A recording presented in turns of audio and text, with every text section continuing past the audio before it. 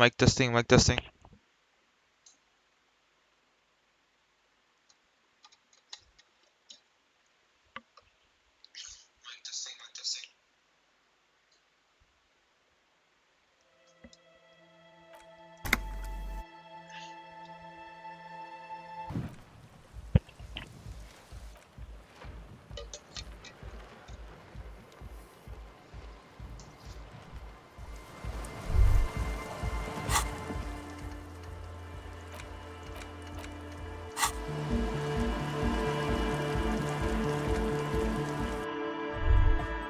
Back to the heavyweight jam. Hardcore.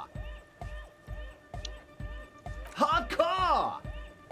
Hardcore to the mega. Here comes the night.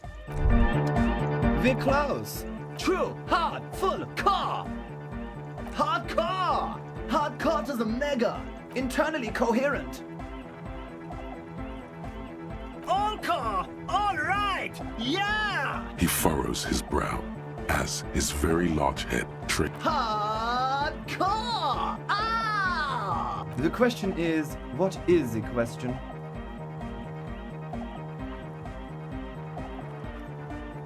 But there was a question? We're close. True, hard, full, core. Hardcore! Hardcore to the mega. Internally coherent. All core! All right! Yeah! He furrows his brow. Hardcore! Ah! The question is, what is the question? But there was no question. Be Fuck. close. True, hard, full, core. It's hardcore. Skibber-D, skibber danger. I am the rearranger. Skibber-D, Skibber Ranger. I am the Your cop rearranger. training did not prepare. We're close. True, hard, full, core. Hardcore. Yeah! This young man adds a capital G before the H in his yegs and args. This produces a guttural Gutvaldian accent and makes him sound more animal Yeah. in it.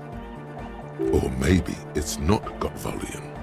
Maybe it's Oranese. Probably an homage to Oranje, where Arno van Eyck is from, judging by his name. Could you be listening to an Arno van Eyck creation right? You know about him?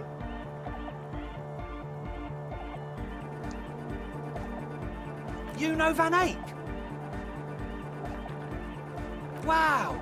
The skinny wraith looks at you with some disbelief. So am I! So am I! Oh! Is that why they call you Egghead? Because...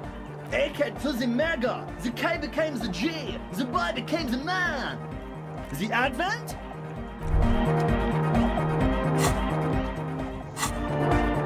We're close. True, hard, full, core. Hardcore! Hardcore to the mega. Internally coherent. Good morning, yeah! 1, 2, 3, Yekokata, the place to be! Yekokata is a hardcore place! Yekokata is an abbreviation from the Gradian term, Zone of Ecological Catastrophe, an agricultural megaproject in the extreme southeast of the Gradian Isola. It involved cutting-edge approaches to an intricate system of irrigation networks pockmarking the earth, intermittent seas of We're close. True, hard, full, core. It's hardcore. Skibber-D, skip. your cop training. We're close. True, hardcore. Hardcore to the mega. Internally coherent. All core. All right. Yeah. Gotta get the people going. Yeah. Request. I want everybody's.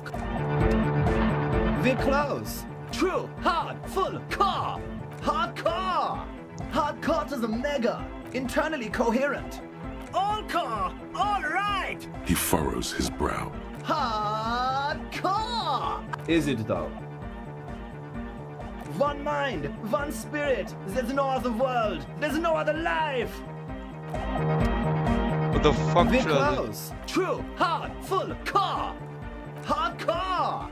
Hardcore to the mega, internally coherent. All core, all right! He furrows his Hardcore!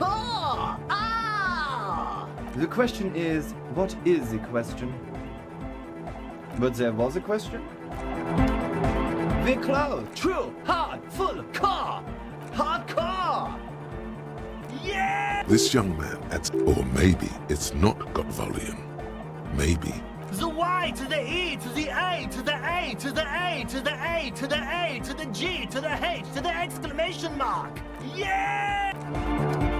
The club, true, hardcore, yeah! This young man, or maybe it's not. You know about it? You know Van Eyck? Good, good. The Advent? The close, true, hardcore, yeah! This young man, or maybe it's not. You know about? You know Van Eyck? Oh, well, it really is him. It's an honest-to-God Van Eyck beat. Well, actually, a reworking of a Peppy Popic and Arsos track. But let's not get too deep into that whole mess. The Advent? The close, true, hardcore, yeah! This young, or maybe it's. You know about it? You know Van Eyck? Wow. The skinny. Solomon. Oh. Aken to the Advent. The close, true, hardcore. Hardcore to the mega. Here comes the The close, true, hardcore, internally coherent. All core, all right, yeah! Gotta get the people going. I'm the party boy. It's my job. Hardcore party 25/7 beyond the winter's orbit style. There is a place far away in Cutler, beyond a certain latitude, known as Winter's Orbit, where there are 25 hours in a day. It is a tremendously cold place, abandoned to drunks and failed rockstars. The cloud, true, hard, full, core. Hardcore to internally coherent. All core, all right. He furrows his. Hardcore. Is it though? But is it? I mean, really? No, but seriously, I'm a bit worried it isn't.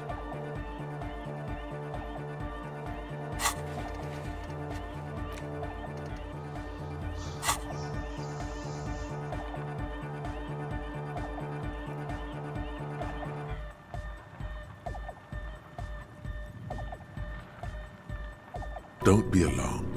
Everything is okay. He isn't actually worried. Everything is still super hardcore. What he probably means is, it could be even more so. Lungs are for love! When Dolores Day was anointed innocence, her lungs started glowing through her body. For the world loved her, and she loved it back. Yeah! Why wouldn't they be? Are the lungs not the place where you hold the breath of your soul? I think so. Highly gaily. No nation, but transnation. No war, but class war. He's not a communist. It's just something he likes to yell. He picked it up from a tape jockey at the Elysium. She was a communist, though. Yeah! With a rebel yell!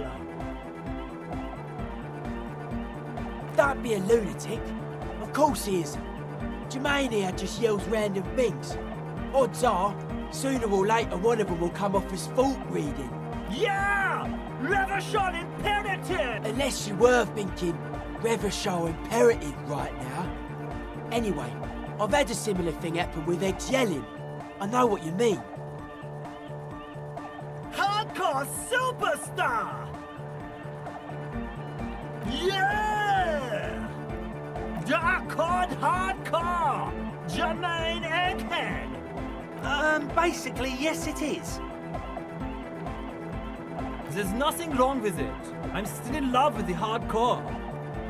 Sometimes I just feel like anodic music is in its infancy, you know? For example, take this Arno van Eyck jam I've been pumping for the last months, and will continue pumping for the rest of 51. Isn't something holding it back from being hyper? It's like it's only ultra. I think it's super hardcore, but you're right. It's not hyper hardcore. If anything, it sounds a bit proto, like it's not fully formed yet. You might be a moribund alcoholic and a failed cop, but you are pretty certain a thing cannot be both proto and hardcore. Wow! Culture Cop! I think you might be right. But how could it become hardcore then? I know it in my heart, but cannot think it in my head. If this is not hardcore, how could anything be?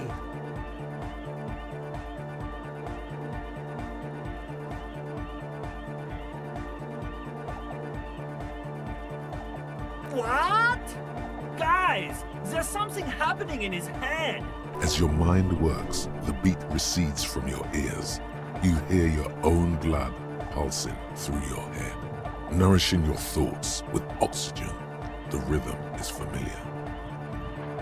The abstract shapes swelling in the foreground have done so in vain. This is a core matter, the answer, in the double kick that moves the milliliters through your mind. The dark thud is the source of all rhythm, the inspiration behind mathematics. The hardcore. Oh yeah! He's doing it! But you're not. This is almost certainly a matter that surpasses the limits of reason. I know! So does mine!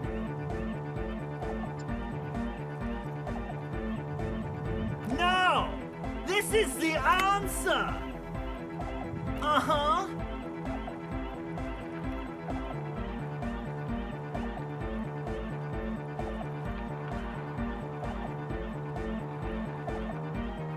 Oh. Yeah!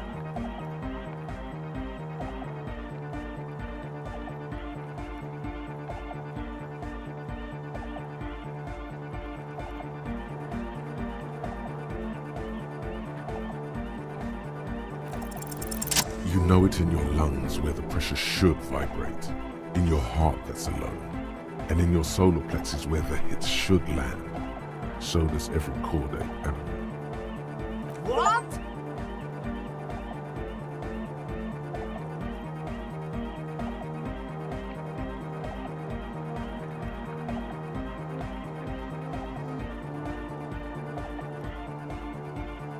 Wow, okay. We should start with the melody. But where would we get that stuff from? I'm sorry, I don't know anything about Nordic music. I'm just the party boy. I get the people going and say it's hardcore. He feels ashamed he can't be of more service to the future of dance music.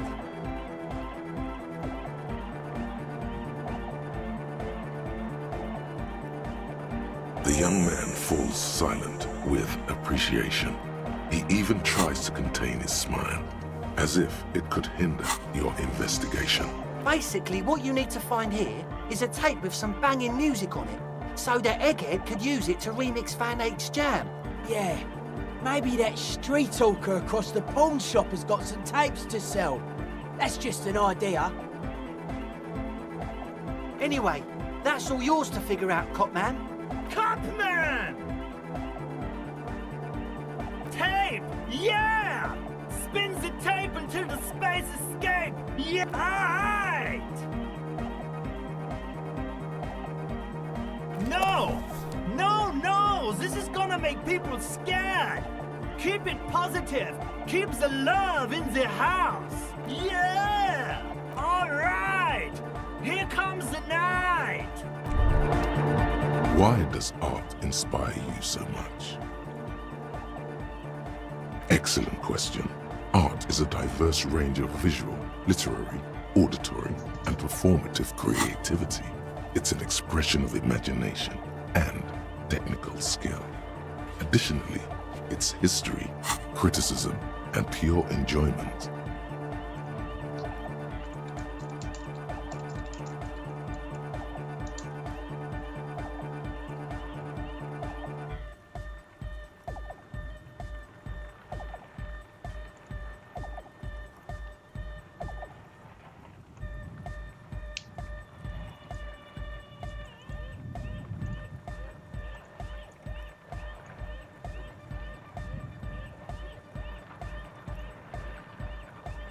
In short, art is the highest form of human communication, representation, narrative, emotion, and agency intertwined. Have you looked in the mirror lately?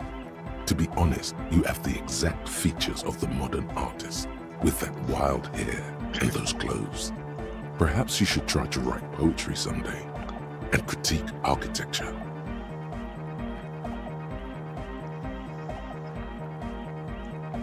Yes, you seek substance.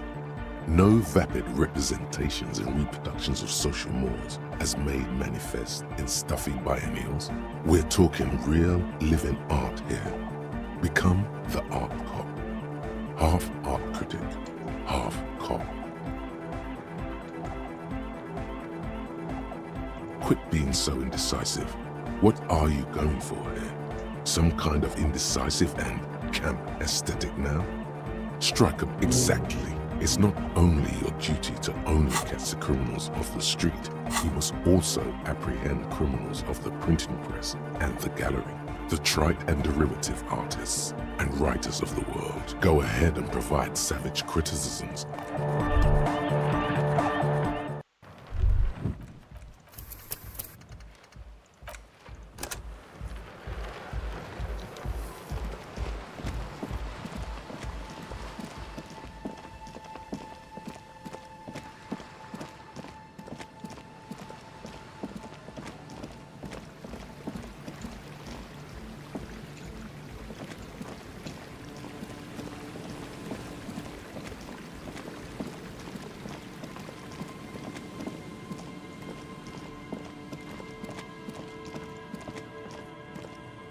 Heavy wooden doors. The lock turns easily. You hear a click as the shackle pops open. Let's go. As you do, you hear the echo of the doomed commercial area, its black holes and dusty machines.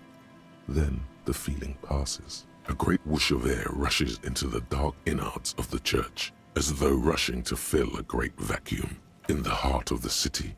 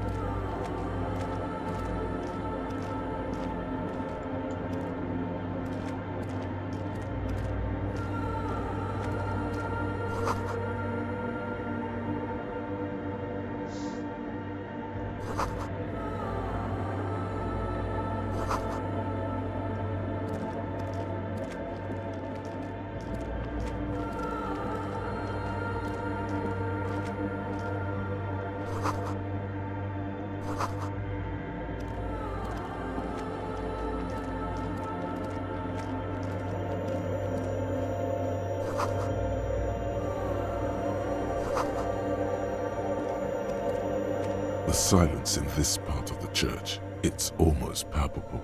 All the shifting matter and shuffling of living things is gone. Nothing seems to exist beyond the church anymore. Maybe if you were to stand in just the right spot, even your footsteps would be completely silent. And then it's gone. Almost all of it. But for the faintest of hums, it seems the sound here is detached from its source somehow, if not blotted out outright. Truly unusual. You can hardly hear your own breathing. Your voice is barely audible. Not a howl, but the softest of whimpers. You produce a few muffled thumps, after which the silence feels even more total, somehow.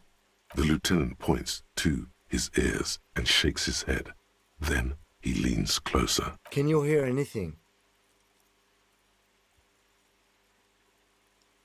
The church just has strange acoustics, some engineering trick. His detached tone conceals how uncomfortable ears. Maybe the church was designed this way to prevent boisterous activity, singing and dancing on its premises. Could be. He doesn't seem entirely convinced, though. The orderly rows of ceiling panels become barely visible, then disappear completely in the darkness of the tower overhead.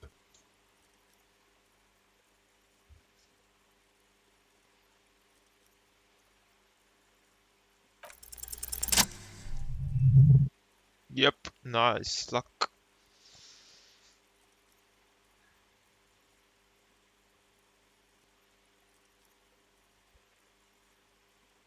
It's like there's something moving up there. A shadow has emerged from the tower and it's making its way toward you through all the other shadows. It's not a shadow anymore, becoming more substantial as it gets closer. The shape of an animal descends. Officer, is there something up there? Oh no, you've lost sight of it. Where did it go? Yes, the darkness makes the ceiling feel infinitely far away.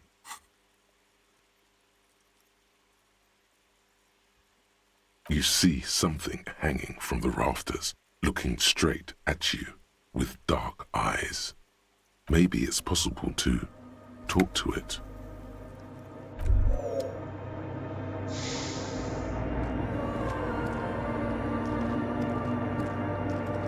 The shadow is a man made of the same stuff as the carpentry of the building. He is studying you intently. The crab man. Who the fuck is Crabman? I don't remember. Did I talk about him before?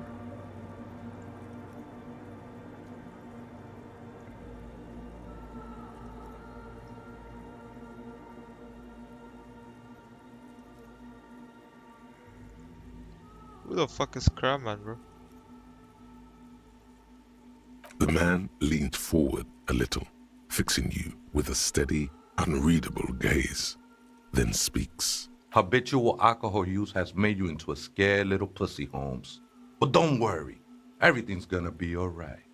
You come to the right place. That accent is Villalobos, a peninsula in Mesk and a district in Jamrock. There's a sizable contingent of Villalobos-speaking Mesks in Rivershaw. Here you can receive the mother's love. And when you're ready, she will take your hand and lift you out of the despair at the bottom of that bottle. This man is obviously a habitual narcotics user. Do we really need to question him? I'm put off by this religious stuff, he thinks. And maybe the ceiling climbing, too.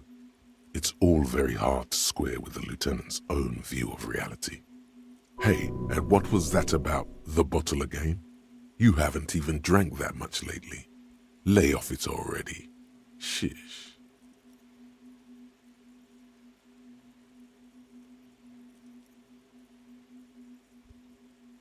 Está crudo, way. I see deep inside you. Your body and your spirit are suffering greatly from overindulgence. And you don't even know it.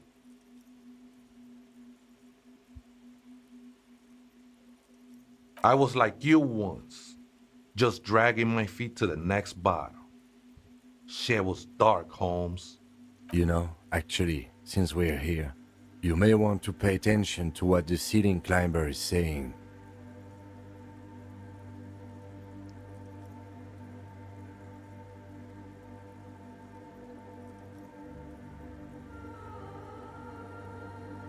Don't trust me.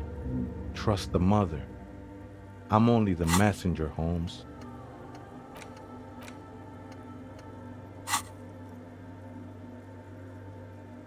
This is the Church of the Mother of Silence. You are welcome here. You have no idea what the fuck he's talking about. Is he just trying to throw you off your game? 'Tis not an act, my liege. Save him perchance, he hath deceived his very self. This man is a zealot. Other spooker? Oh, esa viejita es muy estudiosa. Don't know, Holmes. Viaita is Grandma? No. I just call her Viejita because of her clothes. She's actually quite young. Or maybe not that young. Age is just one of the many masks we wear. Wait, what if it's Ruby? Did it ever seem to you like she was hiding here from something? You mean like a fugitive? No, man. Quite the opposite. I don't think she cared much about authority or anything else for that matter. Maybe only about her machines. I see. And where is she now? I told you, Holmes. I don't know. Don't really follow her comings and goings. Just see her typing on her computer now and then. We got different interests. I'm afraid not, Essay. You just have to wait until she comes back, or search through her radio computer. the ones in the tent outside, right? I see them. Think they scared of me. Nah, man. They look pretty funny. And I don't harm no one anymore, anyway.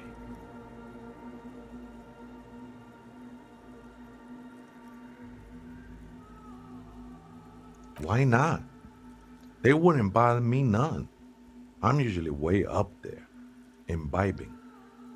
Ain't no music on earth that can reach where I go. Might even be nice to have some company. He said that in spite of himself. He's more attached to the human than he'd like to think. Never known myself to be a crab. But if that's the name you got for me, I won't stop you from using it.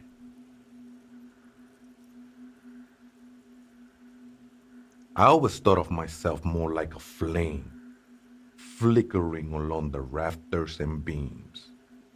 It may be that I gotta work on my technique. That's not the only technique he's working on. Look at those carved sculptures. And is that a satchel of tools over there? Sure am. Whittling wood used to be something I just did to busy my hands.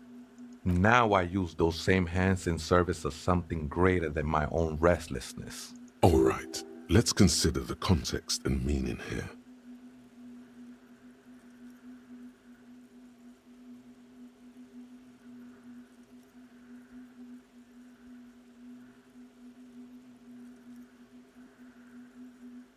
It's all just for the mother, man.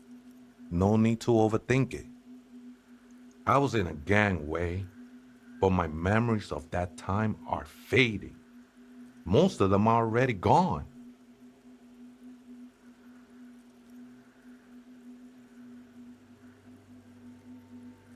Convenience has got nothing to do with what goes on up there. There's a profound longing in that gaze, like he wants to be one with whatever is up there, shrouded in darkness. Do you remember your name, sir? The lieutenant is not particularly interested in this information.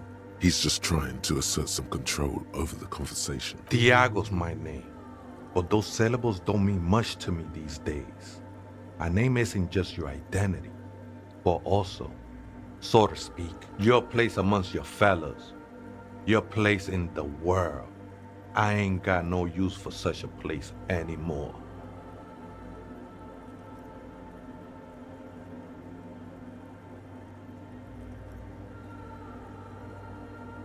That's just the thing, Holmes. None of that matters. This is a special place. There's a perforation in the world up there, a way out into nothingness. This church was built around it for purposes of veneration. I circled it, nurtured by the silence bestowed by the mother. One of these days, I'd be pure enough to go drink from it directly.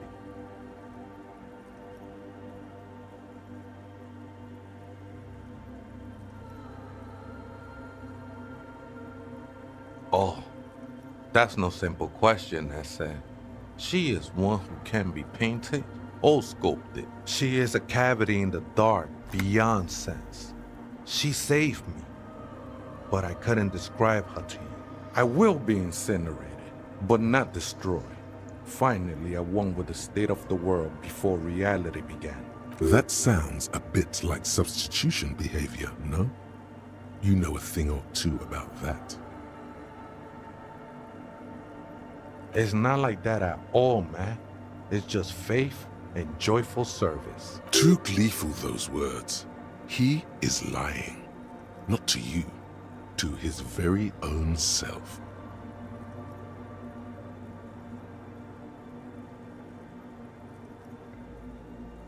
I know it will take time. Don't sweat it. I'm a seraph, Holmes. I sing the mother's glory.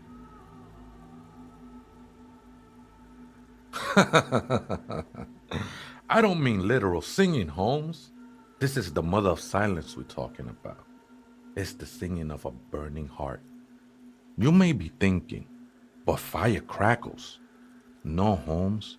That's the material that's burning. The flames themselves are without sound. Hard to say. I think I did some construction work here, back when I still had material worries. Up there, I realized what the true purpose of the church was.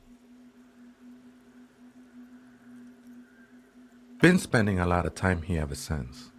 The past is nothing to me now, eh? It didn't belong to me. The sinewy figure lingers on the wooden beams, blending into the shadows. Police raid a while back. Did you witness it? Not really, or at least I don't remember much of it anymore. The mother's love has done its job. That's what's so great about the mother. It lets you forget about everything. Oh, hey, Wade. This...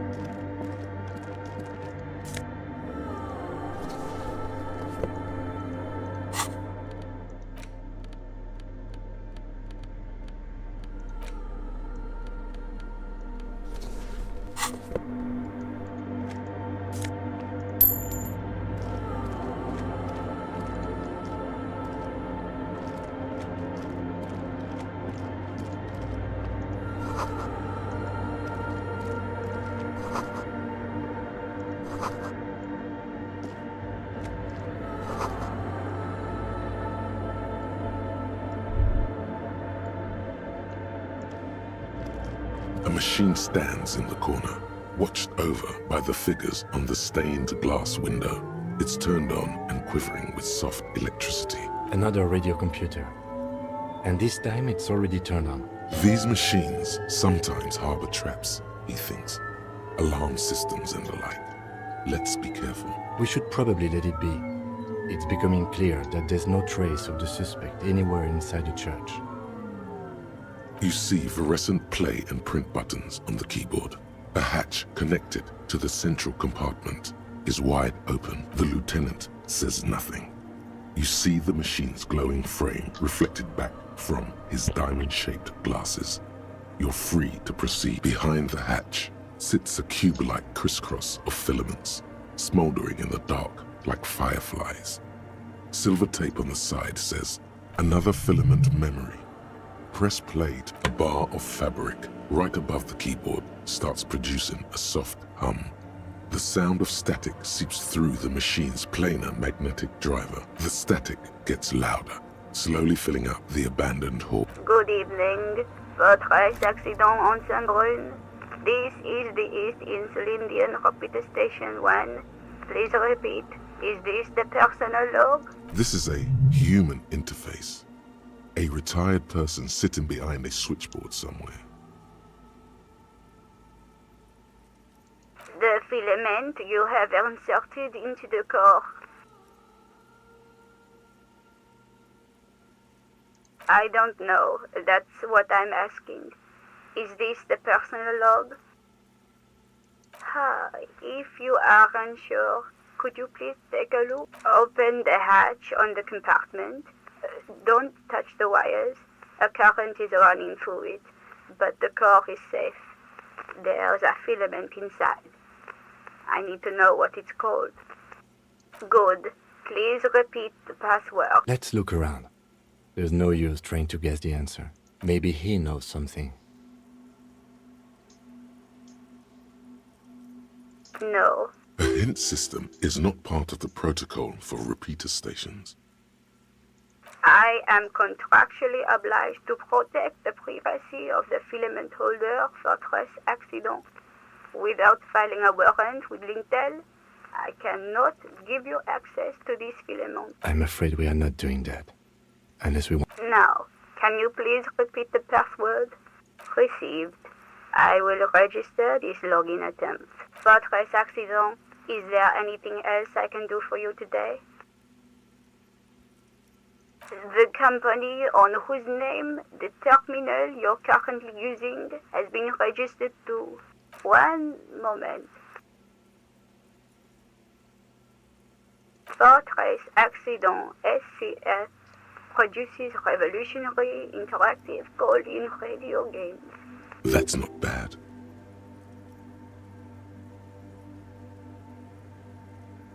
Any other questions?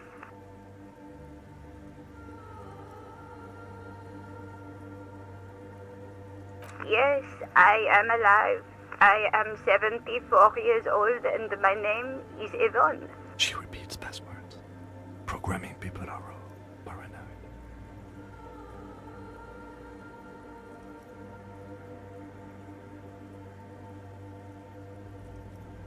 I work as a repeater at the East Insulindian repeater station. It's my job to know where you are for trace accident. As for me, well, I am sitting in my cubicle, surrounded by a wall of radios. Doesn't it get lonely? Sitting there all by yourself? Lonely? Why would it get lonely? I get to talk all day to people like you over a warm cup of tea. That's why she does this. Now, please tell me if there's anything else I can do for you for trace accident. Sleep well for trace accident. The machine's keyboard is still illuminated, revealing nothing happens.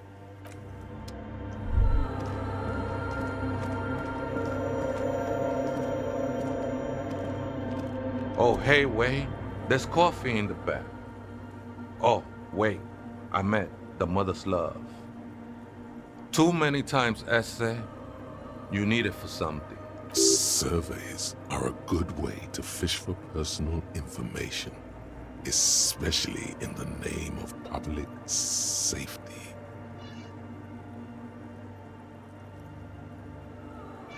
Don't sweat it, vato. The password is afterlife death. What you think of that? Makes me almost pity la niñita pequeña when I hear it. I think we're done here, essay. That was an interesting conversation. However, I'm still not sure whether we'll find our suspect here.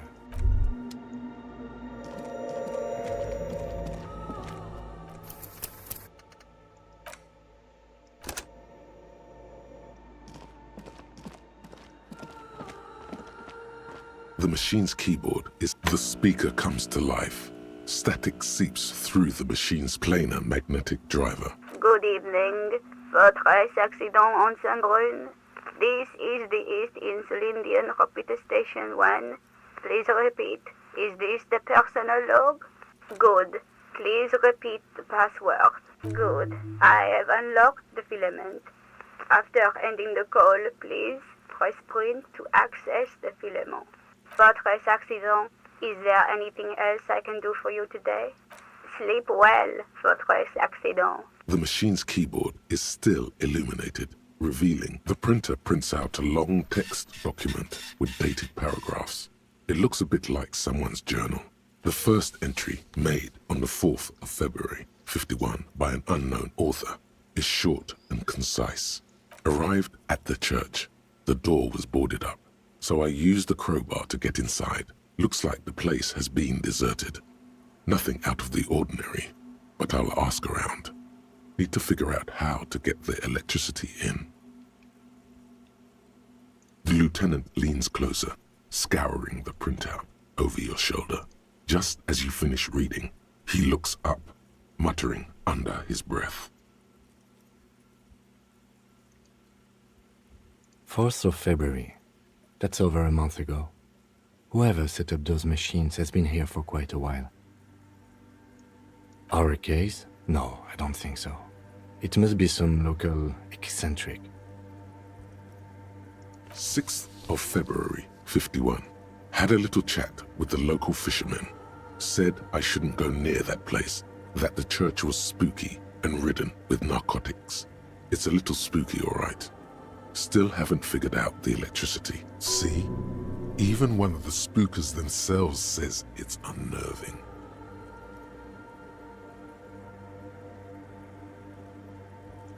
Seventh of February, 51. Finally got the electricity in.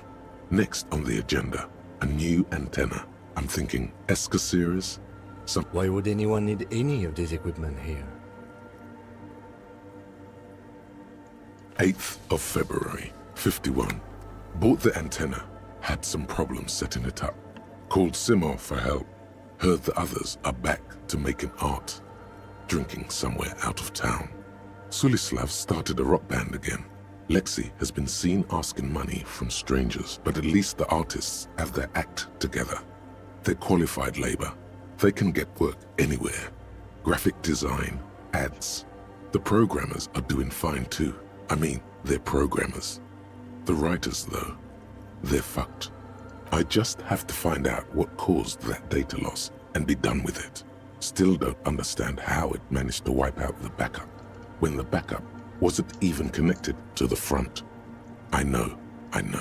Everyone thinks it's impossible. They say I must be lying. I'm here to set it right.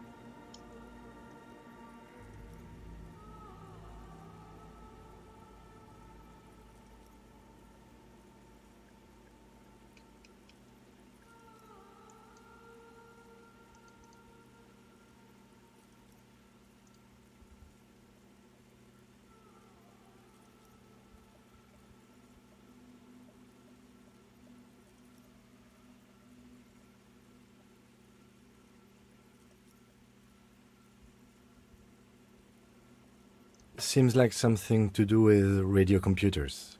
Unfortunately, I don't know enough about them to understand what the author is saying. Something about the backup data getting destroyed, and how everyone thought it was the author's fault. Let's just keep reading. I think these people worked in the radio computer games business, the one we saw in the Doom commercial area. They must be our former co-workers. 12th of February, 51. Brought some food from the grocery store. Apparently, there's a strike going on in the harbor. Definitely not happy to see the Martinez people again. Everything's now set up in the church. Going to start working tomorrow, 8 a.m.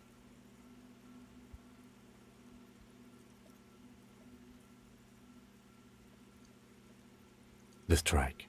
We are nearing the date of the murder. Keep reading. I'm interested now. I want to know what's that radio anomaly that sent this person here in the first place. 25th of February, 51. I've been sending data up to Lintel for a while now. trying to recreate the data loss, but nothing. Didn't even feel like logging in, the disappointment. But I did discover a curious audio-spatial anomaly at the back of the church. I've named it the Swallow. It swallows sound. Need to get some mics. Is she talking about? 28th of February, 51. Yes, the first recordings confirm that the Swallow is real and I'm not just losing my mind. It's a pillar of silence with a diameter of approximately 3 meters. Seems like the higher I go, the less I record. This might be a coincidence, or it could be connected to the data loss that led me here. The pillar of silence. She is talking about the silence. Is she suggesting it's more than just an architectural quirk? The lieutenant doesn't answer. He follows your gaze, studying the basins. The water shines in them. No ripples. March 51. Some kind of young disco men have appeared next to the church. I've been trying to record the silence to find the epicenter, but now it turns out I've also been capturing the future of dance music, one neo-disco song over and over again. Fortunately, the song is so monotonous, I was able to devise an algorithm to factor it out. The other day, one of the disco men came in. Before I could even say hello, she got scared and left. Good, I don't want anyone distracting me from my work. That disco man must be a cell. The girl on the ice? Sounds like her, yes. March 51. A new 2-meter aux cable. Noodles, crackers, ping-ping energy drinks, water, toothpaste, gum. Also, some canned air. Your reading is interrupted by the sound of the church door opening. A strange woman makes straight for the radio computer. Fuck. Got by this bitch.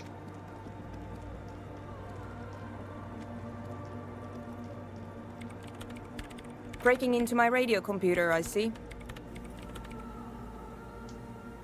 Yes, you are breaking in, but not into her radio computer. You're a master circuit bender. I do apologize for the intrusion, madame. We are with the RCM, you see.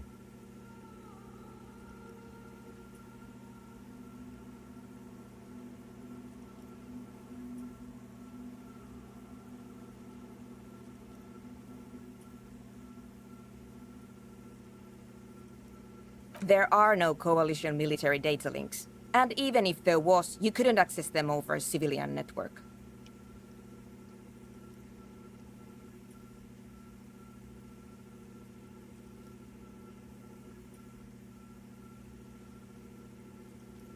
No one's hiding here.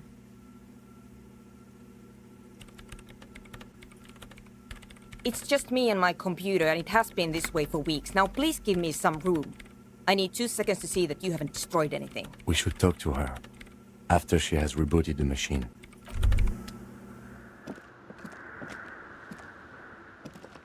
In white, silver, and apricot faience, the young mother of humanism stands above you. A crack runs across her body.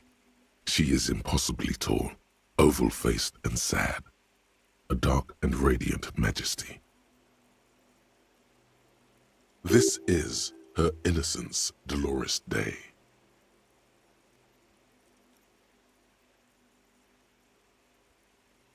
Cradled in her arms are a pair of glowing lungs, clearly visible from underneath her flowing dress. You should kneel. Cold wind seeps in from the crack in the glass. Snowdrifts cover the floorboards at your feet. Above, you feel her multicolored eyes on you, inspecting you.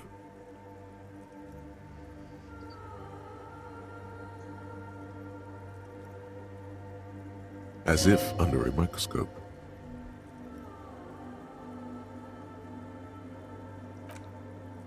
The woman looks down at you standing there.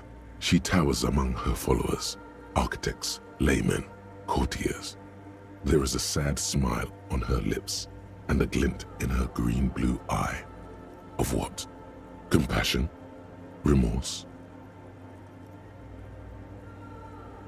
She acknowledges the passing of someone who is still alive. You.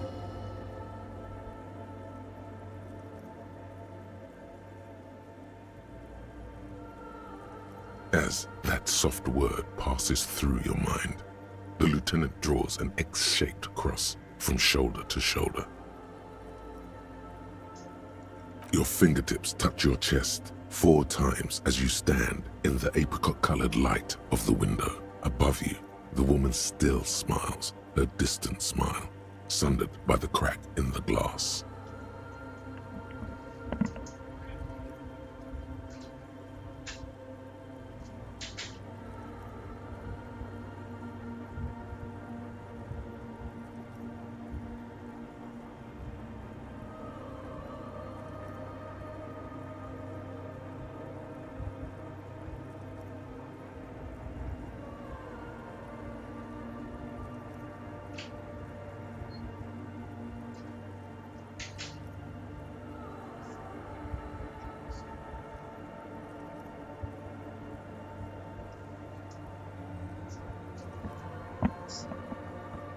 Ricochet the crackers.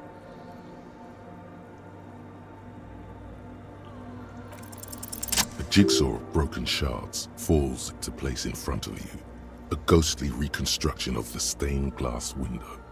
Before it was shattered, there was an older woman beneath the younger one, and a text, a light motif below them both.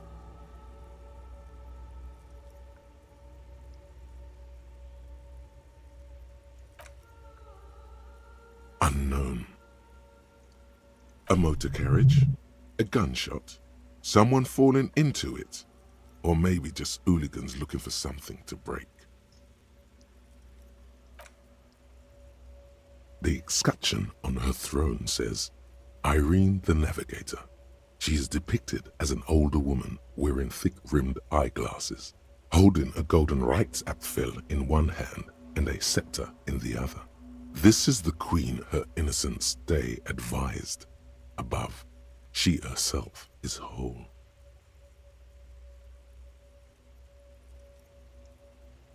Small figures of wise men, common men, worshippers walk up the stairs to stand at her feet. Secret servicemen. Below both women, in luminous black letters, Après la vie, mort. Après la mort, la vie de nouveau. And then, along the left side, Après le monde, la gré. Après le gré, le monde de nouveau. After life, death. After death, life again. After the world, the pale. After the pale, the world again. This is the great leitmotif of humanism, a summary of the effect of the discovery of this Isola, the Insulindian, on human thinking. A tremendous sea change akin to finding life after death. Death, life again. After the world, the pale. After the pale, the world again. This exaltation is common in Dolorian sacralism. In the early years, it was even incorporated as the RCM slogan. No more, however. It was deemed subservient to use a strongly moral intern-related motto. We already suspected of bootlicking. The sentence was also seen as too feminine. It was a macho thing. Justice, union, prudence, and force.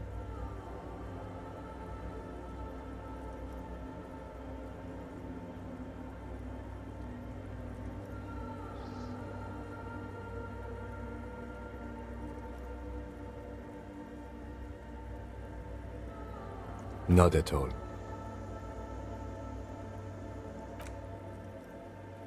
The mother of humanism towers above you, a wax painting on a cracked pane of glass. Nothing has changed in her expression.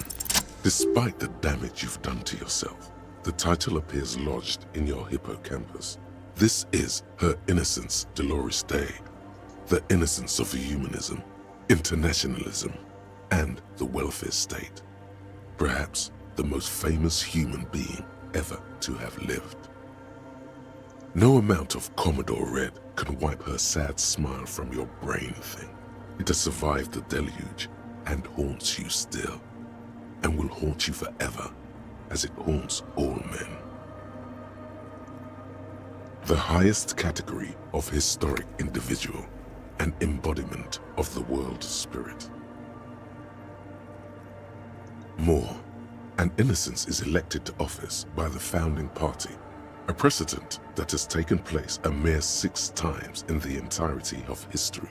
The legal system of the Real Belt is built to accommodate inauthentic rule. Should an innocence is infallible, the decisions made by one are not decisions. They are inevitabilities. What would have happened anyway? Only accelerated, packed into decades instead of centuries. No, we are alone. 300 years ago, in the wake of the discovery of this Isola, the Insulindian, by explorers from the continent of Muindi, she is, among other things, the innocence of inter-isolary trade. Many things. You know she was a woman of the court, the wife of an influential Marchese, and eventually the principal advisor to Irene La Navigateur, draped in ancient sadness. Are you sure you want to remember this bit of historic trivia? Yes! Big bummer! Boring history! Gotta keep it light, man! Keep it moving! Get fucked up instead! Terribly, women of the court were expected to play both contract bridge and chess sufficiently well to prove an interesting challenge to a man. A simple grasp in matters of philosophy, theology, and science was encouraged. She was, by all means, a kept woman. She made the most of her position in the antediluvian court, a court visited by the most prominent thinkers and artists of the day. In secret, she was becoming the era's preeminent philosopher of the state. She was an almost preternaturally magnetic and intelligent individual. To her contemporaries, she appeared out of time, a messenger from the future of the species. We all fell in love with her, head over heels. Even before she was declared an innocence, her influence was tremendous. It was on her advice that Irene La Navigateur sponsored a number of voyages into the Pale. A costly, often tragic endeavor, ultimately vindicated by the discovery of the new world, the piece of reality you're standing on. She was crowned 2 years after the first expedition returned, setting in motion what is widely considered the greatest era in history, the DeLorean era. Bro, this is fucking boring, man.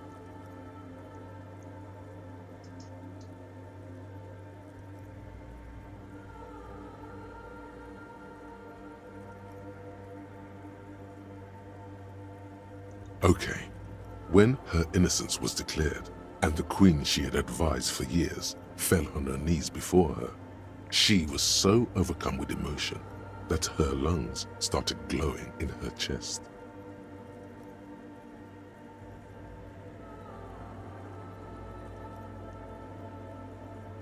Bystanders reported golden filaments lighting the already sunlit chamber around her, clearly visible beneath her dress. I repeat, that is why the lungs are the symbol of love for the cultures of the Real Belt. Terrifying is a term too emotionally charged for your terrifying. It's a simple word. She was bad for humanity, and you shouldn't have started thinking about her. You already do. Although she is often considered to be the greatest human being to ever live, she was the most socially secluded and least self-aware of all the innocences. Some modern thinkers would consider her a war criminal. For the campaign, the Mesk state tried to detach itself from innocentic rule. Parts of the world were experiencing whiplash from accelerating into secularism. Her mandatory education programs and mass resettlement of upstream Marguerite were problematic as well. Dissenters were suppressed by a military force, suggesting those who fight against it are not part of humanity. She adored chess, yes, but also military war games. Dolores Day often holds a tiny tin soldier between her index finger and thumb in icons such as this. She was also blonde, the blondest woman you have ever seen. With green eyes, little is known of her Marchese husband. It's as if he vanished from history after completing his role, which was to introduce Dolores Day to court. In conclusion, yes, there is something lonely. This subtle terror is part of her iconography. Lieutenant Yefrater, you've stood there for over 5 minutes. What are you thinking of, if I may ask? I don't know about that. It was a different time, a different war.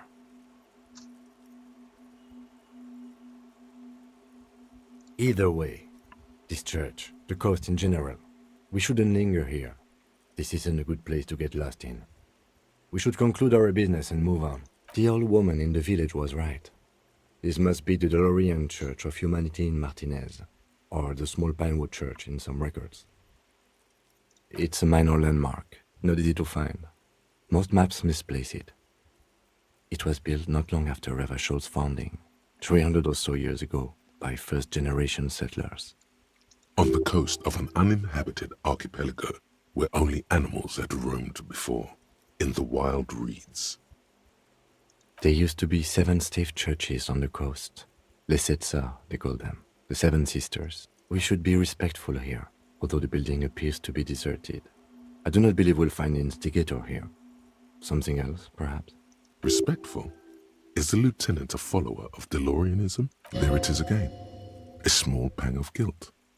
It's time to ask him what happened here. I have a theory, yes. There was a police raid a while back. I heard the place was shot to pieces. The old woman in the village was being tactful with us when she didn't mention it. She has more respect for the RCM than many around here. Well, your station was involved, I hear, although I can't be sure. How come the lieutenant isn't sure? Is this confidential information? 3 precincts were involved in the raid, and people say Precinct 41 was one of them. I am pretty sure it was a clandestine operation. I don't know anything more about it, why it was conducted, or who participated. I try not to pry into extra-district matters.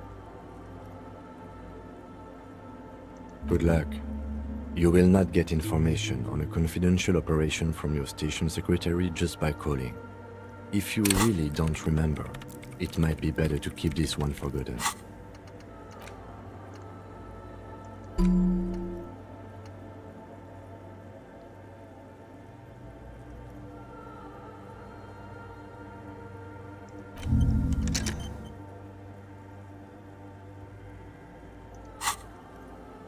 It happened a while ago. It's unimportant to our business in Martinez now. Yes, we all are. Her name, body, and rule are synonymous with humanism. The laws we enforce are DeLorean in origin. It's not spiritual, it's constitutional. The DeLorean system does not demand faith, only accordance. The mother of human.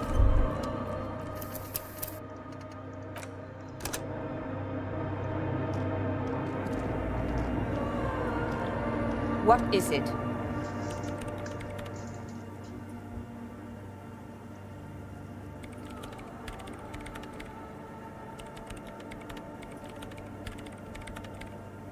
Yes. Or no. Not anymore. That project is dead. She doesn't seem surprised to be recognized. Rather sad. Something passes over her face before she straightens her back.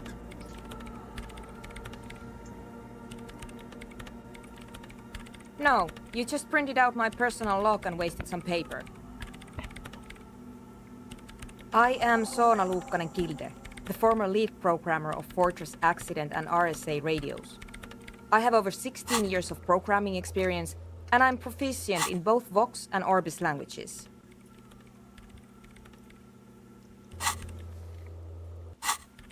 If you're not here to hire me, I don't really know how I can help you.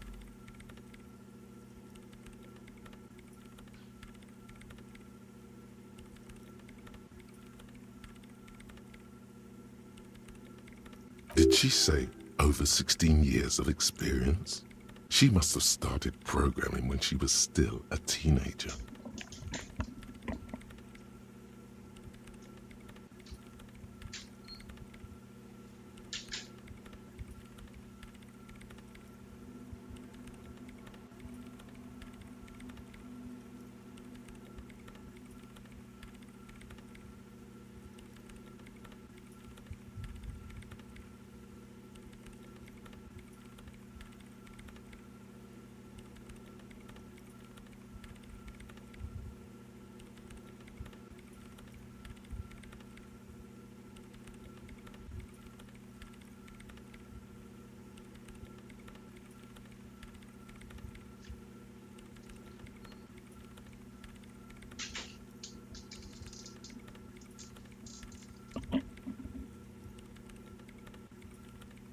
What? No. No one's suspicious around here. She has not seen her, sire. 'Tis true. Nope. Yes.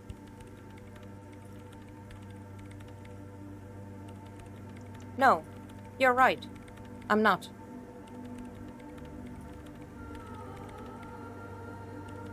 I brought them here. These are my machines. Please don't touch anything. I use the AR-1 as my RAIN Prefect's processing unit. RAIN Prefect. My radio computer. Yes? You really don't know anything about radio computers, do you?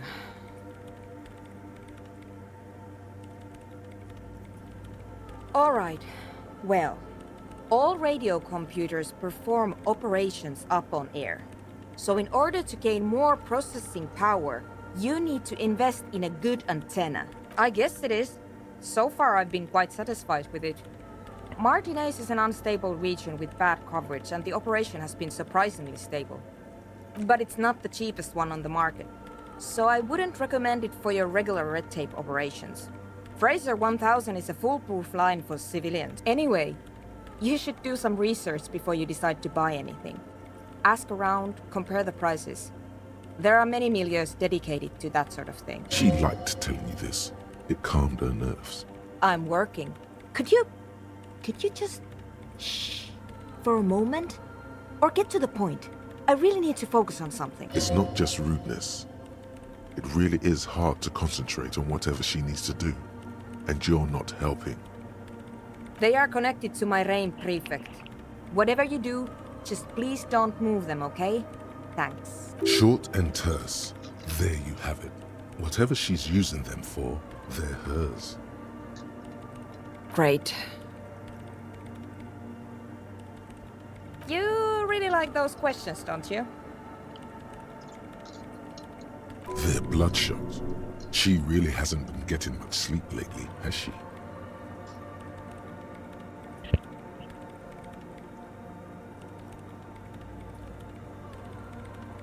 I'm conducting scientific research here. You can't throw me out. I'm looking for the location of a 2mm hole in the world. Wait, what? She's looking for a disruption in the radio waves. That's what her personal log said. The lieutenant raises his brows, but doesn't say anything. Yes, that's what led me here. But I suspect it might be something a bit more complicated than that.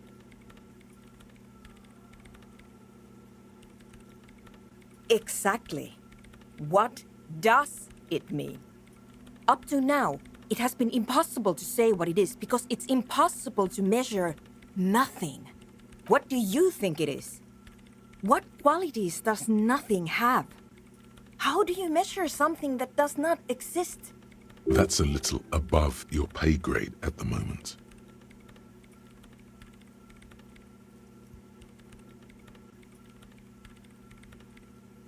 I don't know.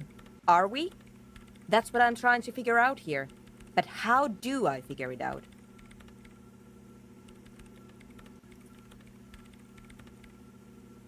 You measure it by its surroundings, by that which does exist, which is what I've been trying to do. I've tried using hydro transducers to record the silence, to find out where it begins. But honestly, it's not progressing very well.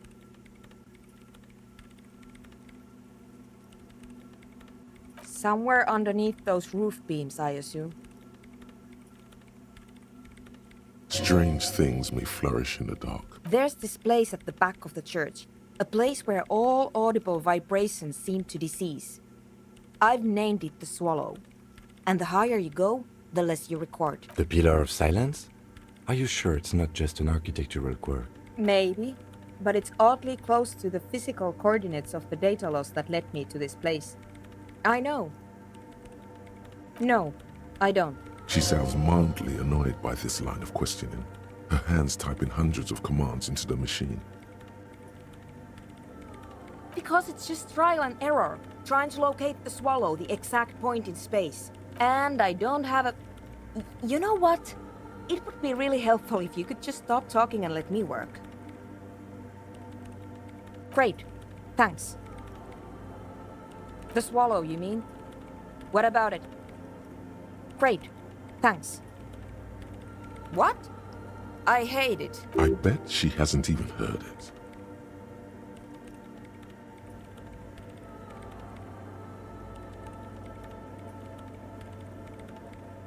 Yeah. Like all the time. My tent neighbors don't really ease up with their partying, do they? Maybe I'd have to be on drugs to get it, but to a sober mind it just sounds like uninspired rug whipping. No idea what it has to do with either dancing or music. This is about those speed freaks in the tent, isn't it? I've got some news for you. It's not a nightclub they want to build here. Take a guess, why don't you?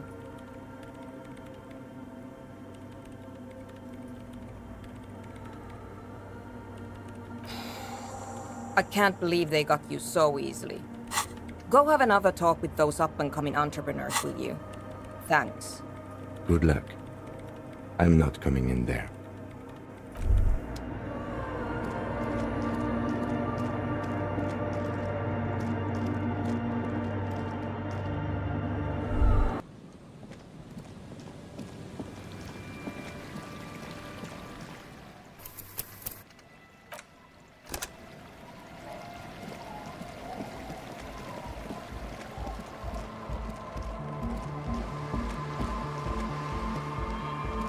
The shaggy-haired girl kneels on the sea ice. She looks up as you approach. So you talked to my associates, right? Are you going to help us? With the church, I mean. Great. Let us know if there's any progress, will ya? We've been waiting for weeks here. Oh, that. She's less prone to blurt it out, crab man, than the others. Okay. I went in and I saw a woman next to one of those machines there.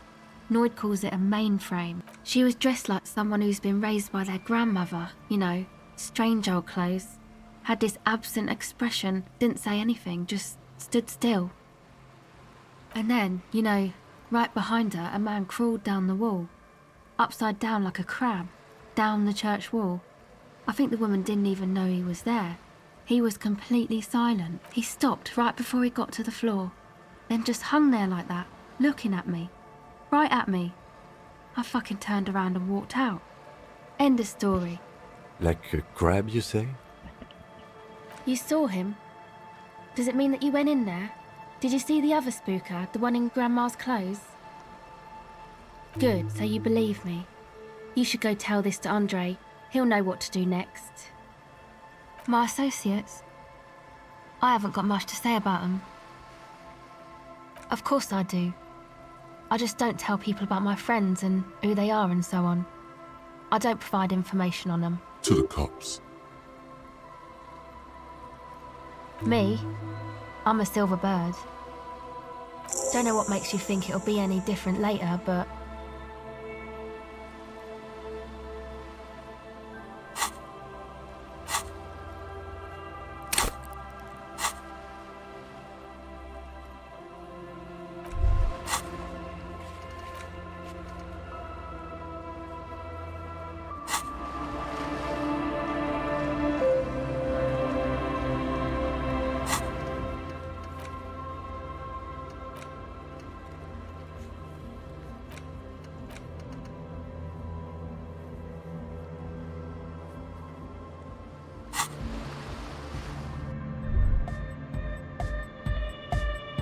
Hi again. So, how are things going?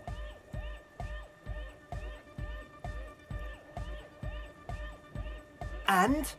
What happened? Oh man! Who is he? What did you think?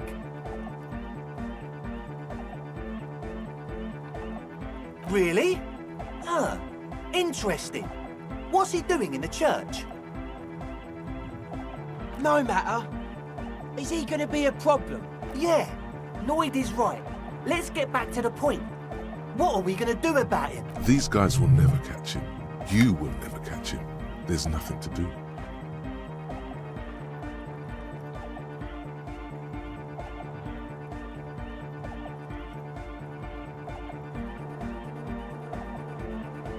I don't know, man. Doesn't it feel like a major hindrance to you? A spooky guy climbing around when all the guests are trying to have nice, friendly hyper time? I guess it's not a massive problem, now that I think of it. Everyone is welcome to dance till the morning light. Yeah! Maybe. I guess we'll figure something out. Okay, but what about the other spooker? The one in Grandma's clothes? Did you see her? A programmer? That's odd. What was she like? Did you ask her about the nightclub? Come on, man. Who will you trust? A spooky programmer or us? We just want to make the world a better place. Feel the love! Get down and feel it! A half-hearted sell of something which does not seem worth buying. You'll get there, believe me. When we've got our gear set up, things will be flowing and pumping. Anyway, now that it's settled, how did she seem? I mean, disposition-wise, about the dance club idea. Ja oder nein? Rocking it or dropping it? What a pity!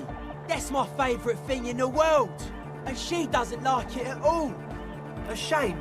What can we do now? Do you see a way out of this jam? And into a laser-lit future of dance and unity? Unity! Dance! And you can't just evict her? Look at you, Honour Man! No, Noid. He's right. Maybe we've approached it the wrong way after all. I'm sure there's a workaround. We can make a deal not to bother her. If that's okay with her, we only want to get in the church and spread the joy and ecstasy of music. The lines in the dark exist. At least Crabman seems like an advanced being. He's hard. He'll understand. Yeah, he can do his climbing thing in the tower. And the programmer, does she like anodic dance music? Egghead cannot believe what you just said. It makes him pump the jam a little slower for a moment, but then he returns to the full swing of it. No worries. We'll figure it out. If coexisting fails, you can always muscle her out, right? If it's all okay with you, what do you think? Excellent! Good luck, my friend.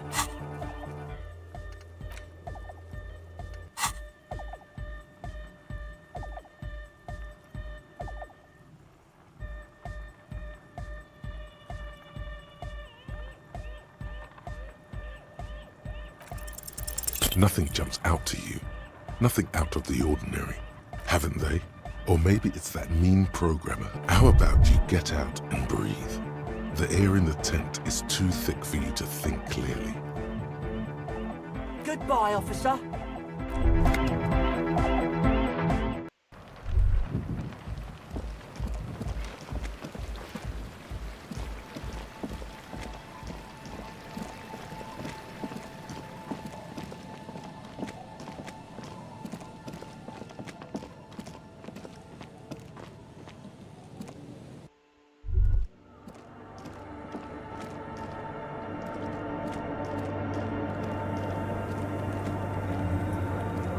Yes, what is it?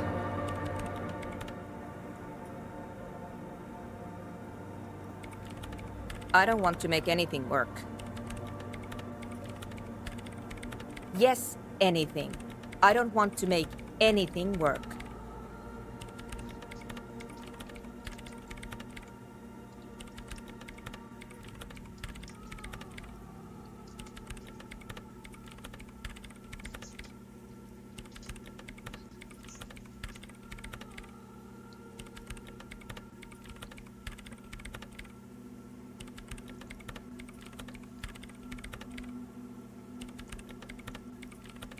Good.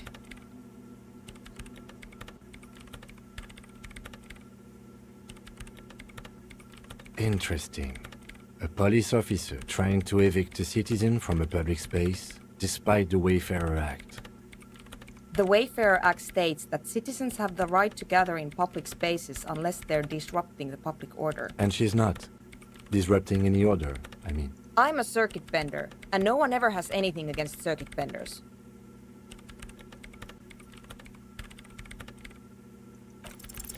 Easy.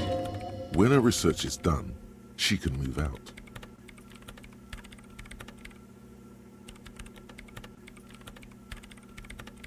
What? No, I don't really need any help with the project. She thinks about it. A glassy look in her eyes. A gust of wind brings more snow in from the broken gallery. It touches her hair. All right. Bring me the game's offsite copy from my old workspace, if you really want to help. It's stored on a filament memory, and I'm unable to go and fetch it myself.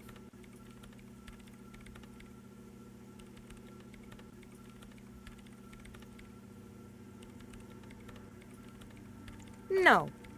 That's the production schedule. I don't need it. The right filament memory has offsite copy written on silver tape. It's a backup of my former employer's project, the radio game we were working on. It's stored on a filament memory, just like the one inside this radio computer.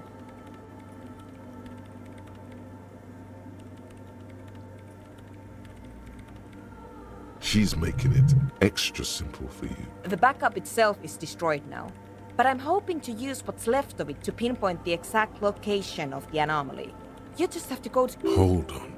If it's called an off-site copy, then why is it still on? Oh God, not this again.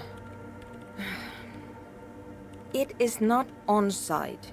It is in the basement. Perfectly safe and not... Basement?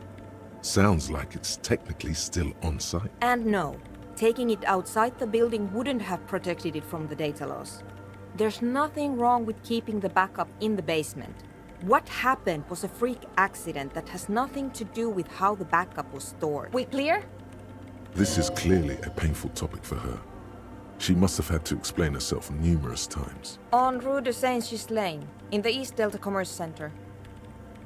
You might be more familiar with the name Doomed Commercial Area. You could get in through the bookshop on the plaza. You just have to do some explaining to the bookstore lady. Good. Then you might know the giant ice bear fridge in the building's cellar. The filament is inside the fridge. Just go and get it. In the giant ice bear fridge. I just told you.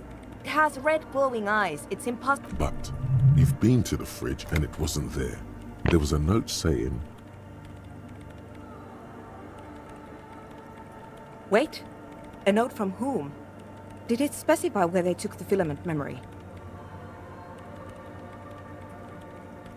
Jawiza. Of course. Our project lead, Suliswov Jawiza. God, he was always so hell-bent on keeping the copy somewhere safe. That feature creep and the Valley of the Heads.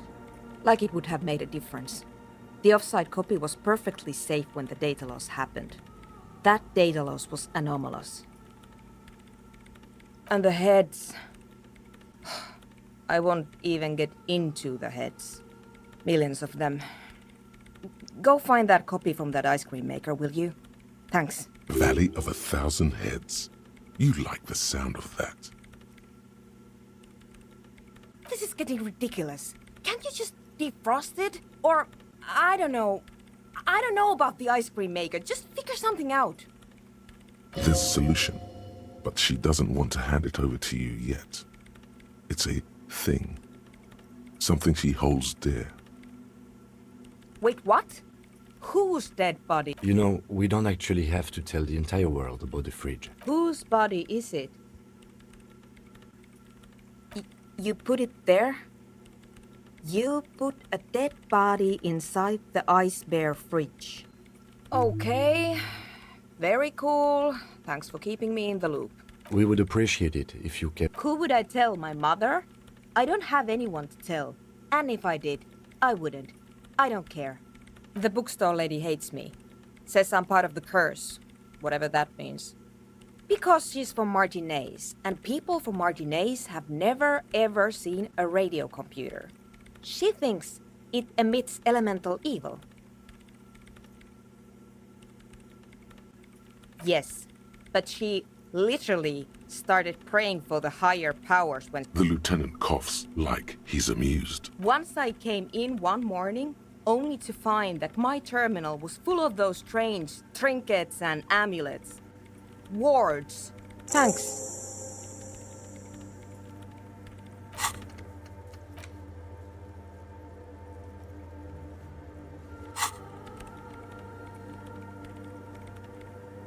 And here's my Kvalsund multitool. You might need it to hack loose some ice. It opens everything. If you get me the offside copy, then you can keep the Kvalsund. It hurts a bit for her to say this.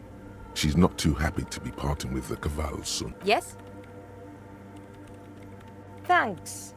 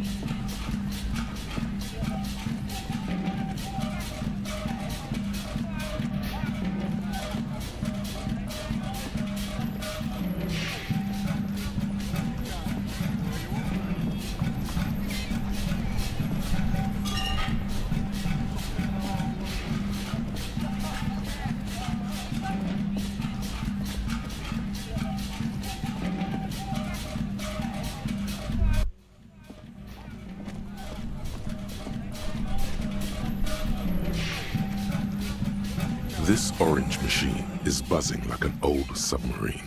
It has a hand-cranked ice cream churner on top and an electric freezer that appears to be frozen shut.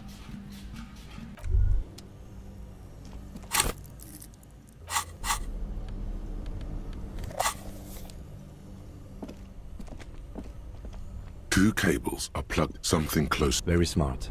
Opening the lid should be much easier after the ice cream maker has defrosted. This orange machine is dead still.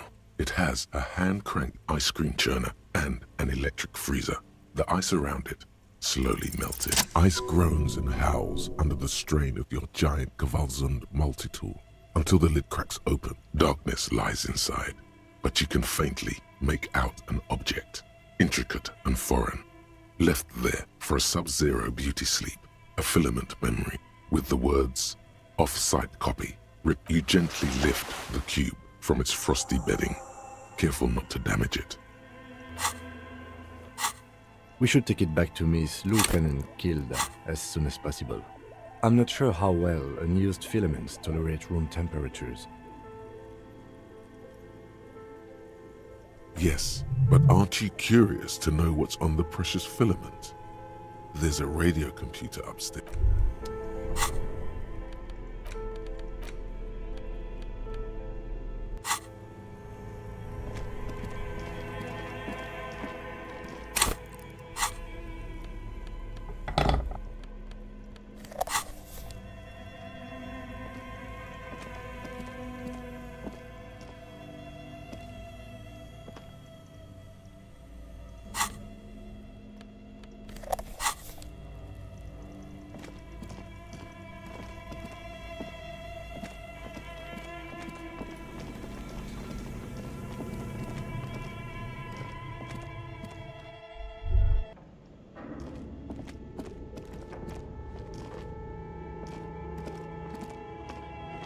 Tiles on the cube are still smoldering, casting the framework in a soft, like a smooth draw. The filament slides into place. On the keyboard, the play key starts blinking. The speaker comes to life. Static seeps. Good evening, Fortress Accident en rue de Saint-Ghislaine. This is East Insulindian. Please repeat. Is this the offsite copy? Good, thank you. Please repeat. Is this the offsite copy? Good. Please repeat the password. No, that's not it. Maybe it's the second part of the leitmotif you saw on the stained glass window. Good. I've unlocked the offsite copy. After ending the call, please press print to access the filament. Ka-ching. Fortress Accident. Is there anything else I can do for you? Thank you, and goodbye. Tiles on the cube are still smoldering, casting the framework. It sounds like something cracks before the piece of paper starts filling up with pure black ink. Something's broken. Machines aren't supposed to behave like this. The paper is soaked with ink. Its monochrome darkness spanning from margin to margin. It's not possible to make out any information. Odd. Something is obviously broken here. A single speck of white shines out from the shade. For some reason, the printer decided to spare this one tiny dot of paper. Marked by the devil itself. Looks like gibberish. Better get running again. Tiles on the cube are still smoldering, casting the framework in a soft glow. Fluorescent play and print keys shine on the keyboard. The filament slides out of its glowing.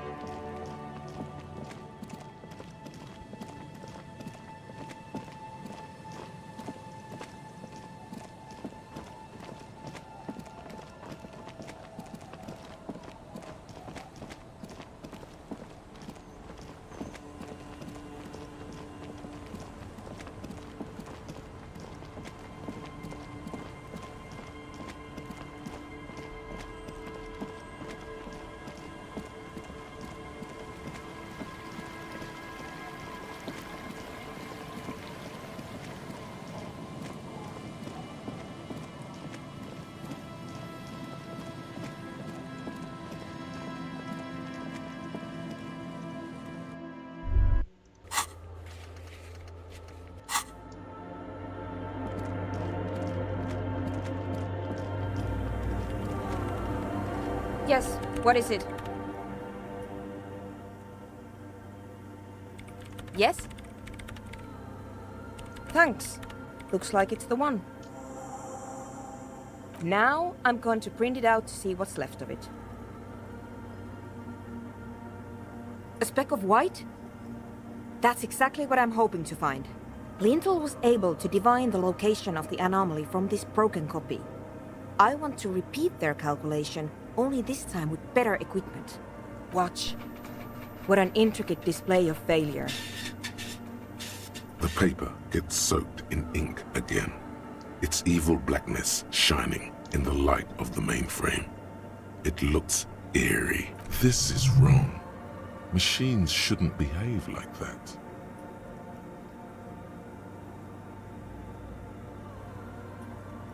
Sona doesn't reply, her hands running over the... Here! I found it!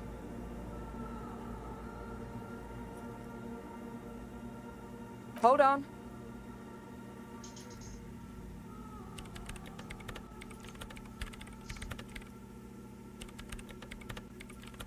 Just give me a second. I'm almost... I've never witnessed a programmer work before. done! I've got it! I found the location of the anomaly!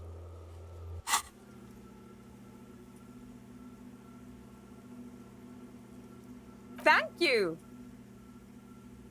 There. In the swallow. Think you can help me again? I need you to go move those water bolts for me. I need to double-check my calculation. You like moving things around. Moving things around is calming. Just walk over to the circle and follow my instructions. Move the third bolt 2 centimeters to the left, and the fourth bolt 5 centimeters to the right. This should do the trick. Third to fourth 5. Thanks.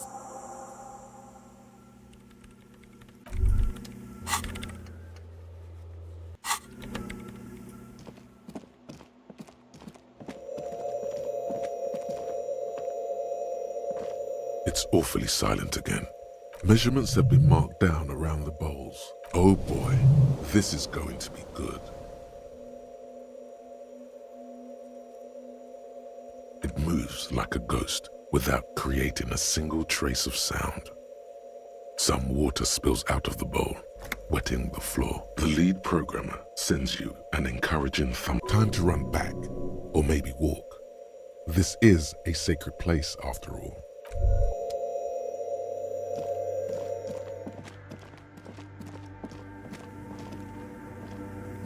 Yes, what is it? Great. Everything should be aligned now. Miss Know-It-All is hesitating. Yeah, nothing. Now the only thing left to do is to unmute the headphones. If we got the location right, we should then be able to hear whatever sound this anomaly makes. Honestly, I'm a little scared. I don't know. That's what I'm scared of. I don't know. It could be anything. I mean, what sound does the nothing make? How can you even listen to something that doesn't exist? What if silence is only what surrounds it, but the swallow itself is...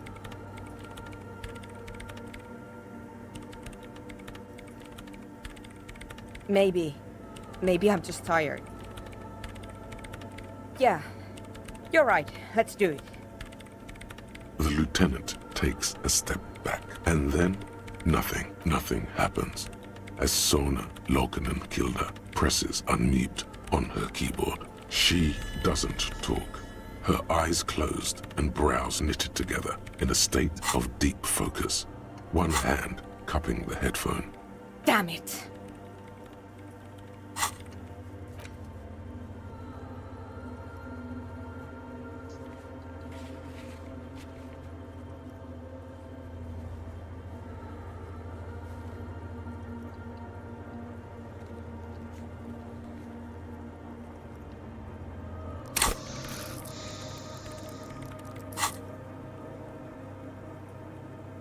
No, of course not.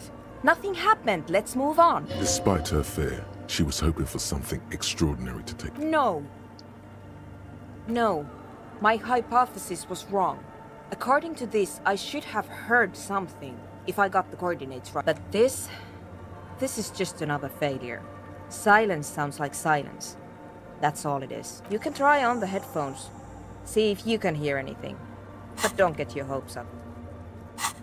Silence is silence? You're sure there's more to it? This can't be it. You should have a listen.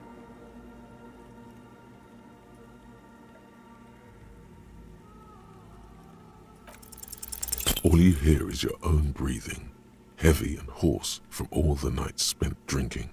It's the breath of an old man. But there's something else. There has to be. Something big. Something unexpected. Something new, yet to be discovered.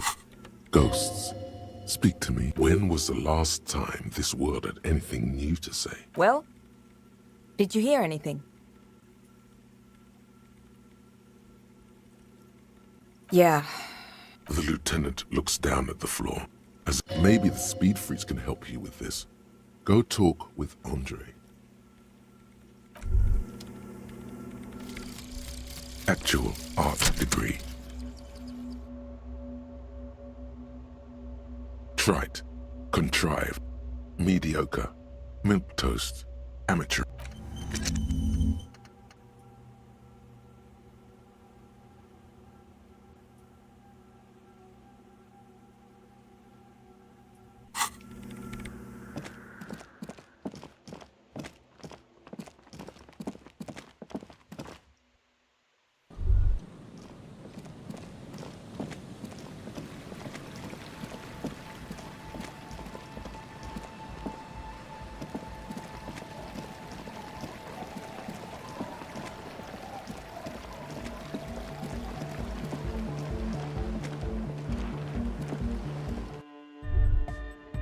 Hi again. So, how things going? Goodbye, officer. The large-headed youth has closed his eyes, lost. Good morning! Yeah! Pump it up! Pump it up! Hi again. So, how things going?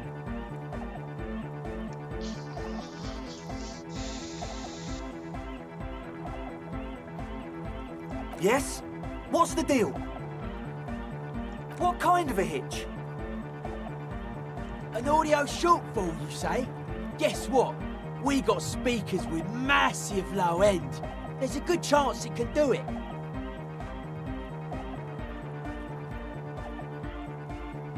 We've got some serious range on this baby. It'll blast her shoes off, believe me. Goodbye, officer.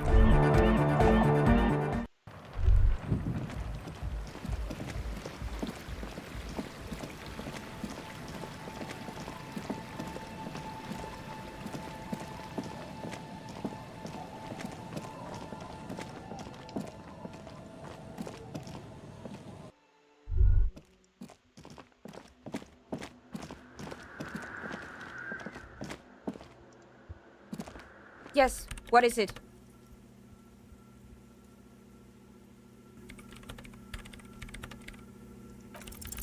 Still nothing. Sauna isn't even looking at you this time.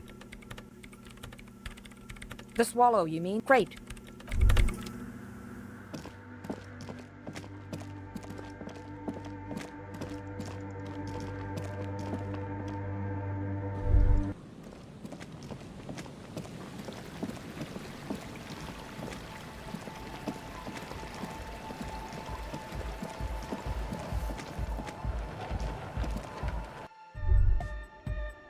Huh? I see you're here again. Off sign, man. Hi again. So, yes. What? He nods enthusiastically. No doubt, a little. Yes? What's the deal? What kind of a hit? An audio shortfall. We've got some serious range on this baby. It'll blast her shoes off, believe me. Goodbye, officer. The large-headed. Good morning! Yeah! Pump it up! Pump it up! Pump it! No nation, but transnation! Yeah! Tape! Yeah! Yeah!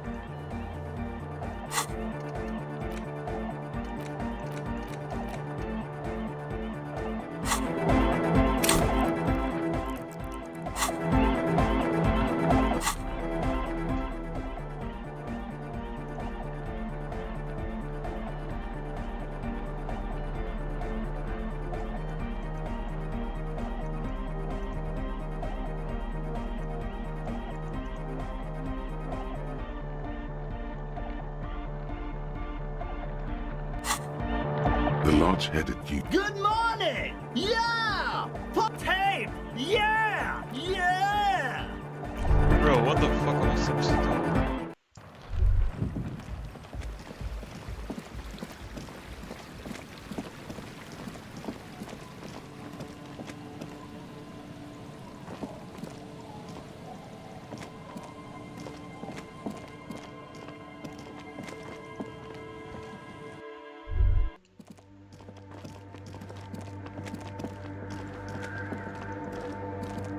Yes, what is it? The swallow, you mean? Great. Thanks. I brought them here. These are my... Great.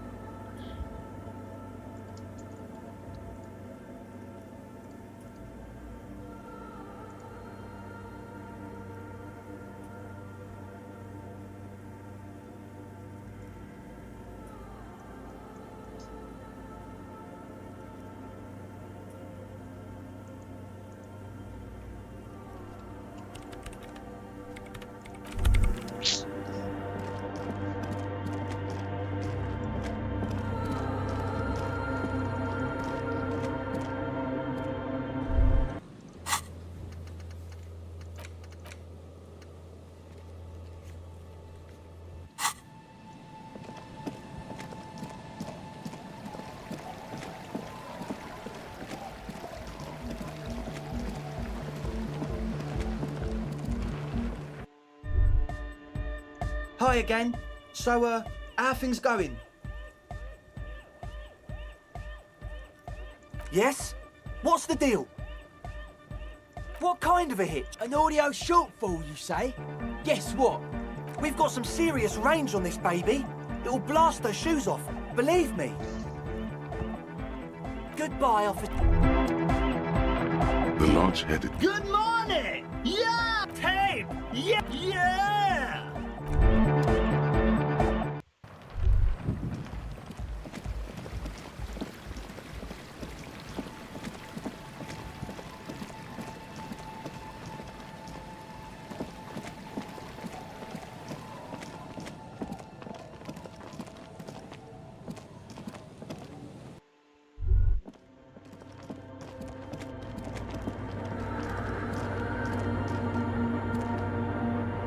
Yes, what is it?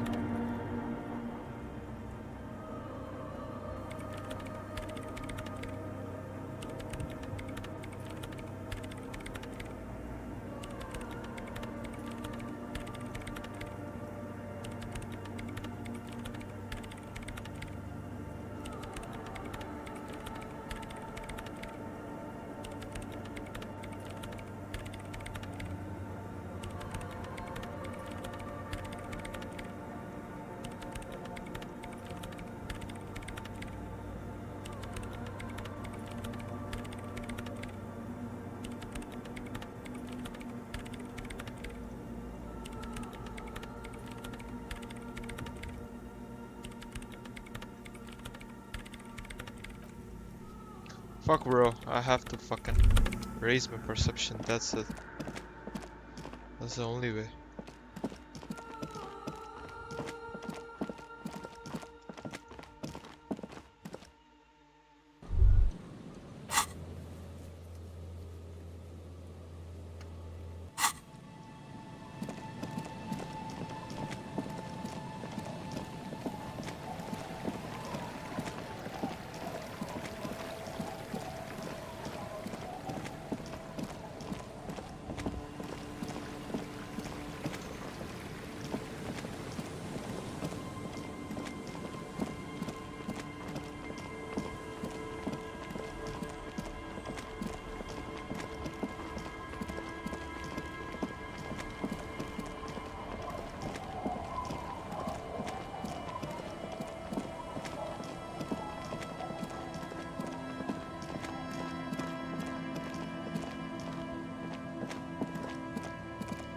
familiar apparatus. The reeds bend forlornly toward the water. The constant, distant song, louder on this part of the coast.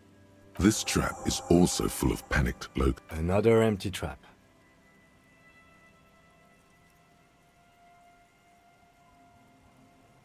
Of course. Noted.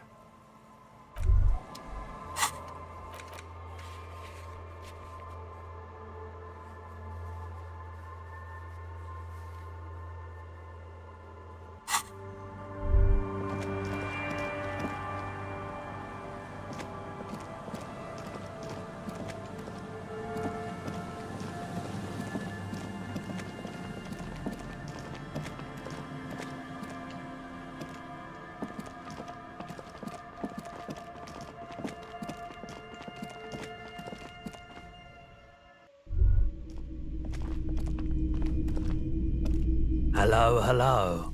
Let me know if I can help you with anything.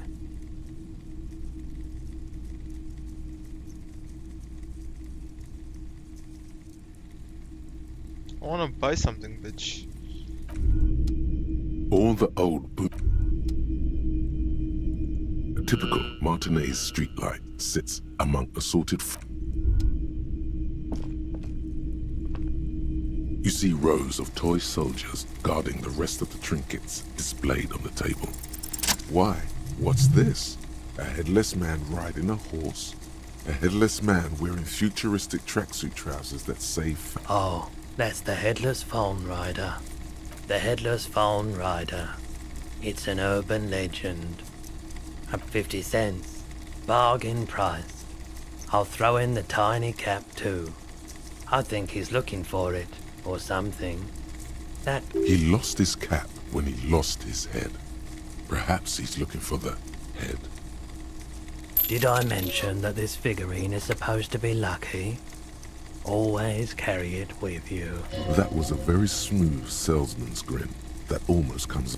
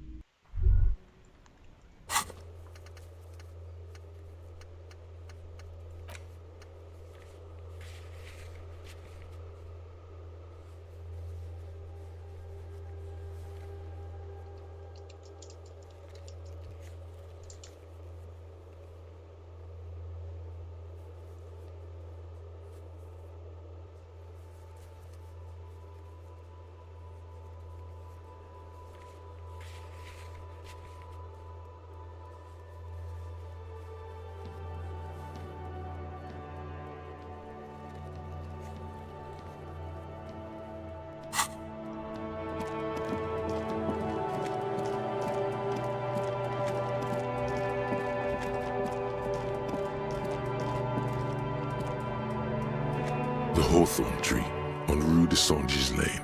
Bronze-colored ribbons of magnetic tape are caught in its branches, fluttering in the breeze.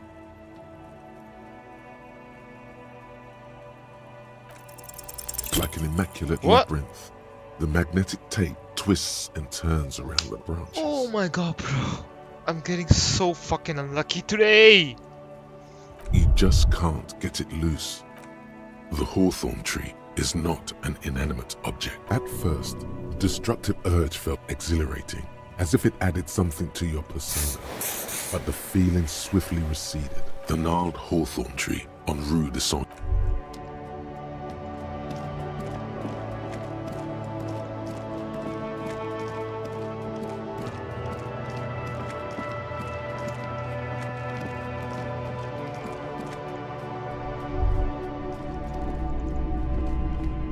Hello, hello.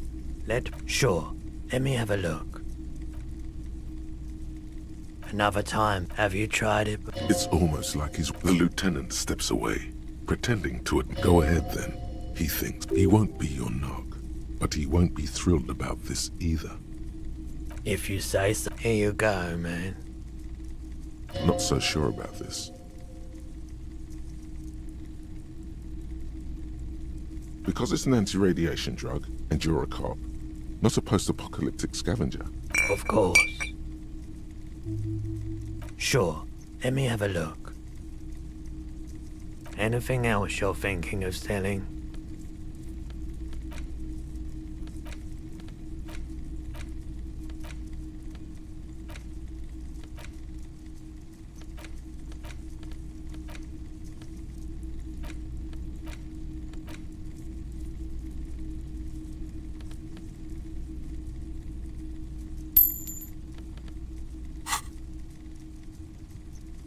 I'm not and especially Your mother is a necrotic object! another time, perhaps.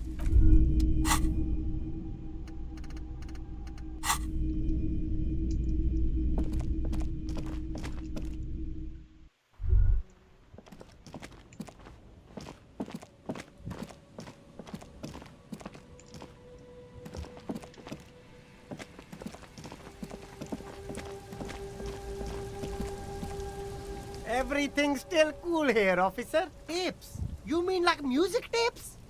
No, music is out. Don't listen to music. I sell extremely cool sunglasses if you want to get your mojo going.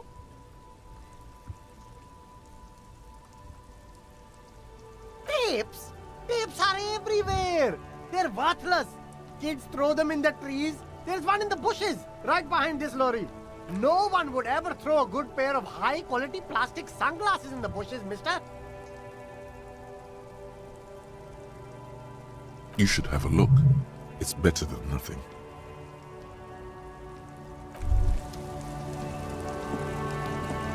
You keep coming back. That's good, officer.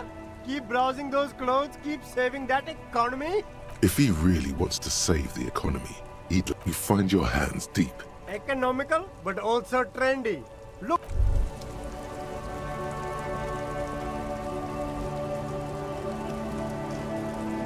The shine on these sunglasses lasts a lifetime, officer. 100% guaranteed.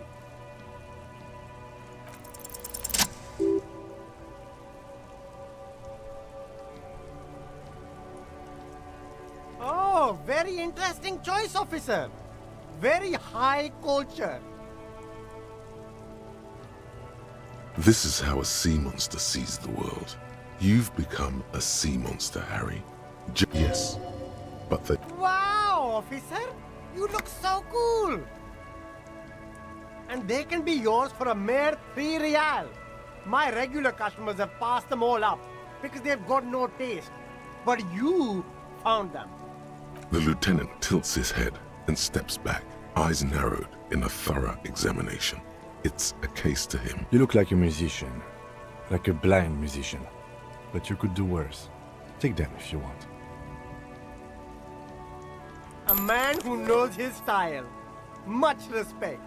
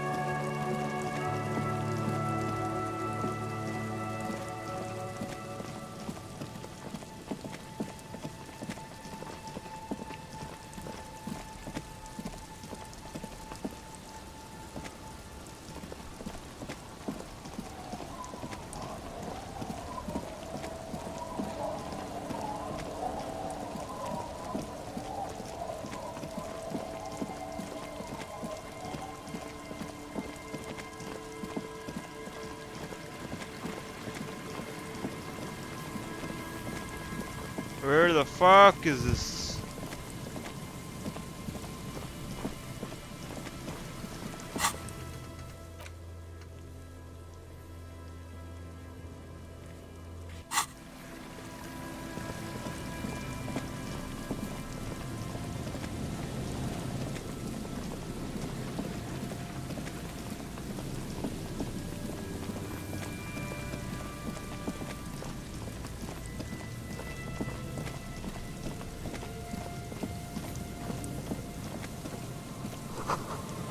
Put your hands where I can see them.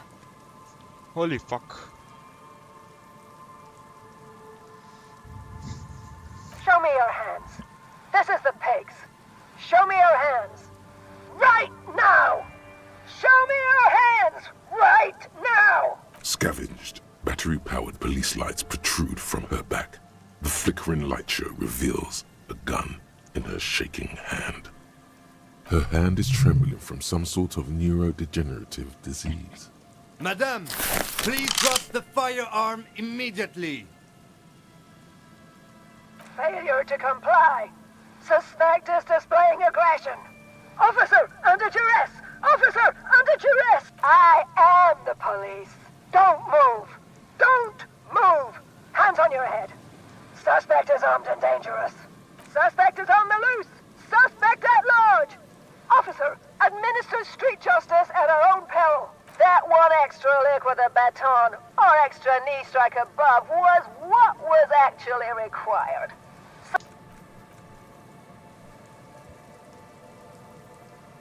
Be careful, detective. Don't do anything that might set her off. You'll have to go for the gun sooner or later. Perhaps you can learn crucial facts before you do. Officer in need of assistance! Suspect at large! Get on the ground! Ma'am, please. We want to help you, but you need to lower that weapon. Disturbance reported. Authorized deadly force. Sector, take the shot! Big red key! Big red key! Big red key? That's code for the battering ram. Cop talk. You know this. It's the goddamn police, shitbag! Hug the pavement! You're under arrest! She thinks she's a police officer. Try treating her like a police officer. A lower-ranking police officer.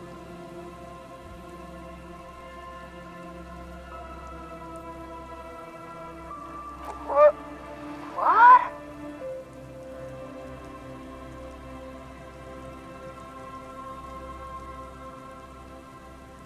With a swift, poorly coordinated move, the woman slams the megaphone against her lips and teeth. A trickle of blood runs down her chin. She doesn't notice it. Officer compromise! Unlawful impersonation! Pigs en route! Engage your will! Okay. She's actually more agitated now. My bad. Back up! Back up! Back up! Status unconfirmed!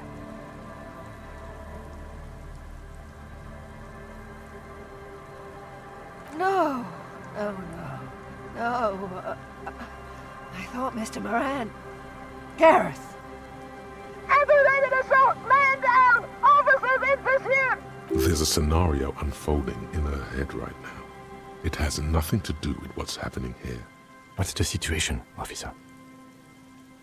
Law enforcement compromised! Impersonating a police officer! Does she not believe you two are actually police officers?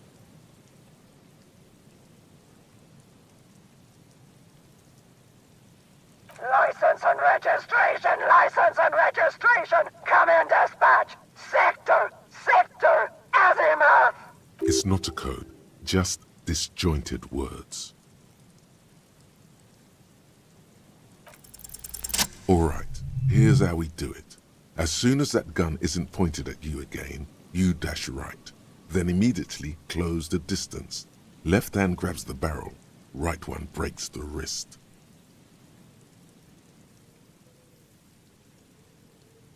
No, that won't be necessary. Look closer. The gun, all three barrels, red and blue light shining through. It's not loaded.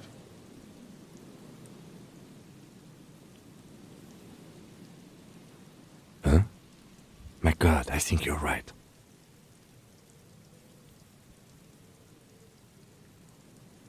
What?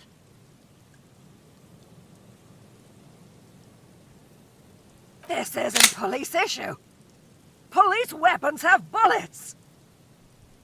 This isn't real. What is this? Police guns always have bullets. What is this? Why did you sell me this? She looks devastated. Grab the gun. right now. This might be your only chance. No one ever cares anymore. Why would they treat me like this?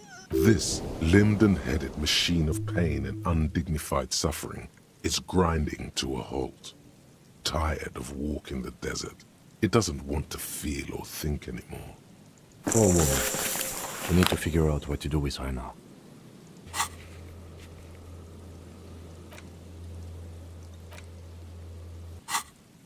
Nobody's ever around. Nobody ever comes to visit me. She's in a stupor. I've seen this before. God knows for how long. Could be days when they get like this. Honestly, I don't know. Dementia, probably. Dementia and Channel 8, and loneliness. Yeah, looks like a bad case. But the question is what to do with her right now. Her scratched skin is warm to the touch, but the person inside doesn't even know you're there. I don't think there's any need for that. In her current state, and without a gun, she isn't really a threat to anyone. We could let Titus know. This is a perfect problem for the local peacekeepers to handle. They might even know her family.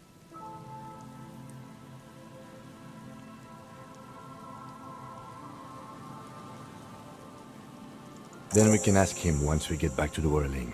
But we have to hurry, because it's late, and they might have already gone home. But I think we're done here for now. Let's head out. This is done. Please, leave the radio on.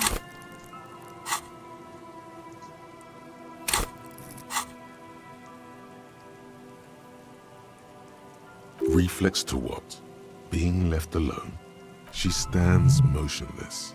Just a heap of clothes and fleshes now. Maybe if you search her once more.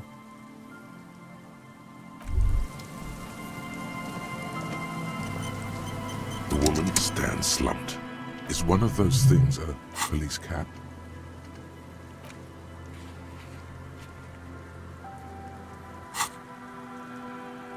She doesn't even flinch as you reach out and disentangle the familiar-looking lieutenant's cap from her mountain of RCM paraphernalia. Oh, is that yours? It's hard to say. It's been so long since you wore yours. The lieutenant nods. The old woman doesn't react to your touch.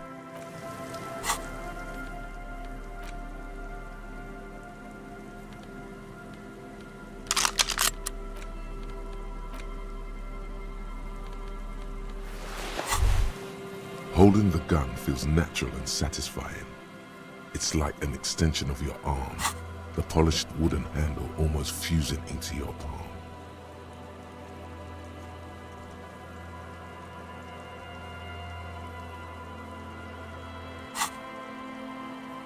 It reminds you of the day you first held it, with fear and respect, hoping you don't have to use it in vain. The gun, your gun, can be an item of destruction. Yes?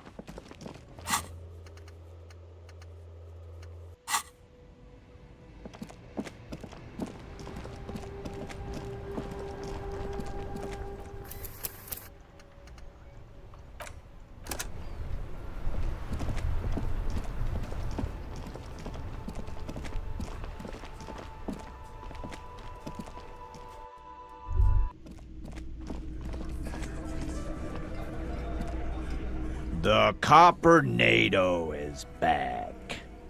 What do you want? Yeah? Anything else you want, Copper? What's that, Copper? You want us to help little old ladies now? You're local law enforcement, aren't you?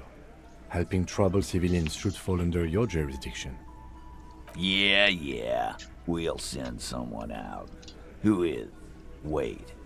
It's the pigs, isn't it? God. Poor lady. Don't worry. We'll handle this. I think she got some family in Kurong or something. Bastards left her alone when she got sick. We've been getting complaints. Hey, wasn't Everard's B team looking for her the other day? They said something about her, I don't know, finding something? Yeah, I think you're right, Gene. She have something of yours, Pig? Whatever you do, do not admit to these punks you lost your gun. You will suffer if you do. No? Well, whatever then, Copper. No. They totally said what it was. What was it? Anyone remember? I don't remember.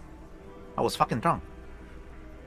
Let me know if you figure it out back there. Now, anything else we can help you with?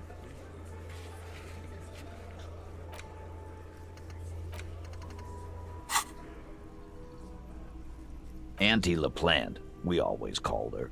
Something LaPlante. Marianne, amigo. Be anything else you wanted to know? Was? Like before. Just an old lady. Her kids moved away years ago. Never come to visit. Never took her calls. She gets out every now and then. She did. Us kids? That must have been... The children kept her together. Get wanted to be a cop, you mean? Well, she... shit. No fucking clue. It's gotta be the crazy. Who'd want to be a pig?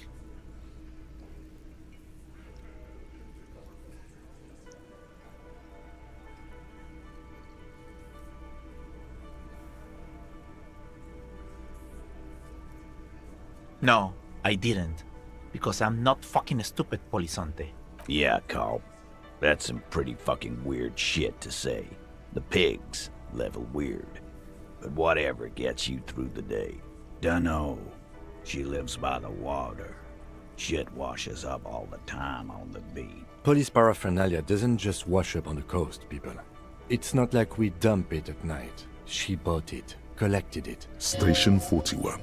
A man carries a crate of rusted, unused badges. You think these would net us something at the annual auction? A balding detective drags a comb futilely across his head. Shit, who'd want those? Just dump them into the river. No problem, old cop man. We take care of our mentally ill here in Martinez. Ain't that right, boys? Sure enough, we're the real heroes on these streets.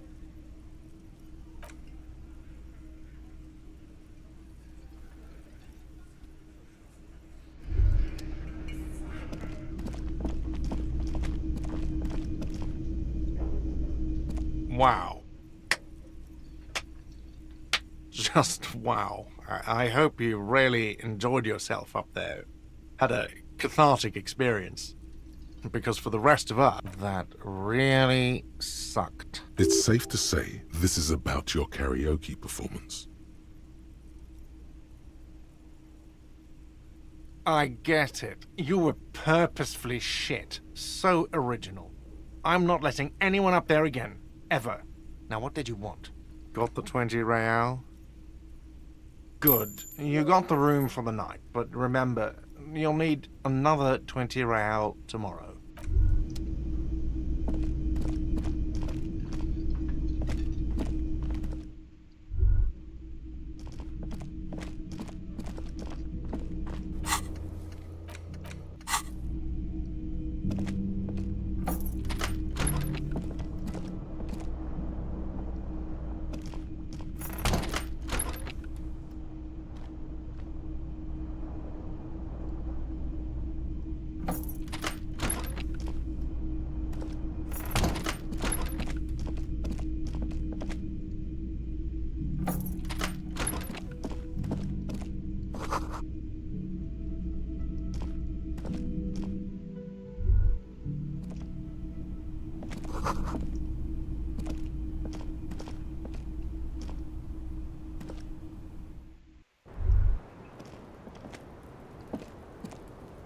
I was just thinking, what a nice evening it is for taking part in a murder investigation.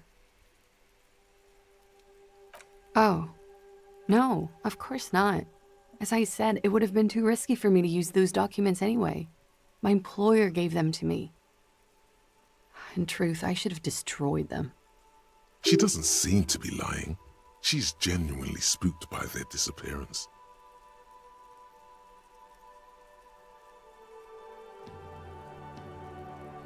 Thank you, but actually, now that I think about it, you mentioned seawater. I was worried I'd been too careless with the latch mechanism. The documents were probably just washed away. The words, washed away, sound distant and strange suddenly. Somewhere far away, a dog barks. I really don't know, sir. I certainly don't feel like I've won. I feel like shit, sir. All the time. She smiles, a bitter little smile.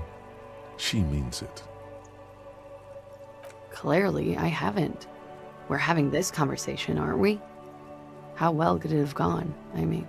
The wet wind, heavy with brine and industrial pollution from the stacks nearby, ruffles her hair. I'm stuck in Martinez just like all of us. I've been up here for... I don't know how long now. I like to call this my rooftop containment facility.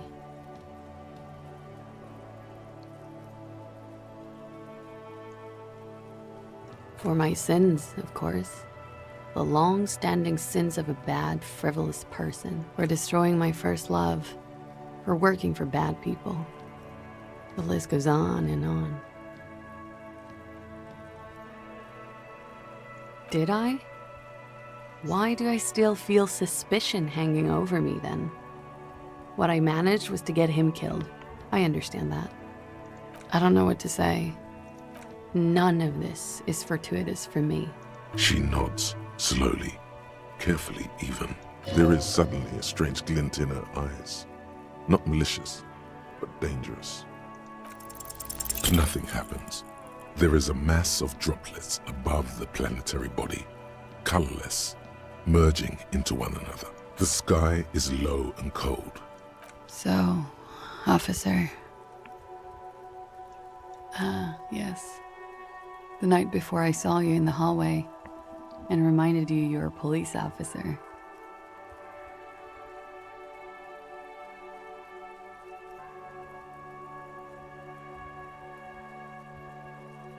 Wow. Elysium. You don't hear that term often. She's a glib girl, but she liked the wording. There was the usual ruckus. Loud disco music. I can't say. Probably not. Sounded like you were flying solo. Oh, yes. Various artists. Ostentatious orchestrations prime among them. Oh, that? Yeah. Whoa. The less said about OO, the better. OO were huge where I come from. I was very young then, of course. Like 7. Life gets hard, but we go on. Then, doesn't life get hard because we go on?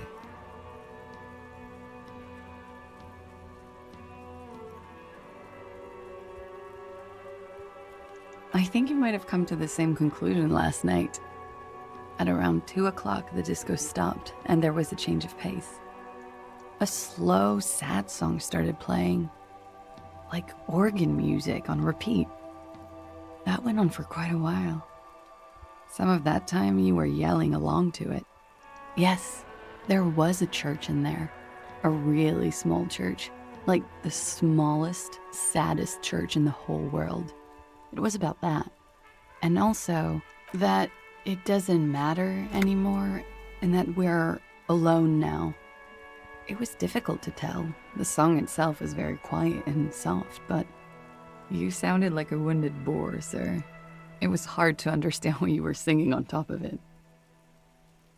Yes, it was very cool. It's impossible to say whether she's being sarcastic or really means it. Then you started screaming and trashed the place.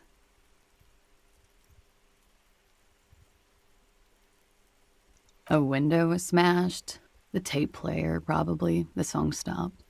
And furniture too. A real destructathon. There was screaming. Then I think you passed out.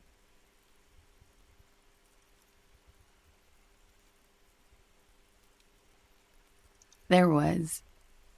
I think you screamed that you didn't want to be this type of animal anymore. I may have misheard, but it was sort of memorable. I went out afterwards. Everything was quiet by then. Around 4 or 5. And that was it.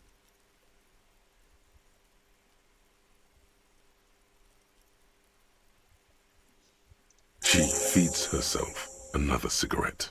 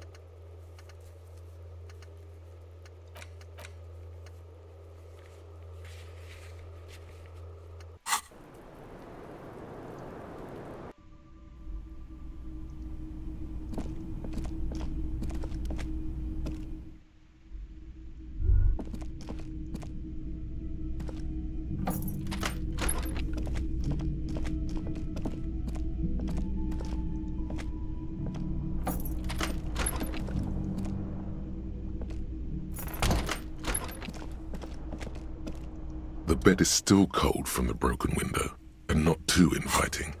But it's yours. You've earned it.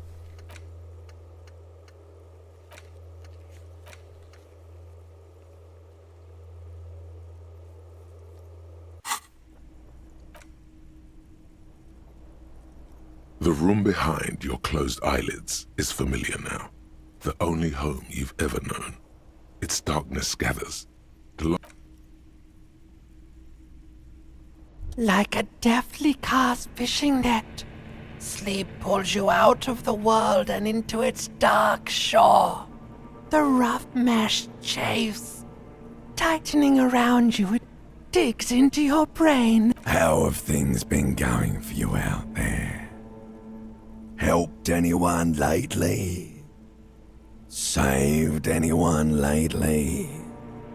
Murdered anyone lately? This bastard isn't even listening to you. Because you know you are a murderer.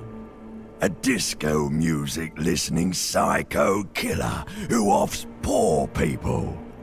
And then forgets about it. Hear that? Iceman wants to sleep. He doesn't care about killing people. That's nothing to him. Black water under the bridge. The thing he's really scared of is much, much worse than that. We're trying to help you. All these processes, these tortures, voices and tremors are all just distractions, flares and countermeasures to keep you from the last dream. The last dream will be total annihilation. Cinders peeling off the fuselage. We won't be there to help you anymore, Harry. We will be dormant. You will be naked, and alone. Oh, but you will. You're already going there. Slipping. How long can we keep you from the... In hell.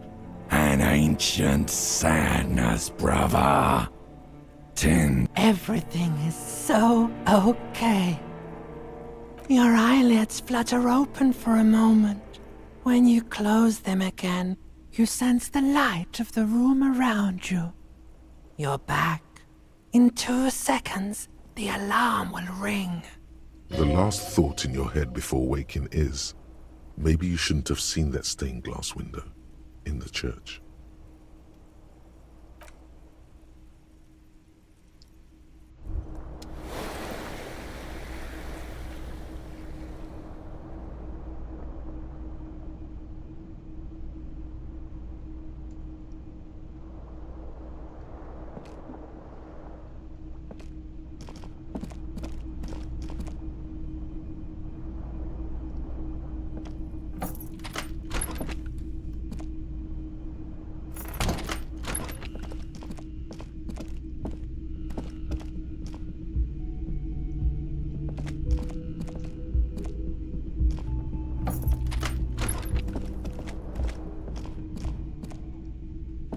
A mirror hangs on the bathroom wall. In it, your face. Irregular.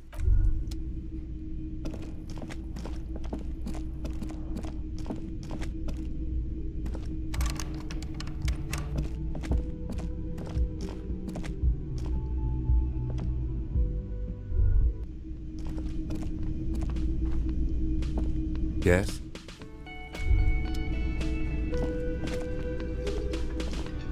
Again? I can't... Yes? What is it? Okay. Yes. That was pretty good.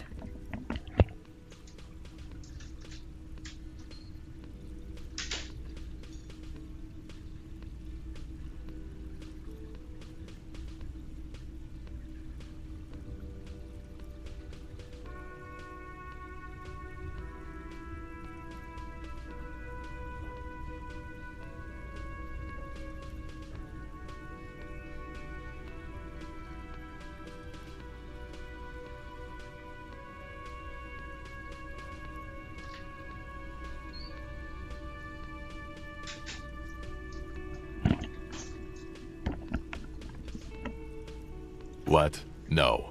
No. There are universal standards of good out there, and that was just complete shit. Jean, he's not right. Treat him like you treat McCoy's little brother.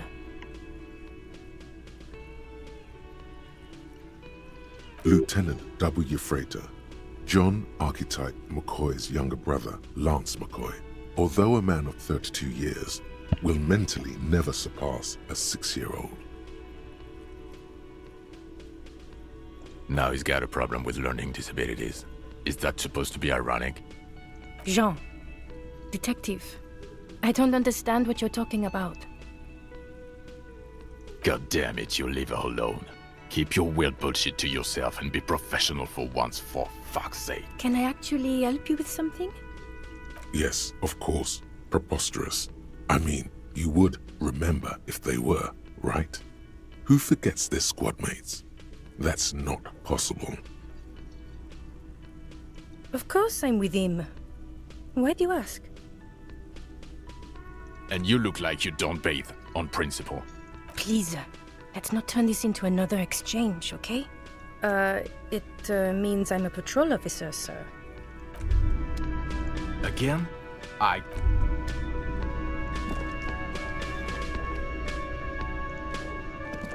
Hey, was there something...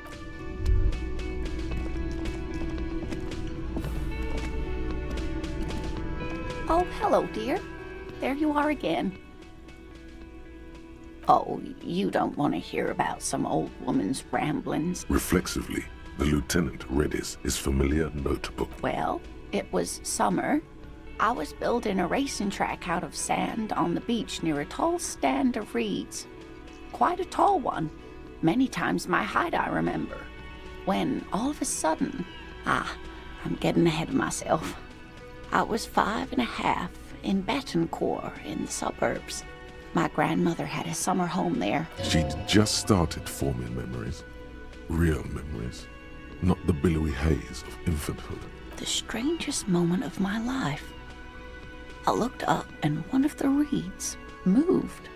Not like a plant, but like a living thing. It stood up and looked at me.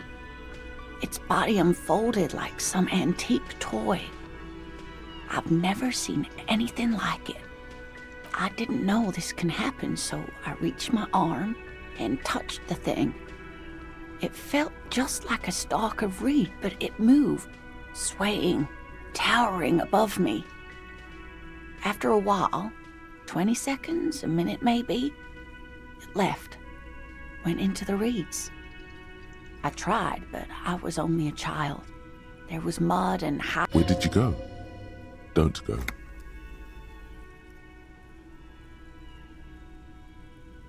I ran back home to my grandmother and asked her if reeds could walk, and told her they were looking at me. Of course, she just laughed at me, but I knew what I'd seen. For years, it was a story I told at parties when I wanted to impress boys. That sort of thing. Of course, most people just took it as a strange, amusing anecdote. So we were on our first date when I told him my story. You should have seen his face. He said my descriptions matched the phasmid down to a T. It's... So that's how they met. This is beyond significant for them. Our first, yes. Not all of them, as far as I remember. But some of them, on the inside like stalks of marble, if that makes sense. It's hard to say how big things are when you're quite small yourself. To me, it seemed to be taller than I was then, but that's probably not the case. What if it is the case? Of course. I've thought about it. But Morel says my report matches with the others, and I'm sure. So how did I know what to imagine? It was only when I started telling my story as a teenager that boys would tell me, Lena, you trying to tell us you saw the Insulindian phasmid out there in those reeds? Get out of here. They just give me a cider and ruffle my hair and tell me to stop dreaming, but I saw it. I thought it was a wonderful story, ma'am. But I don't believe it.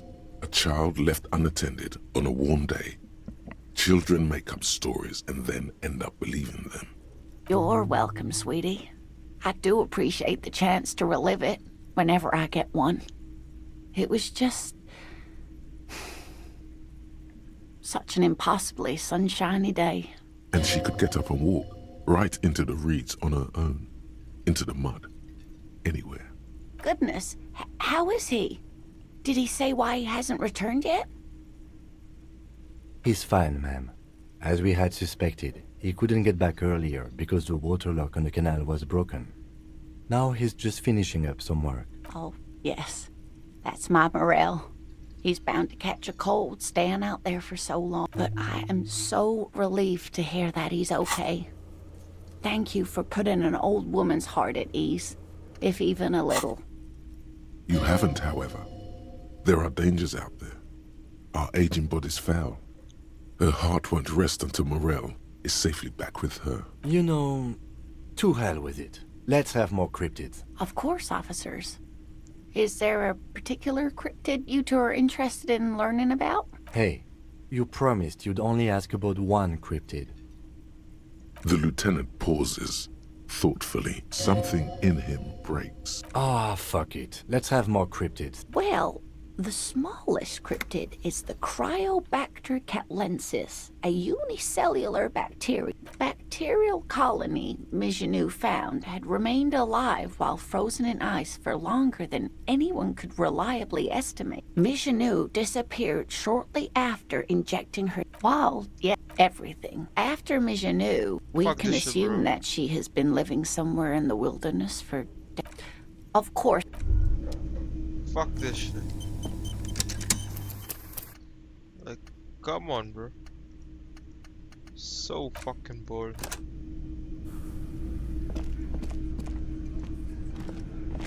Hi again, gendarme. It's the sports. He's a sports guy. All about... Bye-bye, gendarme.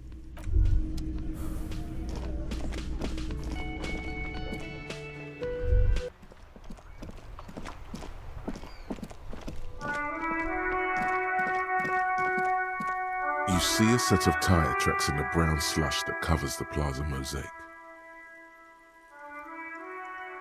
Cop habit. You look at everything. This isn't case-related, you think. Hard to say.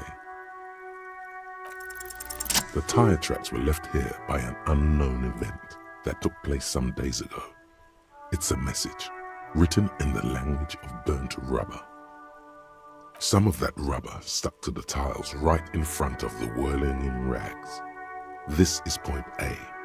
The driver started there, and then accelerated straight into the fence, left a hole big enough for the Franco-Nigerian cavalry, according to the cafeteria manager.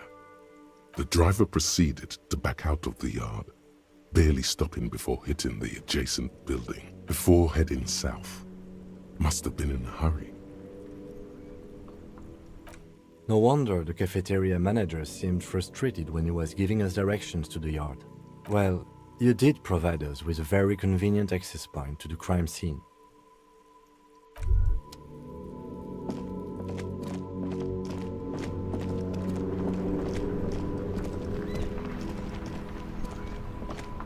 Oh, look. It's the cop who turned me into a bad person. Huh? Oh.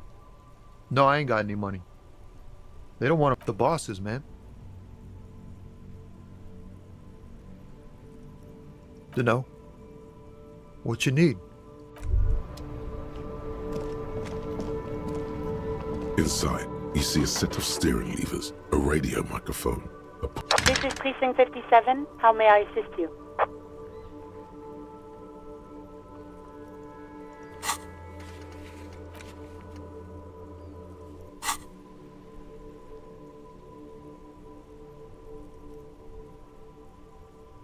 One moment.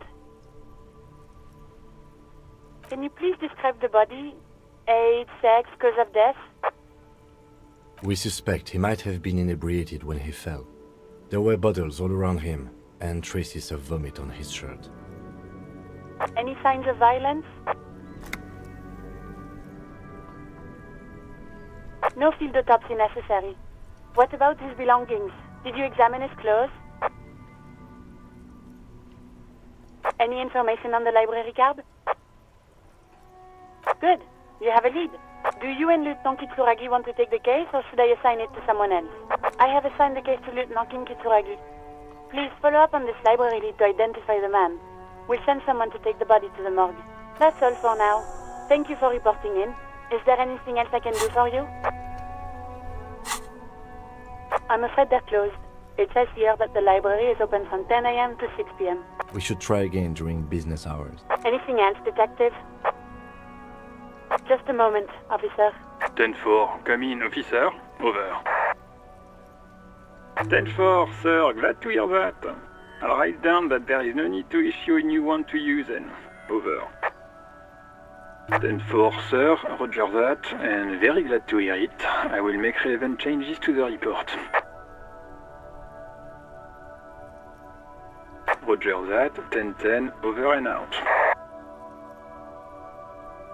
The white suede feels your fingers waste no time closing around the handle.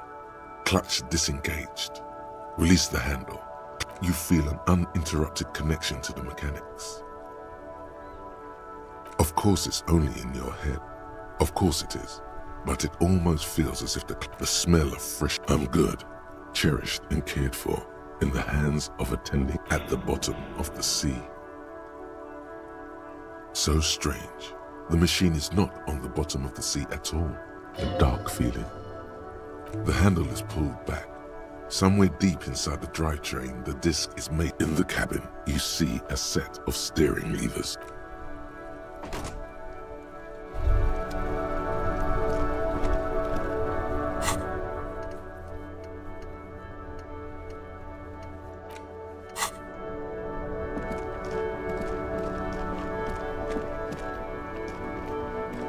officer.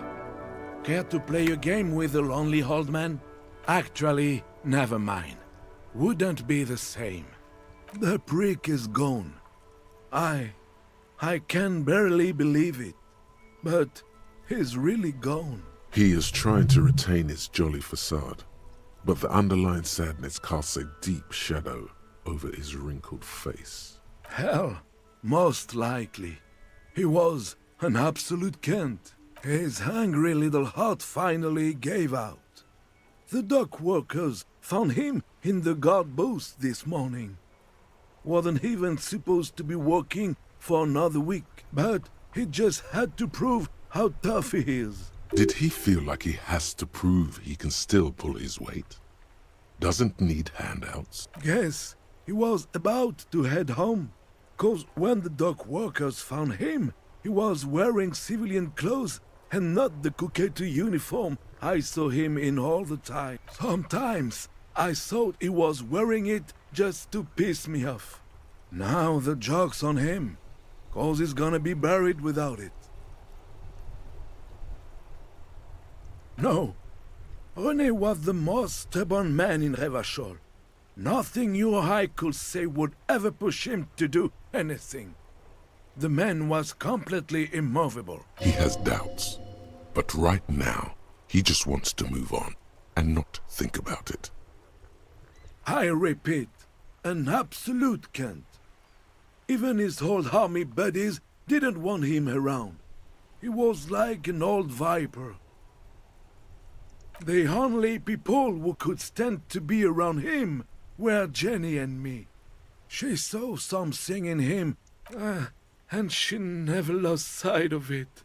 And I thought if the most beautiful being in the world can love him, then there must be something worth holding on to. We've hated each other our entire lives. So much, in fact, that... Yes, I loved that angry prick.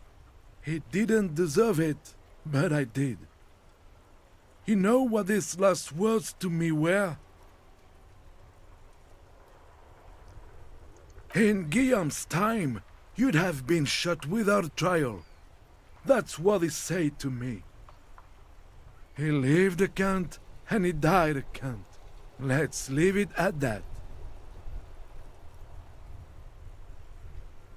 I took them for myself. Took them to remember that old Kent. Nobody knew him better than I did. And I want to remember that old Kent by something. Strange how old cunt sounds almost gentle when he says it now. Let me see. This was 60 years ago. We all went to that parade. Young René looked so happy, and Jenny... I'm sorry, officer. I just... Thank you. Thank you for this little memorabilia. It really means the world to me. That was nice. A small thing for us, but invaluable to him. He probably didn't even know René had the photo. Yes, we are both very sorry for your loss. It is what it is. Part of life, really. But to know someone for 79 years, then one day they're just gone. I just don't know anymore. About anything, really. But you must need something. Yes? What about... Yes. It is what I just don't know anymore. About, everything, really. I probably knew him better than... Teacup? Oh, because of the ceramic armor. Clever.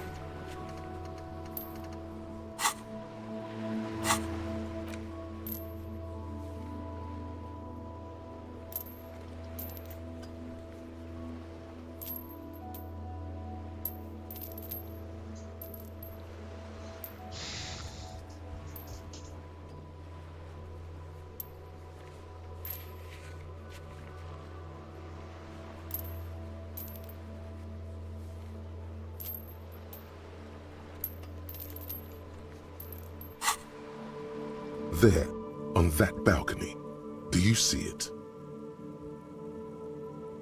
The Artisto.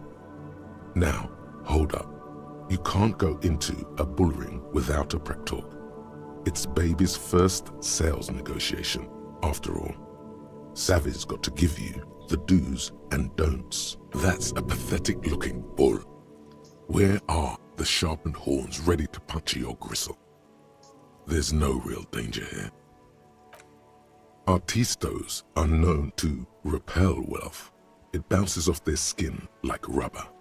The moment a reasonable business proposal enters their periphery, they go and get political. Nonsense. No one repels wealth. The businessmen just don't know how to entice them. It's true, some of them are known to turn the entire thing into a happening. What you need to do is lure them in with a strong one-liner. Get them on your side before you've even finished a sentence. Show us what you've got. Pretend you're facing the Skull Girl.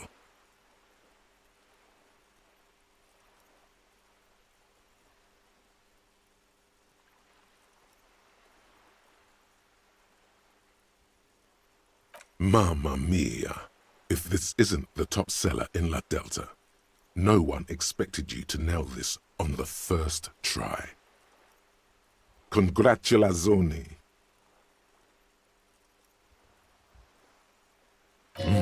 It's a decent start, but you might need to change strategies down the line.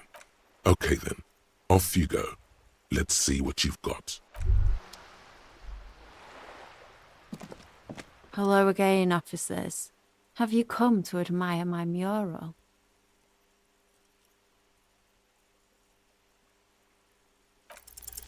Sure, she's all draped up in ironic detachment, but everyone's gotta eat. Holy fuck, man, lucky. Great. The little foray into the art world continues.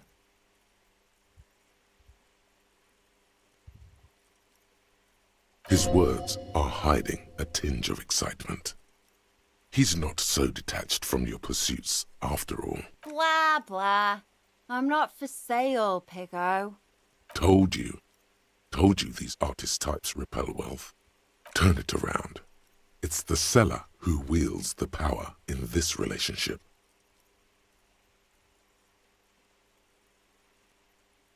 Uh-oh, you're manipulating me. I do like a chance to rip off some stupid Piggos. And I need a pack of cigarettes. And some paint. Okay, whatever, Piggy. Time to leech off each other like the parasites we are. Let me see what I've got. Even the lieutenant leans closer to inspect the work. Here. Happy?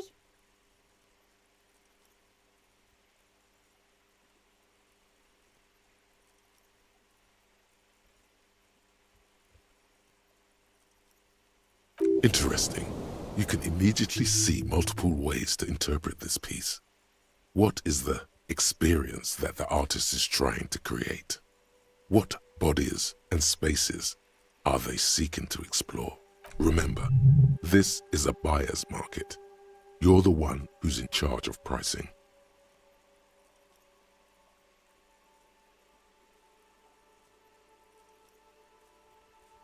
She juts out her hand, letting you examine the piece. 3 red splotches have been shot at a diagonal across the surface. Tinier spots of various colors fan out from the same point of origin. Well, Piggo, what do you make of it? There's tension in these strokes of genius. A desire to step into a dialogue with the viewer, to provoke them. A meditation on Sein und Nicht-Sein. It's one of those ink blot tests, an invitation to connect with the divine.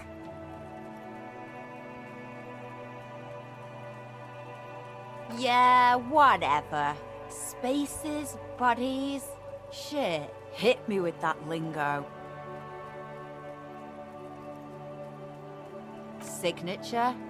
Oh yeah, Pigster. I sneezed while holding a wet brush. paint flecked onto the canvas, and voila! You don't get more signature than that.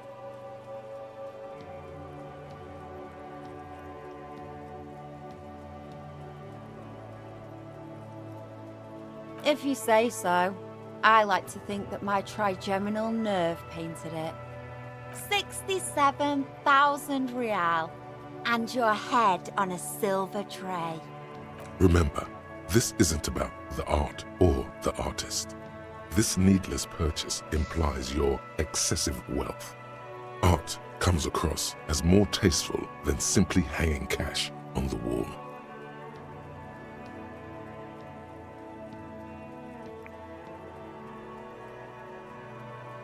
She may antagonize you, but she's still a struggling artist with no prospects. She needs as much money as you can give.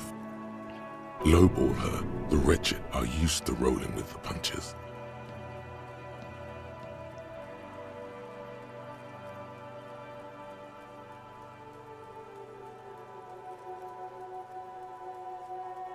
That it? All right. It all helps.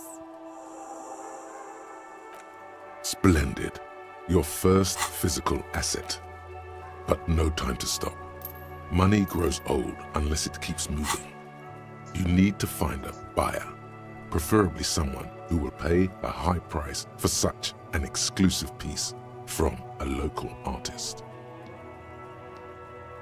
Nah, she'd probably send the entire Wild Pines legal team after you if she knew you were trading goods around there and become a small-time art peddler. No, think, doing business with communist dictatorships only works if you've got long-term plans in place. There must be someone around here with heavy pockets and an interest in the local art. Tell you what, have a wander around and I'll let you know if I hear any wealth. Yes, if you know what to listen for. That's what happens when you've been in the game for as long as... I got some vibes from that container you moved with the crane in the harbor. Let's see what's inside. There isn't a door yet that Savvy's VIP status couldn't open. Look at us, coming to an agreement. Who'd have thought? Anything else you want? I'm in a good mood, but it won't last long.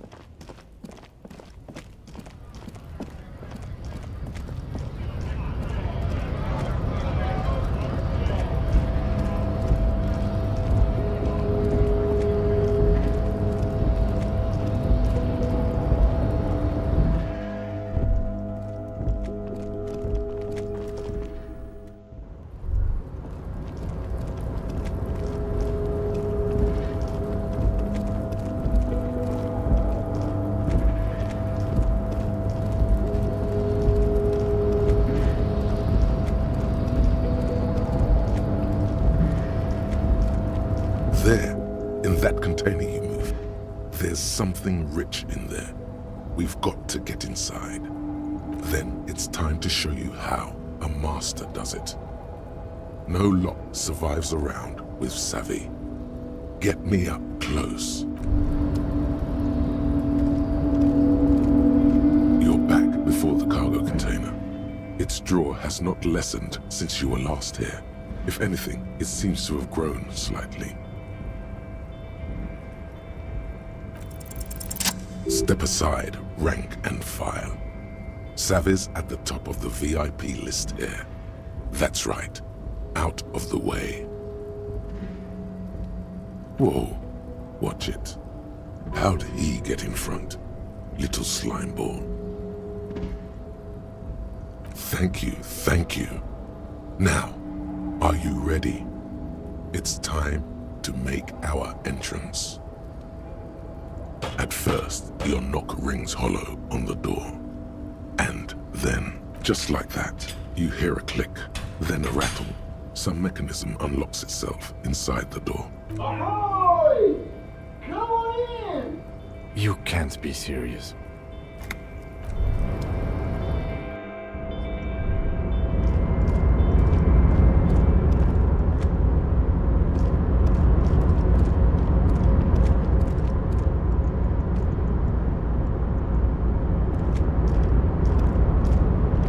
The man stands at the far end of the shipping container. It's hard to say anything more about him. You cannot make out any of his details, but you do feel the overwhelming presence of capital. The feeling causes all the hairs on your body to stand at attention, like soldiers preparing for review. Something's amiss. The light beams bend around his face and scatter in 1,000 directions. It seems the laws of physics do not apply here. They are suspended, distorted, and echo. Trying to visualize the physics at play is liable to give you an aneurysm. Don't think about it too hard. In the general stillness, only your tongue moves, flickering as you utter. Welcome. Savvy, was it? Make yourself at home. Sorry, I'm not better able to receive you. I wasn't expecting visitors today. You can't hear him exactly, yet you're able to understand every word he says.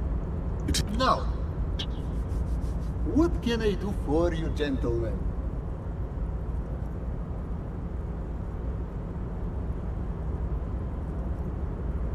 Who am I? Oh, I haven't been asked that question for such a long time.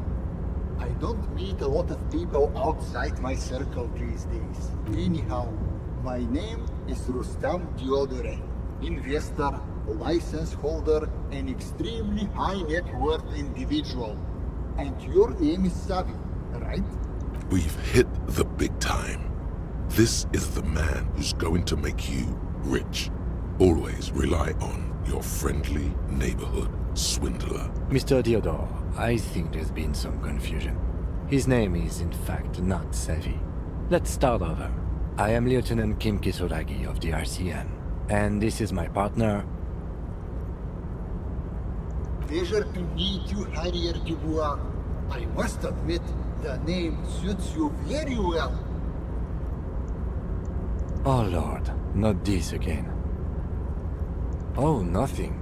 It's just that we've got this murder to solve, and yet you go around asking everyone about money. And every time I ask, are you sure this is related to the case, you say, sure, Kim, I think it is. And yet, it never seems to get us any closer to solving the case. It's quite alright. I'm used to the question by now. To be blunt, I inherited my fortune from my grandmother, who herself was an extremely high net worth individual back in Grad. All I did was take her fortune and invest it prudently. Believe it or not, it takes more than a bit of skill not to blow a vast fortune on sailing boats, bad choices, and unsupervised state policy. Actually, at the level this guy is, it takes several generations to do that. But, alright. I gotta tell you, at first, being rich is a lot of work. You've got to work hard because everything's so darn expensive. You know, prices increase exponentially at this income level. But then, once you've reached my position, it's nearly impossible for me not to make money. My assets are so diversified that I'm bound to come out ahead no matter what. Some of my lower net worth friends say to me, but doesn't that take all the fun out of it? And I tell them, not really.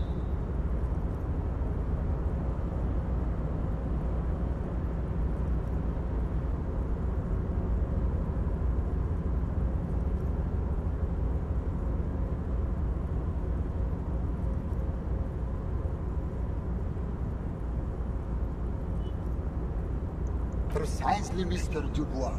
You know, I hear people talk sometimes about economic equality and fairness, but tell me, where would we be without liberalism? In caves, whacking each other with bombs. Exactly. A world of slavery and violence, which brings us back to the essential truth of modernism. Where we are right now, the freedom of mankind can only be derived from the free flow of capital. It is truly, it's almost entirely carefree. It really leaves you time to better yourself spiritually. Hey, all this talk about money has made you lose the thread. What is going on with the light in this place? That's what you need to ask him about.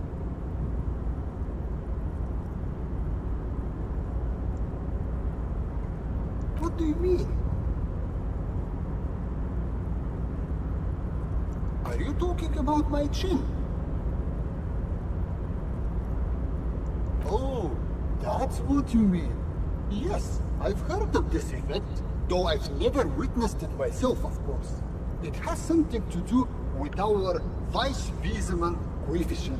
The Weiss-Wiesemann coefficient is a ratio designed to reflect the difference in net worth between individuals. When the coefficient is close to 1, or 100%, it means one person possesses all the net worth. Among that group of individuals, it's been observed that when the Weiss-Wiesemann coefficient reaches about 0.96 or so, the laws of physics begin to bend around the high net worth individual. The Weiss-Wiesemann coefficient for you and this individual appears to be 0.9998, repeating.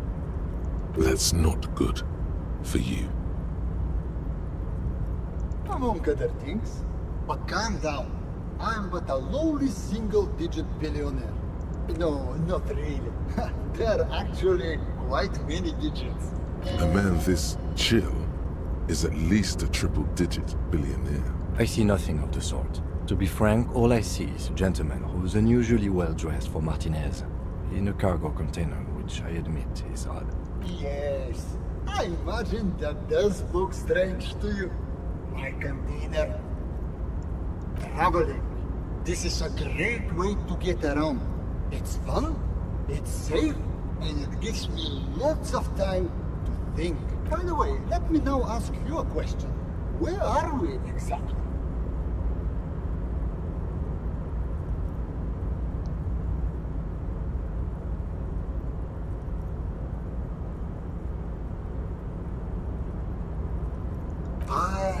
Herschel. I remember walking its streets as a teenager. There used to be a bowling alley in Stella Maris. I wonder if it's still there. It's a shame I can't get out and explore myself. One of the downsides of being an extremely high net worth individual is that mobs of low net worth individuals are constantly banding together to ask for money. There simply aren't enough hours a day to hand out all the handouts. It's like feeding seagulls. There are always more, and they never seem to do anything interesting with it, except more seagulls. Spending money is a matter of desire. I'm sure you agree. I don't have the desire for spending it like that. Smart, you know? It also provides a means to hide from all the targeted advertising we extremely high net worth individuals are constantly subjected to. Luxury yachts, high fidelity portable radio systems, fail-proof outerwear, and so on. It just gets a bit middle class after a while. A bit bourgeois. What? No, I did not say that at all. Being rich is great. Just don't tell anyone I told you that. Could you please stop asking people for money? It does not reflect well on the RCM, and to be perfectly frank, we can't afford to look worse than we already do. It's perfectly alright. Based on your appearance, I can tell I'm dealing with a smart man. As you may know, us high net worth individuals don't have a lot of cash on hand. Investments and liquidity are enemies of one another. I think they only have coins for coffee machines. Here is 3 real. How much can you get for this?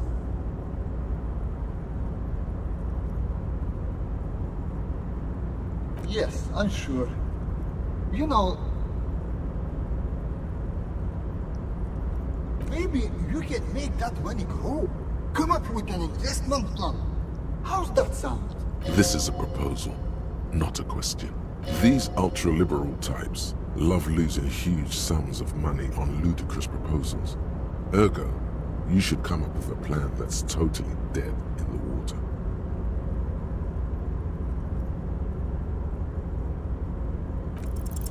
If business planning were really your strong suit, you probably wouldn't be a cop. Go on.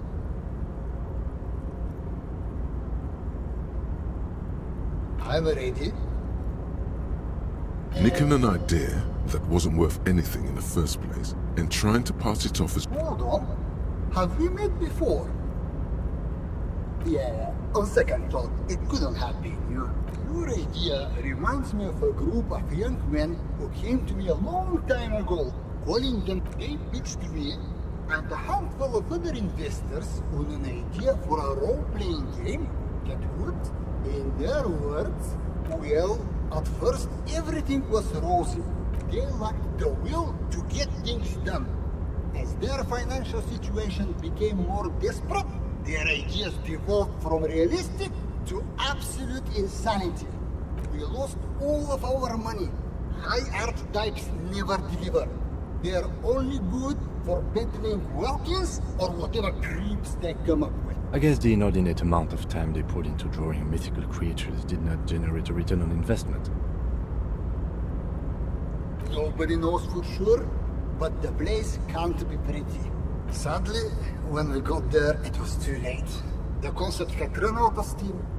Only dust remained. What I want to tell you is this. It's a very bad idea. Dead in the water. You seem like a reasonable man, but that is not a reasonable plan. Okay, well, maybe I was wrong. We've all learned something today. You're welcome. Now, was there something else I could help you with? There it is. I knew it as soon as you did the Milton 33 eggnog. A fellow entrepreneur. The art market, you say? Possibly. As I said, I don't carry much money on my person, but do go on. What are you thinking?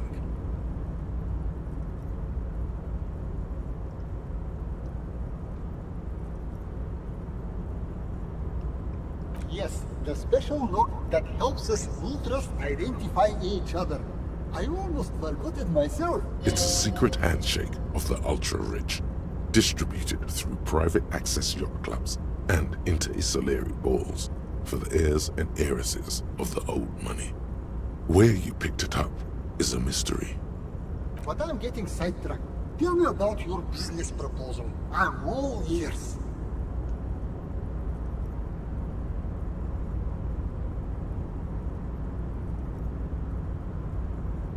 A painter? I'm always looking to expand into new asset classes. Who's the artist?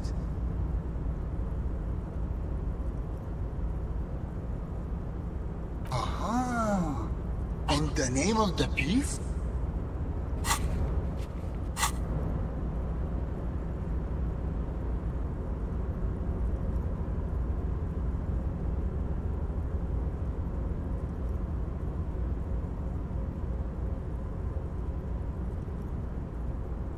There's no sign of a reaction for a good 3 seconds.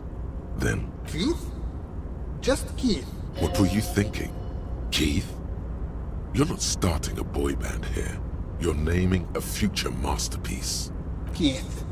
Even the lieutenant looks tense, waiting to see where this is going.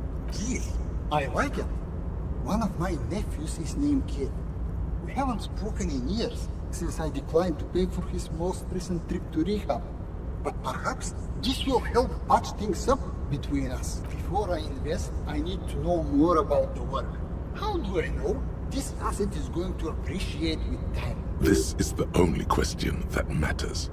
Fail to come up with an interesting hook, and he's out. The comfortably wealthy want their views challenged when making a purchase. Don't hold back.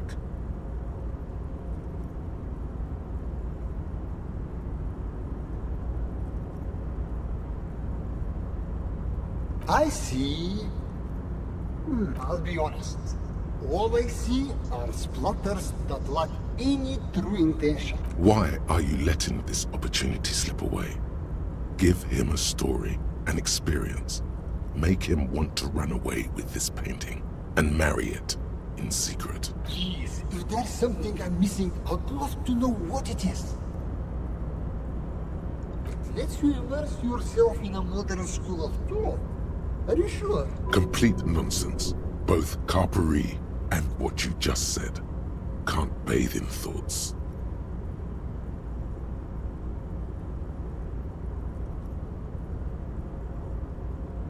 I appreciate you saving us from wasting time. Is there anything else I should know about the painting? You mean even you haven't looked at it? What he wants to know is how exclusive it is. The more untouched it is, the better.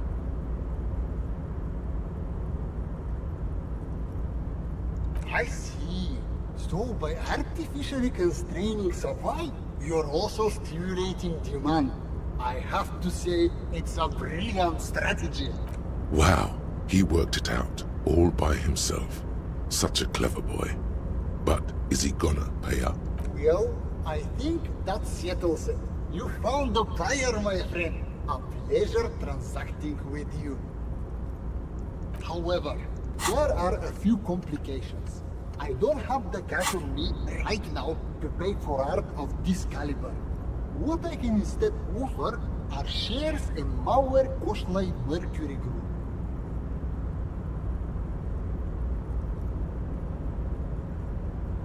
Shares. That's even better. You can do a lot with them if you play your cards right. They are the very units of capital. You can buy them, sell them, even sit on them if you think it wise.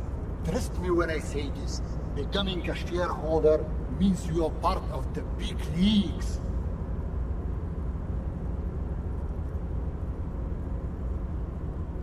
I bought these shares many years ago for a steal.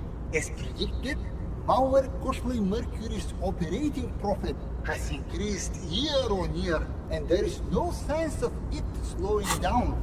People always need mercury, which means you could net yourself a considerable profit if you need some immediate liquidity. But if you don't mind waiting, I expect the value of these shares to double within the next 5 years. Seems like a clever investment. Definitely worth thinking about if you care about your future. It's a Gotwaldian Ilmaran company that specializes in extraction. Have you heard about it? At the moment, it's trading at more than 1.5 times the price of gold. That's because it's Ram's using it in their next model. I can't wait for mine to turn up. My predictions say its improved speed and azimuthal range should increase my trade efficiency by... A step forward for technology, yes, but only for those who can afford it. Splendid!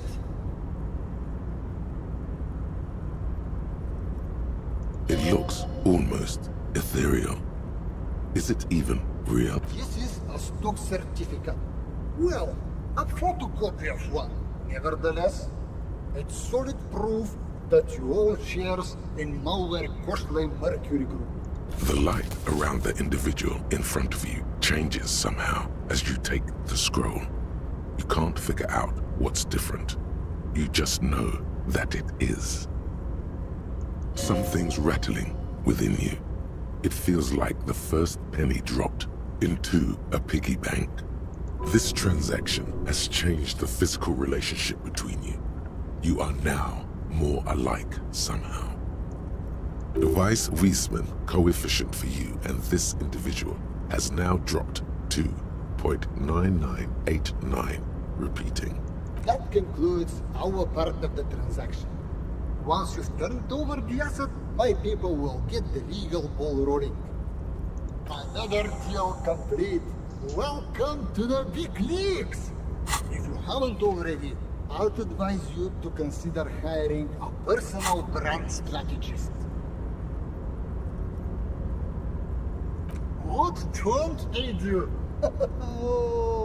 They practically do everything, from spotting good investments and analyzing design trends to booking a lunchtime table at the prestigious Landrosier. Unfortunately not. I only know the ones who work with multi-millionaires and beyond. But take a look around, and I'm sure you'll find one. Personal brand strategists are attracted to money like sharks to blood. You'll find having net worth opens many new doors for you. Here's an avant-garde proposal. What about idiot Doom Spiral? He used to hustle and hang out with the sales hawks and trend pushers of the marketing world. Let's ask him if he knows any personal brand strategists. Oh, and we should see what this net worth can do. Might score a discount, or better yet, get you some free goods. That's the kind of thing that really makes you feel like a hotshot. Ask the local merchants about it if you get the chance. So, what's next on the agenda? It was a real pleasure. Sadly though, my current lifestyle prevents me from remaining more than a brief time in any one place. Perhaps we'll meet again, somewhere far away. Farewell, friend, and may your peace of mind guide you to happiness.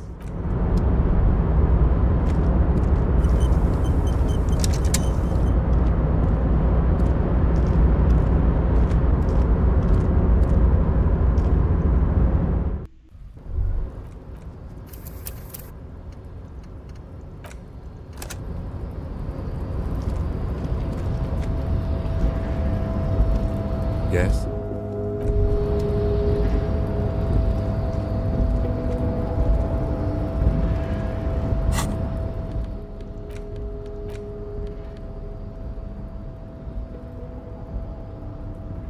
The pearlescent paper adamantly resists being held open.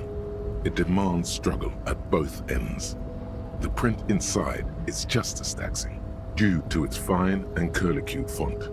The most attractive part is the image emblazoned across the top. Devious use of swish there.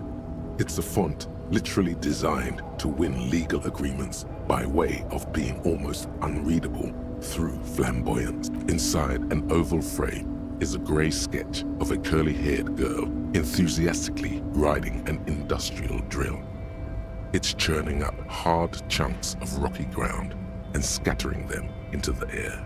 In the hole created beneath is a silvery river of liquid metal.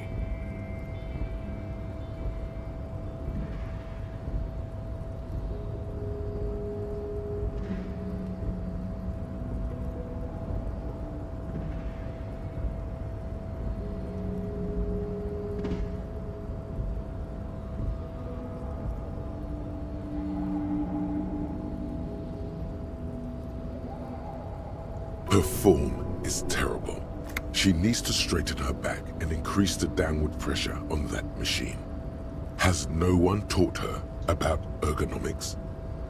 Each letter is shaped like a laugh line, being pulled in a million different directions. They're all grinning at you. Pleased, your vision blurs into a haze of dark. A bold black mesh curves around the oval image at the top of the document. It almost looks as if it were pen. If it does, it remains hidden from you. All you see is a baffling. There must be some form of logic hidden away in there. The certificate threatens to coil back into itself as you relax a little.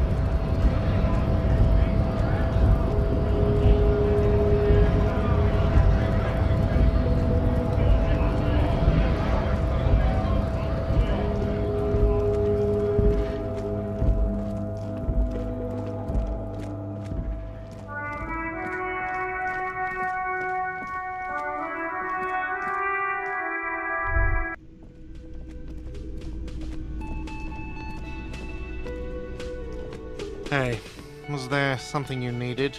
Got the 20 real? Then why are you wasting...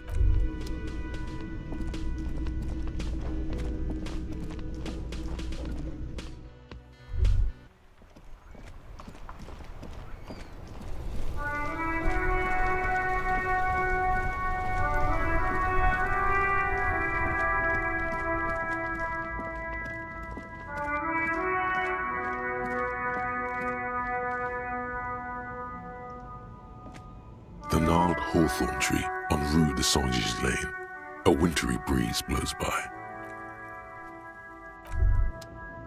The hurt feet, the younger stems and branches are adorned with sharp thorns that scratch your hand.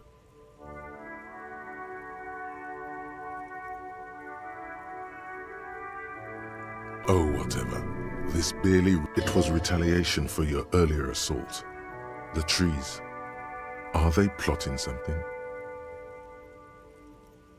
Maybe we should get back to the case. The tree looks by in silence. No doubt.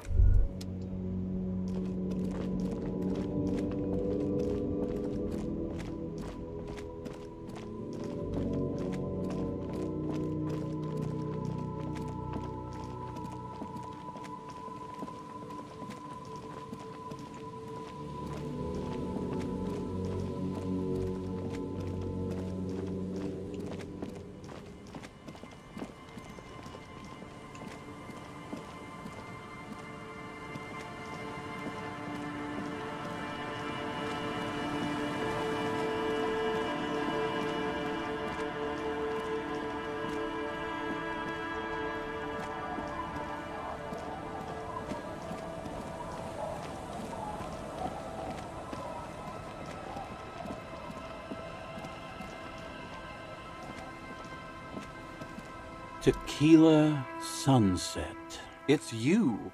We've met before. Don't you remember? No, you sure don't. Aha. Do you want to know how Tequila Sunset came to be? Tequila Sunset. Something ominous there. Mm-hmm. Let me take a sip to moisten up my cords. Tequila Sunset rolled into Martinez last Friday, and by Tequila Sunset, I mean you. The man, the myth. Hey, let's not jump ahead of ourselves. You got here on Friday to solve a case, hoping to be the early bird who gets the worm. And by the worm, I mean the buzz. Because as far as word on the street is, you went around the local hostel telling people that you're a police officer. And that it would be really fucked up if you shot yourself in the head, right in front of them. It is.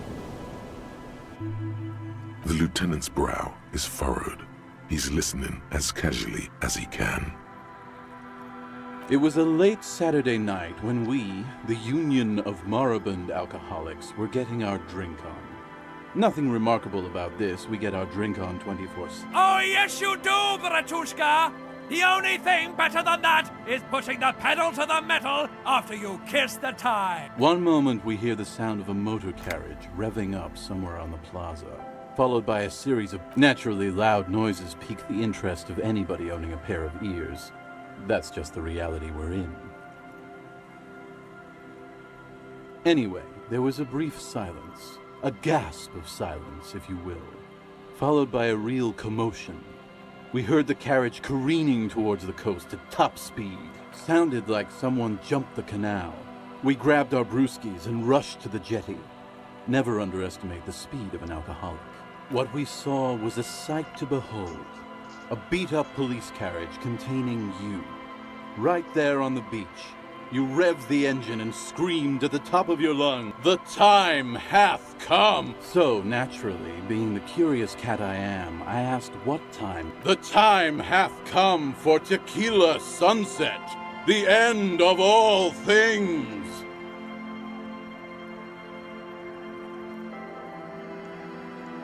Your reality contracted. You jammed the pedal, plowed right off the jetty and through the ice. Your hands cramp on the steering levers. We ran towards the ice whilst you crawled your way out, miraculously unhurt. covered in seaweed and shit. Like some kind of sea monster. When we finally got there, you were sitting on the beach crying. You said that your badge and uniform were in the car. It was too late to get in there, though. The carriage had sunk too deep.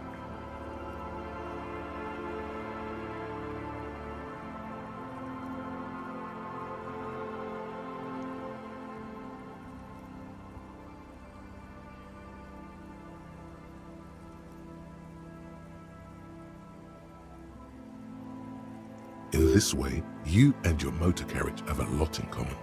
Recognizing a brother in need, we offered our condolence. We asked about the whole Tequila Sunset thing, and you told us it was your name now, and insisted that we all call you that from then on.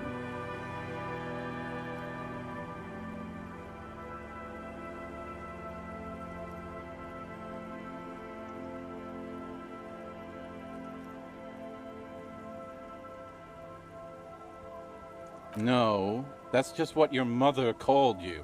Your real name is Tequila Sunset. Just embrace it, brother. Ours. It was an all-night drink-a-thon. Then, at some point, I think it was Sunday morning, you got belligerent and wanted to talk about Revacholian women. How they're beautiful and also whores and so on. How one of them fucked you real bad. After a short while, you crossed the event horizon, looked sullen, got up. Wow. Yeah, I bet Tequila's a fucking legend around the precinct. You must be proud to work with him. If you only knew. You were pretty vague about it, but you kept saying you got fucked real hard, and that we've all been fucked too. Please, don't open that door. No one's fucked me. I do the fucking around here. Abigail! It seemed pretty painful, to be honest with you. If I had to guess, I'd say you're still working through some shit. Beside your gun and your badge, you said something about your hope or heart or... In retrospect, I guess you lost your motor carriage too? That's a big one.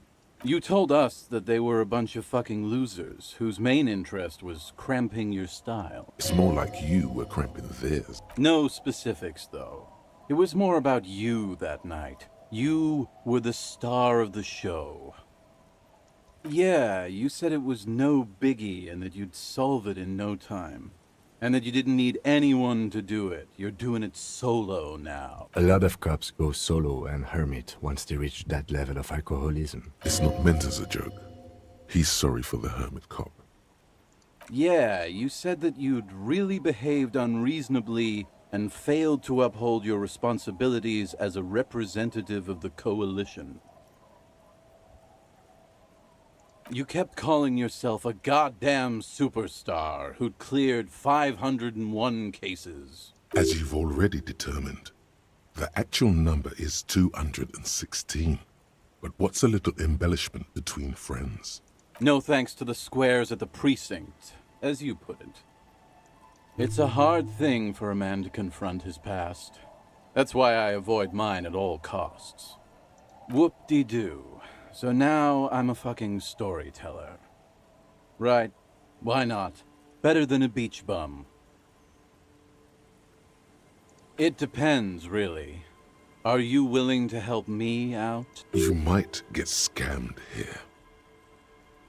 No, the reality of the situation requires a rather modest contribution. A little motivational package.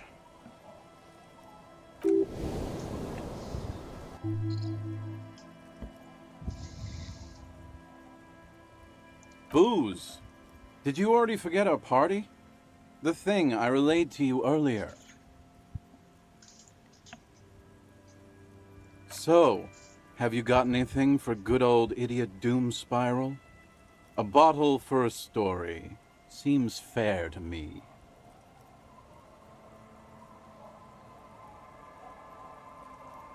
Not much, but it will do. Hey, Spiral Boy, you gonna share that? Don't call Abigail! Shut up, guys. I'm telling a story here.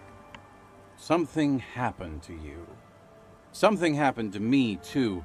My actual name is George, but around here, you already know.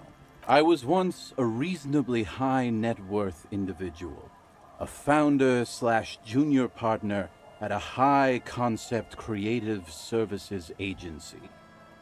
When my story begins, I had just landed a major contract with an insurance firm. I used the profits from my agency to finance what I called a cultural incubator. Abstract value generation, value per person, high concept stuff.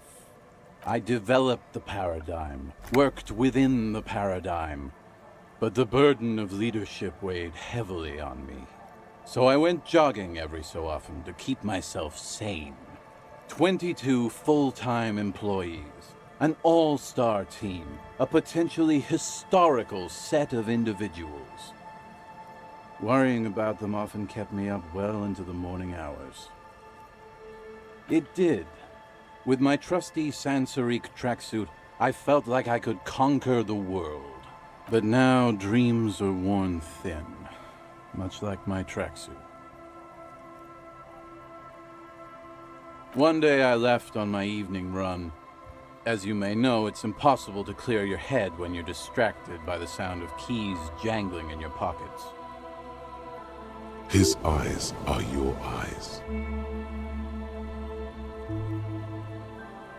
So I removed the key ring and put the keys for the front gate and the apartment into different pockets to stop the jangling, you see. At least, that was the plan. I was halfway done with my usual lap when it started to rain. The reality situation became very wet, very quickly.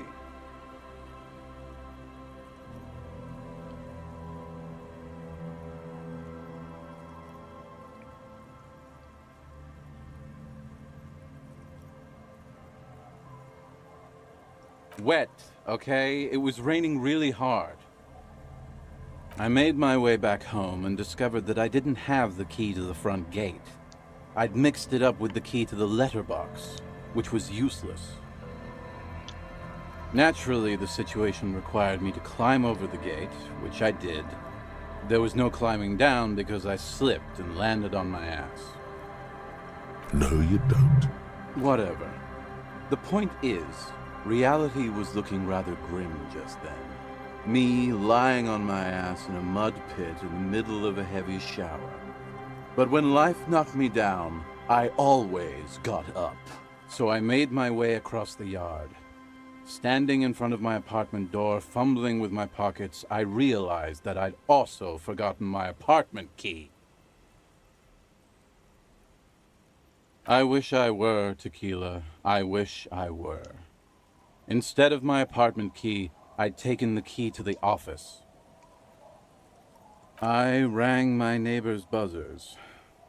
It was late, and most of them didn't even answer. Those who did assumed I was trying to sell them something and hung up before I could even explain the situation. People are naturally wary of ad men, you see. One moment someone chats you up, 5 minutes later you've bought a box of edible lingerie and a strap-on. I don't begrudge them, especially since I was known to be one of the best. Heavy is the head that wears the crown. Just then, I experienced a moment of clarity.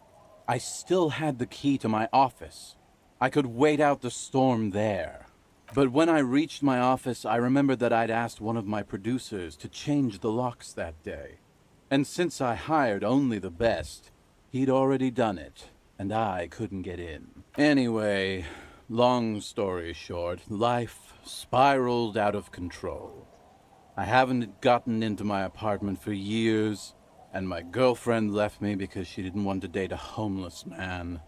The company, well, you see where I'm going with this. So, now you've heard my tragic tale.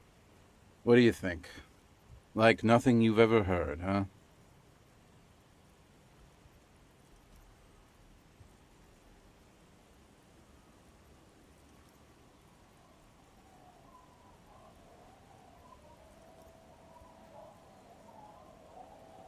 Tequila, I've thought about this series of events for a long time. If there was anything else to it, I would have thought of it by now. Why didn't you go to the authorities? Well, at one point they came to me, but, you know, I didn't have any ID on me, so they tossed me in jail for 2 days. I can't say it increased my faith in the RCM. No offense, gentlemen.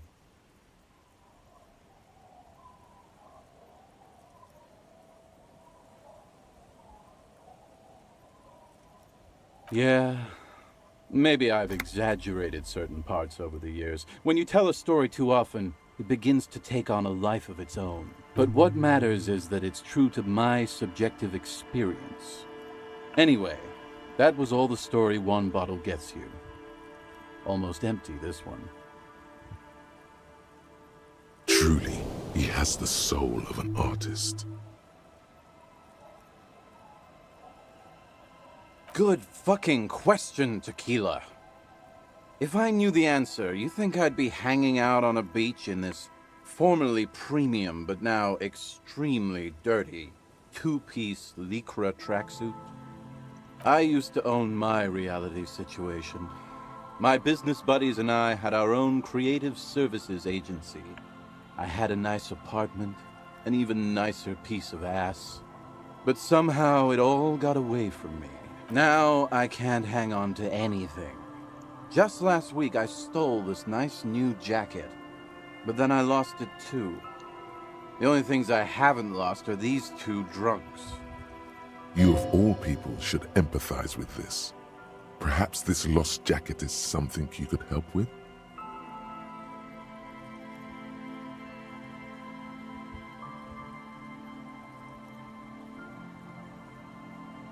Tequila, it's a verifiable tragedy. It was practically brand new. Sure, it didn't really go with my Lycra threads, but it did itch a lot less. Say, you're a detective, right? Maybe you can help old Doom Spiral out. Solve the case of the missing jacket. What do you say, Tequila? Holy shit! Tequila, how did you... Never mind, I don't care. Just let me see the jacket. Let me see. What? This isn't my jacket. My jacket was beautiful. This is fucking filthy. What am I supposed to do with this?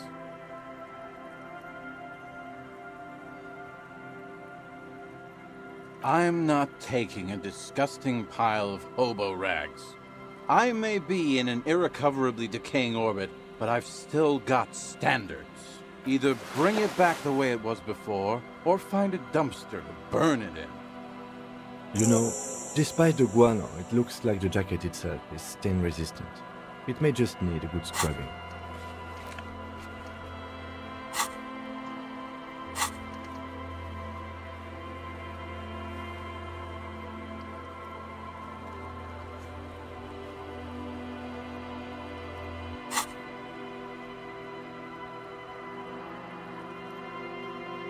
What's in a name?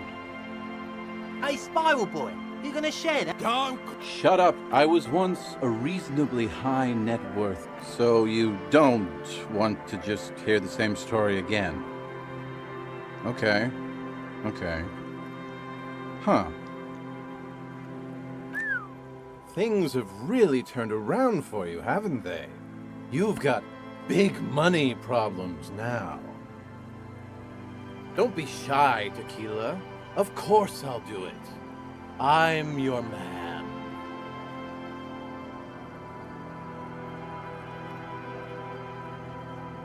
Tequila. Tequila. You don't know what you're missing out on. Those other guys, they'll just steal your money while providing meager service.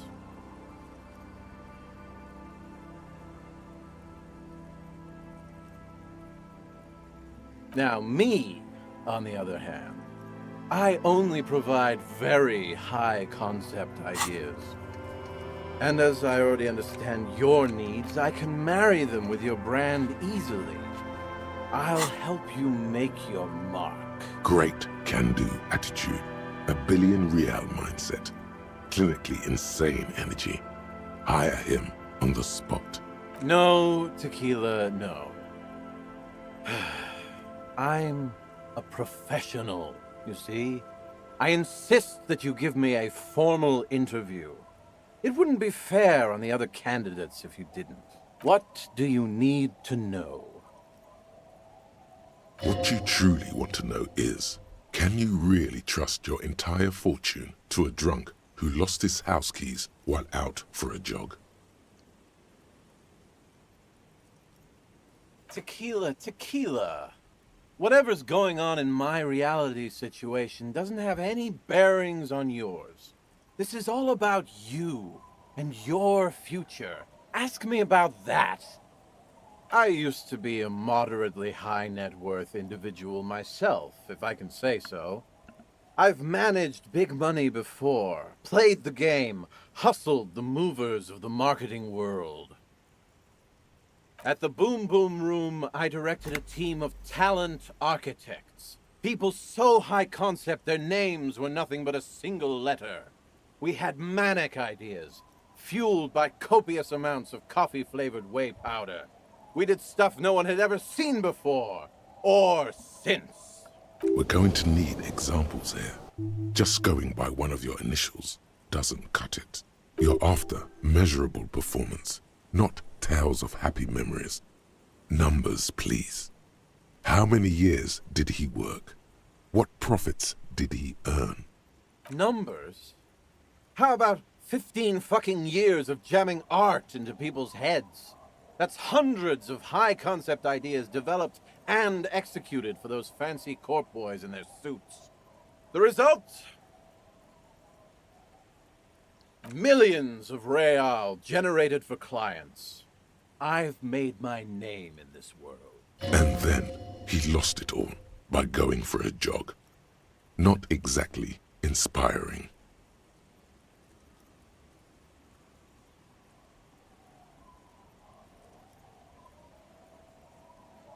Drinking is the fuel to my fire. Moistens me up to ensure the high concepts have a smooth landing. Ah, shit. He could definitely work more on his hand-eye coordination. Okay. Let me get a sip first. You see, net worth means nothing to the people of Martinez. Nada. Null. For them to see your wealth, to really respect that, you need to convert it into something real, something tangible. The bigger the better.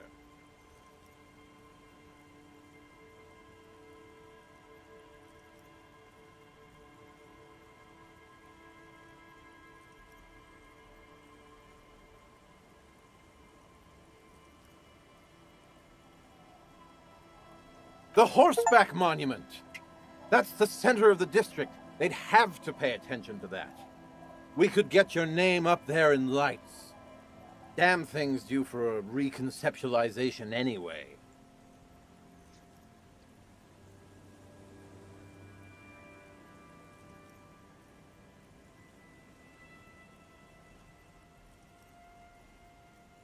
You're aware that monument is supposed to look like it's exploding. It doesn't need renovating.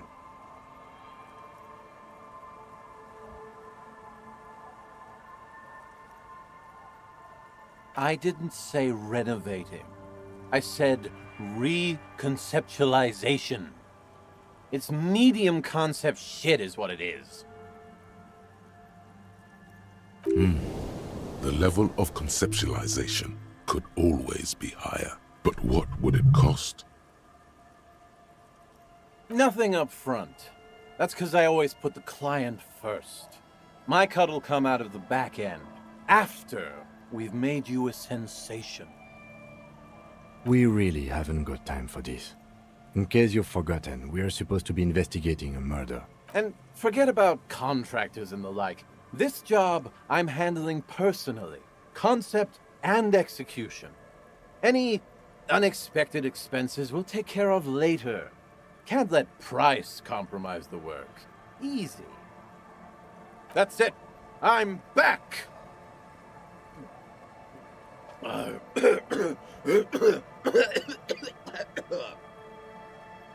Sorry about that, my friend.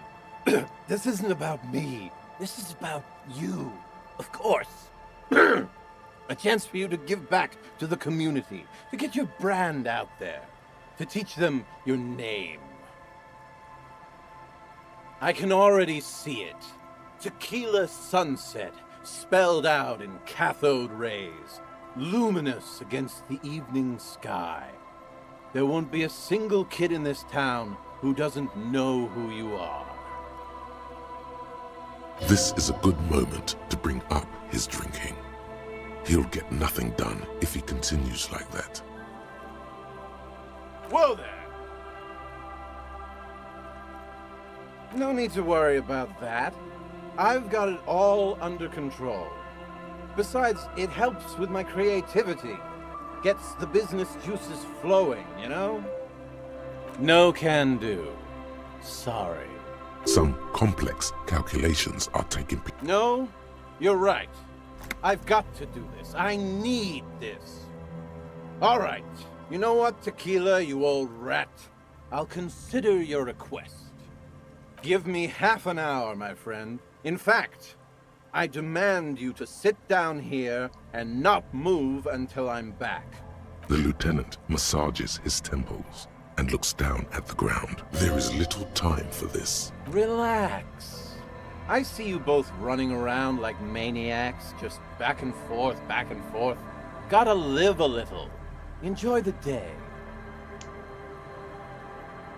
He turns his swollen face against the snow, droplets of beer freezing in his beard.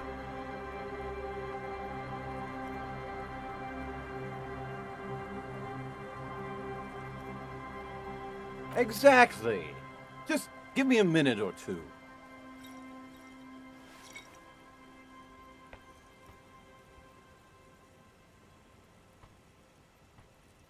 Before you know it, the man has put down the bottle, stood up, and left. Minutes pass. The clouds change shape up in the sky. You chat a bit with old Rosemary. Then, try to strike up a conversation with Don't Call Abigail about something other than Abigail. To no avail. It's all about Abigail. The lieutenant sits silent the entire time. Clearly, we have better things to do than sit down and chat with a bunch of drunks. After what feels like ages, you hear the fence creaking as if under a large weight. Look at him. Just look at him.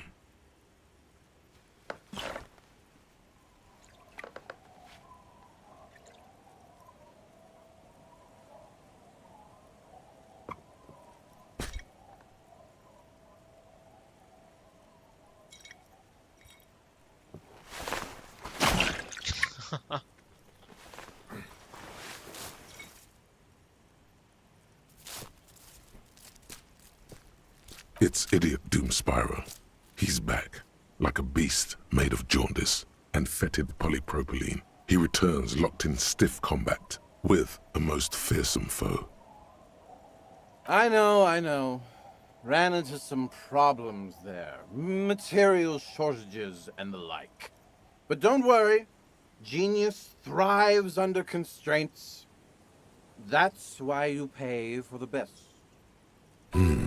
He seems even more drunk than before. He can't even walk straight.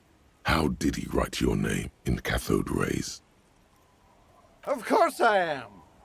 When you're ready, and I don't think you ever will be, just head on over to the Horseback Monument. You'll see. World's gonna know about you, me, and the shiny numbers in our bank account. The lieutenant closes his notebook and nods at you, ready to go.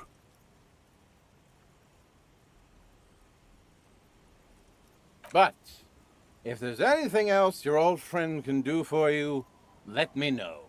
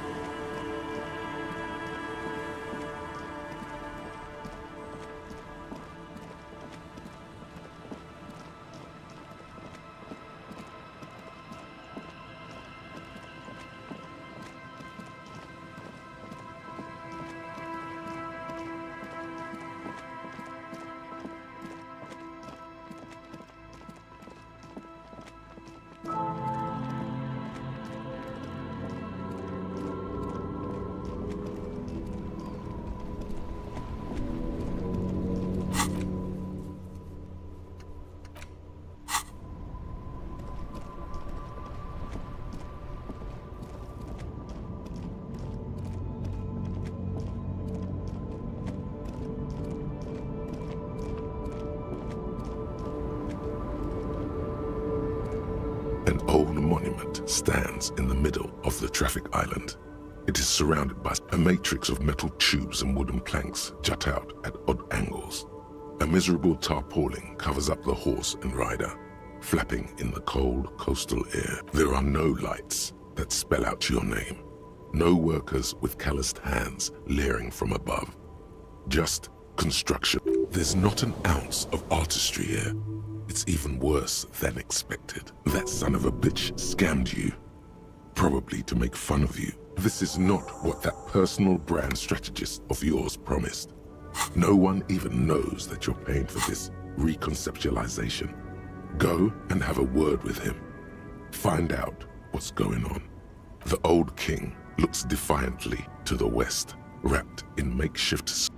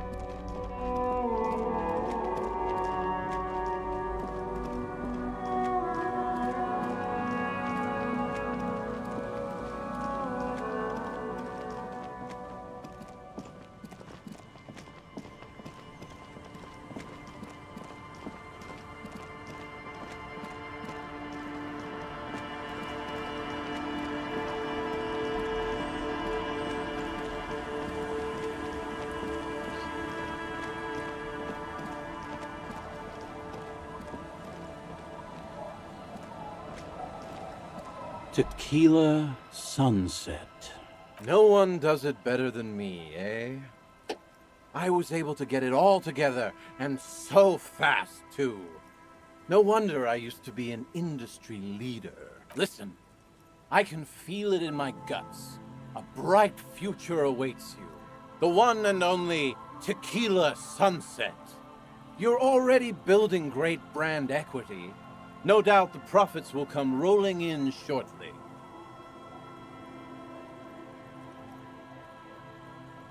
Of course not. Your trademark will be all over it as soon as the workers can get to it. The strike's holding them up. Not much I can do about that. I guarantee the papers will pick it up once it's all finished. With photos and everything. You'll be the talk of the town, investing into the community, creating value, giving back. Papers? Maybe she'll read the papers and see your name. Maybe it will bring her back. Hey, your new personal brand strategist still hasn't laid off the drink.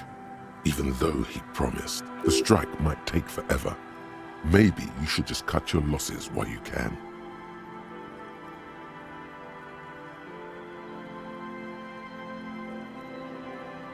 Tequila, you know it isn't that easy yourself. I promise you, I'm working on it. What would you like them to say? Here's a man who knows how to play the media by starting with the right question.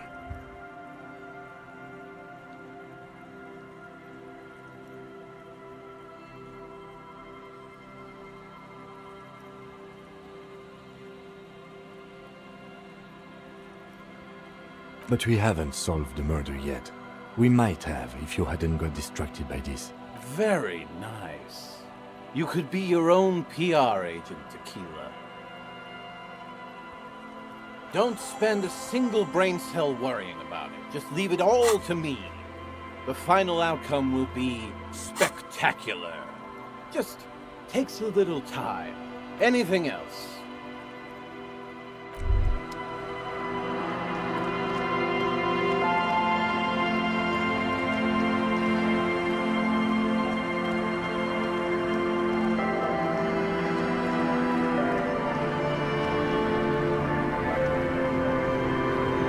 Aye, the sea's gonna calm down soon, I can feel it. The wind is turning southeast. What's on your mind, officer?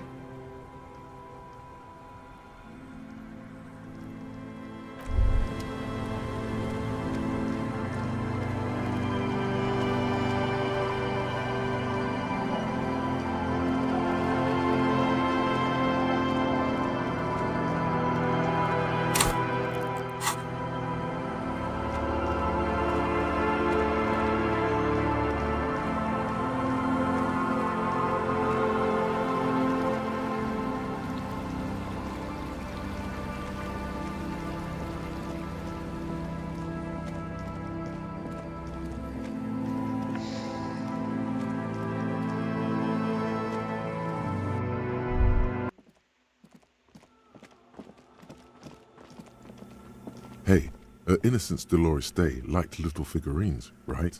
Liked holding little men between them. You have the headless Falcon Rider figurine. You should give it to her. Win her back. Don't be so pessimistic. This isn't funny. You have a bad feeling about this one. So very, very, very nifty. Nifty and mysterious. This is surely what the figurines are for.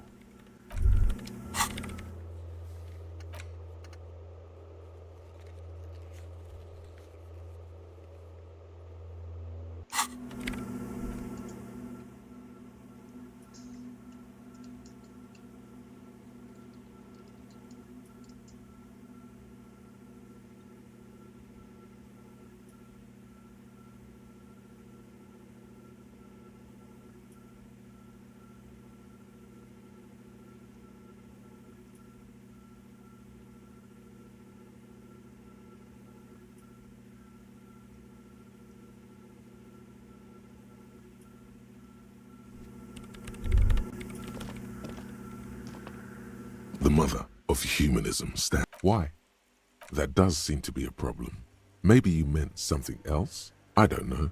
What are we thinking of? Part of your mind has gone on to other things already. Only a strange... The mother of humanism towers above you. Yes, what is it?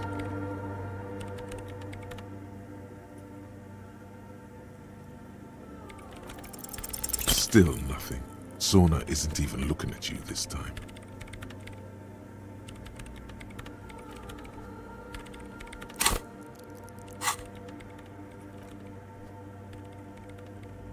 Bro, fuck this shit, man.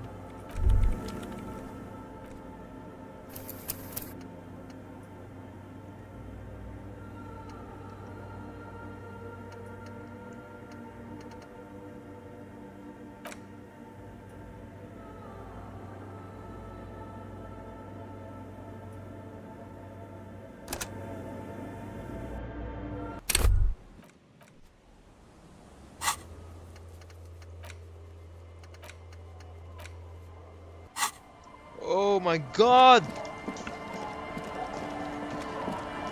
Ah.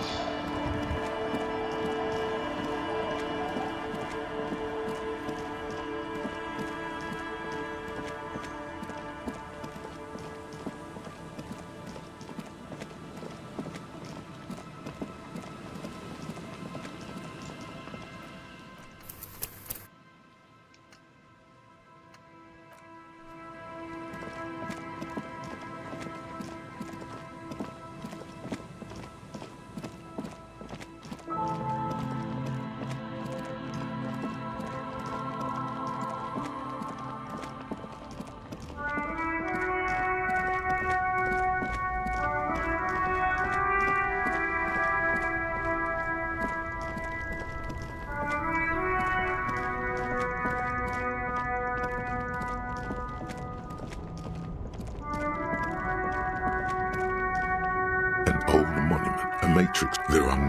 There's not that son of a... This is not what the old king.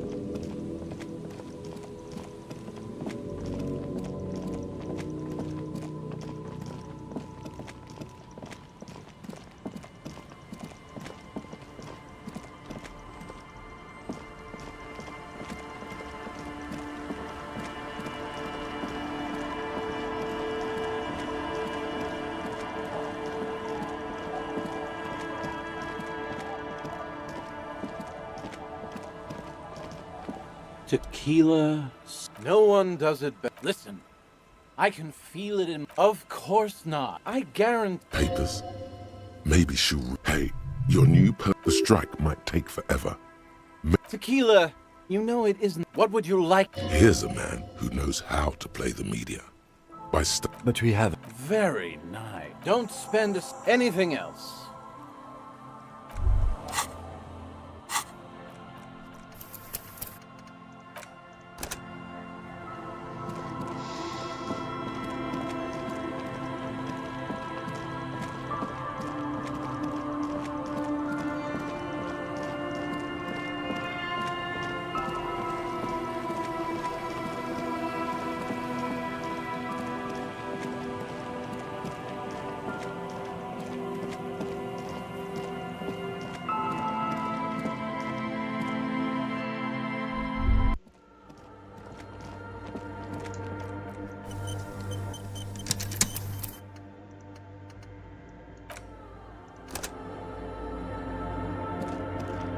Hey, her Innocence Dolores Day liked little figurines, right? You have the headless Fallen Rider figurine. You should... Don't be so... This isn't funny. So... The mother of... Why? That does seem to be a problem. I don't know. What are we thinking of? Part of your mind is only as the mother of human...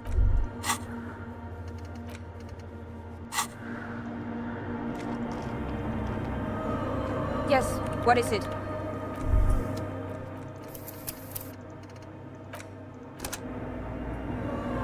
Yes, what is it? Still nothing.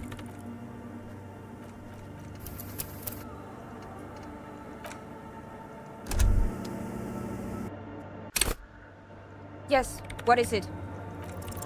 Still nothing. Fuck this.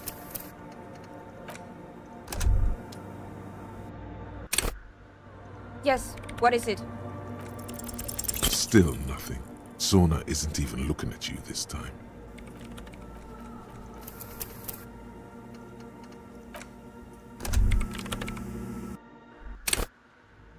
Yes, what is it? Still nothing. Sauna isn't even looking at you this time.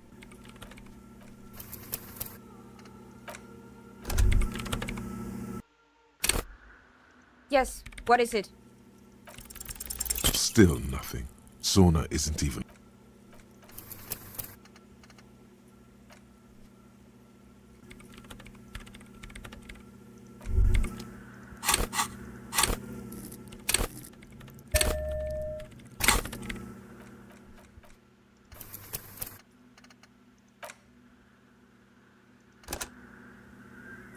Yes, what is it? Still nothing. Sauna isn't even looking at you.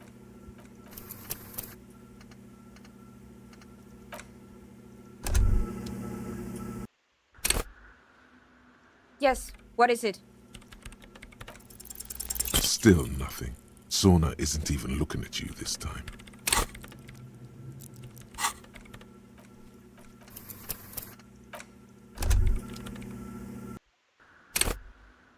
Yes, what is it? Still nothing.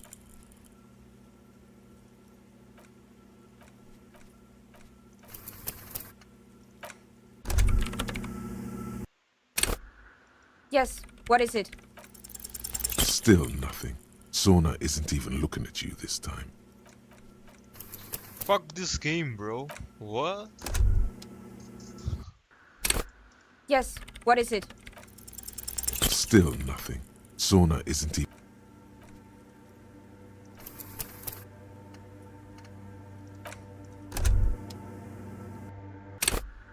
Yes, what is it?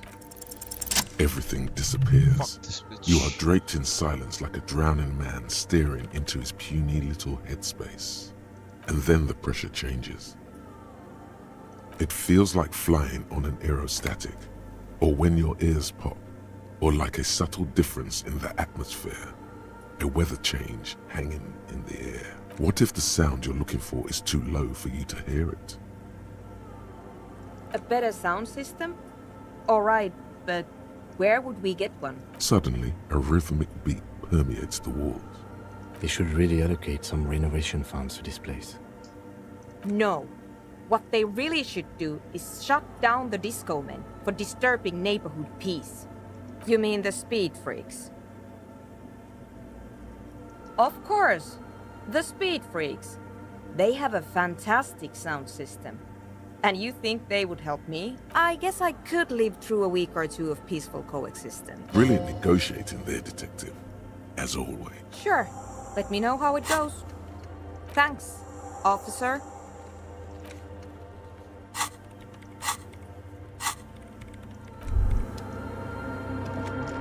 Fucking save this shit, bro. Holy fuck.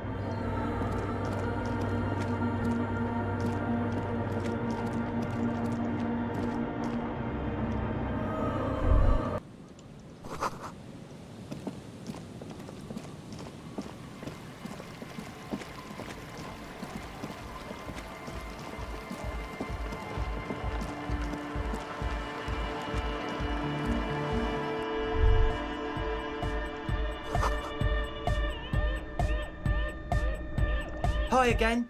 So, how are things going?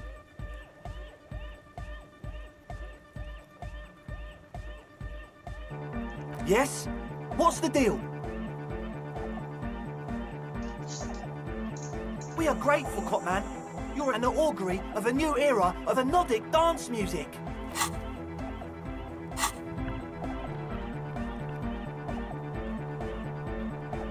That's fine. We can manage. We appreciate it. It's going to take us a bit to move our stuff inside. A couple of hours, maybe. Come check back later. Let's get moving.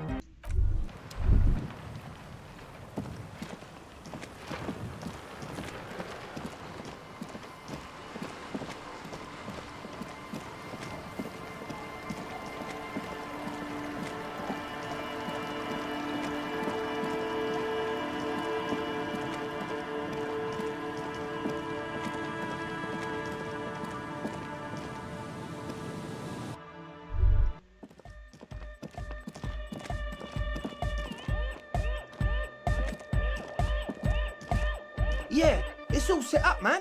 Can you already imagine 1,000 people in here? 10,000! Ecstatic vibrations, totally transcendent. And I've finished setting up the new compressor too. Now the only thing left to do is the name of the club.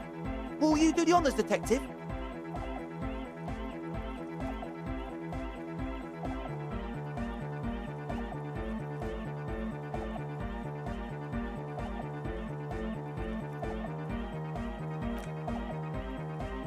How about something simple? Like the club? Too modern and too ironic. We don't want ironic, we want real. Real and true and beautiful. Like a morning after the rave. The name. Everything I managed to come up with sounds just wrong. Andre's overthinking it. Yes, you should do it, Detective. It would be good for the signs. Noid's right. You've helped us so much. It's the right thing to do. Yakukata! Yakukata! The place to be! Yeko Qatar, the zone of ecological catastrophe. Hardcore! Hardcore to the mega! No, it has to be bigger than hardcore. Yes, it has to be even bigger than hardcore to the mega. It has to be bigger than the scene. The amnesia. Like the... I can't remember the name of the club, Amnesia. Amnesia! It's not amnesia, guys.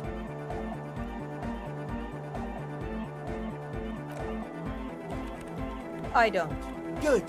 We have too many opinions anyway. I wouldn't. I wouldn't build a club, and I wouldn't name it either. An underground place with no name? Sounds like something the Crabman would say. We're not going with anything the Crabman would say. Why not? The Crab... I don't care. I don't like the Crabman, and I don't like his ideas. You have? Well, what's the name? Like that DeLorean word for the world, you mean? Elysium. But Disco Elysium? Isn't it wacky? Disco's kind of gone, isn't it? Forgotten. The past is the future, but the future is dead. No, it's beautiful. Beautiful and brave. Like we want it to be. And short. And memorable. It's settled then. Everyone welcome to Disco Elysium.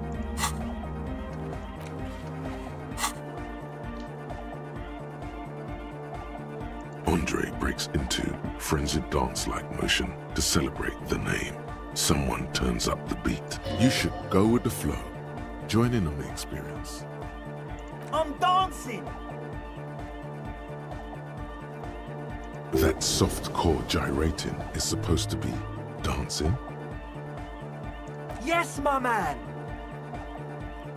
Talk? What is there to talk about if you can express yourself with mood? Audio waves thump against your ribcage. The speaker setup makes everything sound much better. But there's a noticeable lack of something. It's to express my individuality. Is that a bald spot? It's hard to tell for sure with the fused together spikes, but it looks like he's balding.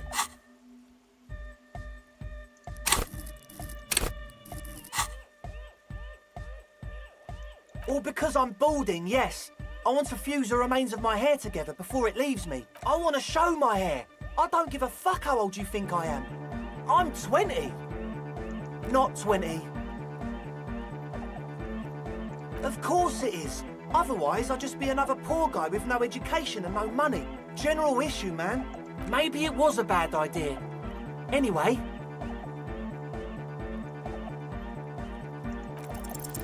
You close your eyes and dream of the shapes your body should form to bring this strange music into life. For now, such ferocity of motion is beyond you. But just imagine the moves you could... Puts a grin on your face just to think about it. Even a failed attempt gets the juices flowing and repairs some of the damage done by battles lost. If you up the... Salvation.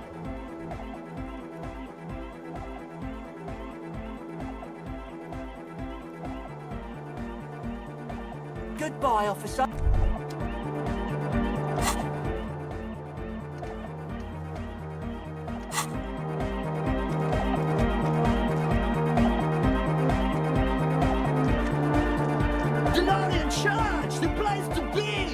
Vibrations thump. He stands on the other real deck is empty. Yeah! Back on the case! No disgrace! Bring it down to party place! The first page of the second chapter! Could it be? Maybe for him, you only have a chapter or two left in you. Last of the penultimate, or like.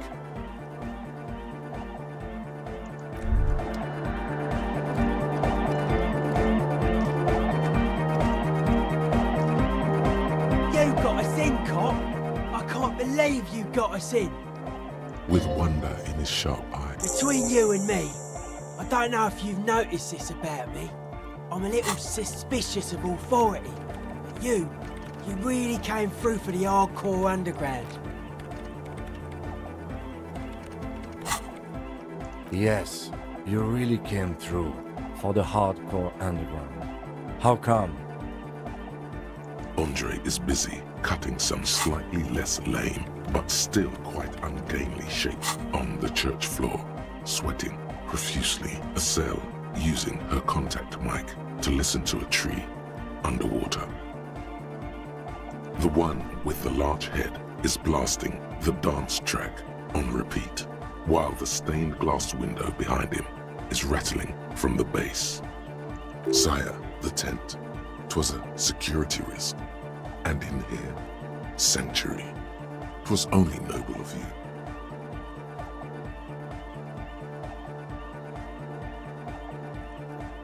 Okay. What he means is, you can't possibly have handed them this real estate for such a flimsy reason. Then again, whatever keeps your nose out of the bottle and on the job. It's a miracle of carpentry. Their bodies carved into total shapes. Now it can be something more. That's right. The first settlers built it, plus 6 more like it, on the coast here. Was one of the first things they did. Must alone on an uninhabited archipelago. Forced to face themselves and... He means something paranatural. He must... I would want to build a safe place for myself and my own as well. A cop who's into building critique. Okay then, this is folk DeLoreanism, lawmonger, huh? It's a subset of early DeLorean architecture. Art of core. Total. Everything between an ancient concrete cathedral and a glass cube is DeLoreanism. This is just an homespun version of it. Folksy stuff. Early mass production. They made thousands like this. Does that help you out? Like that woman there. Vertical, thin, white. A false image of grandeur. The source of the system is up there. Europe like to show off large and intricate structures. Arches, spires. Put you down with them. They were really into painting everything white too. Virginal shit, you know. Marriage shit. Virtue and tyranny. Stands to reason it used to be white on the outside. Before the sea wind took all the paint off. Year after year, flake after flake, whitewashed clean, then covered in green moss. Dead bodies of perennial plants. Sigma functions have left this place. It's a good thing we came along. The spiritual collapses. I saw some piglets suckling their dead mother. Have you heard this one, cop man? They had sensed that she could no longer see them, and that she wasn't like them anymore. What they loved in their mother weren't her body, but whatever it was that made her body live. End of quote. This is an high-quality carcass. The power of anodic beats and hard bass is needed to reanimate it.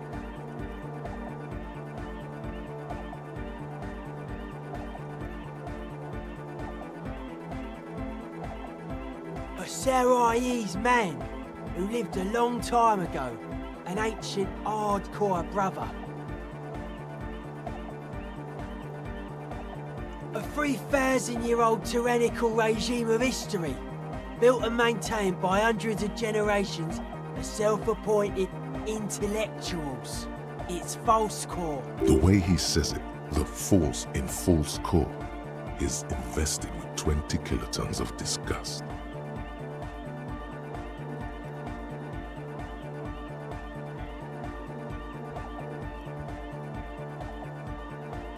I only said unity. One word. Figures of authority always misquote you. Andre doesn't care about the Ecclesiastes. He just wants the operation to run smoothly. And Egg is a demi-beast. You shouldn't listen to what people say. You should listen to what they are. Anodic dance music. Regular dance music wasn't hard enough. And yes, sure.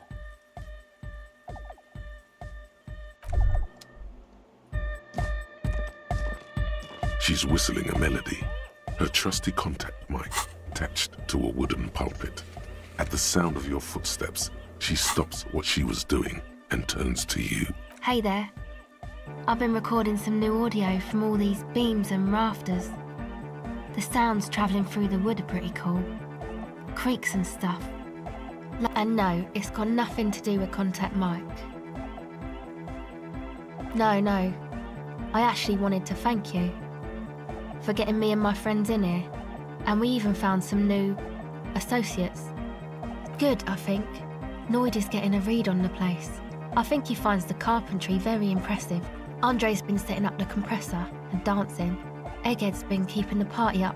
He's got the stage under control. Sauna, the programmer, she's doing whatever she does behind that radio computer of hers. She doesn't talk to us much. And the Crabman hasn't shown himself, thank God. Sure, you helped us out. I can repay the favour. What do you want to know? Oh, she's a bit odd, I have to say. Doesn't talk much. I'm not really sure how to vibe with her, you know? Seems like she's not in a very good mood most of the time. But earlier today, she told me about Welkins. And she seemed oddly happy, like she had some idea with those little creatures. Some artistic idea. I didn't really listen, I was busy with my mic. Oh, the Crabman. Still gives me the creeps the way he moves. But he doesn't actually come down that much, just climbs around the rafters. I just tried to stay away from the Crabman. But he talks to Noid. They seem to have some thing going on. Beats me. Noid said they get along somehow. They're both crazy enough, I guess. Who knows? He doesn't really answer our questions, see? Not that it's easy to ask them. What are we supposed to do, yell up at the tower? Who do you want to know about? Andre. He's a cool guy. Doesn't really come off as one, but he is. To me, at least. He takes care of shit. Sorry. I mean, he's got a vision. For what life should be, you know? He tries to push things until everything falls into place. He's an organiser. Nothing. But then again, there's nothing to organise around here either. He really wants this church thing to work. Must have taken it as a sign when he found it abandoned like that. Said it was an augury. I don't know where he got that from. Andre's not super intelligent. I've never seen him so psyched about anything though. And he's often psyched. Looks sort of desperate, like it's his last chance or something. I mean, not that he does drugs, just high, you know.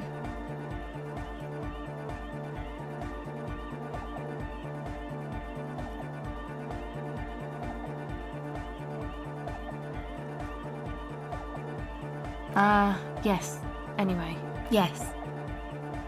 Who do you want to know about? He's a Forburger, I guess, like the rest of us. Okay, maybe not Egg, I don't know about him, but Noid and the rest are from Forburg, making the pilgrimage up north to visit the Elysium. He's real hardcore about the lifestyle.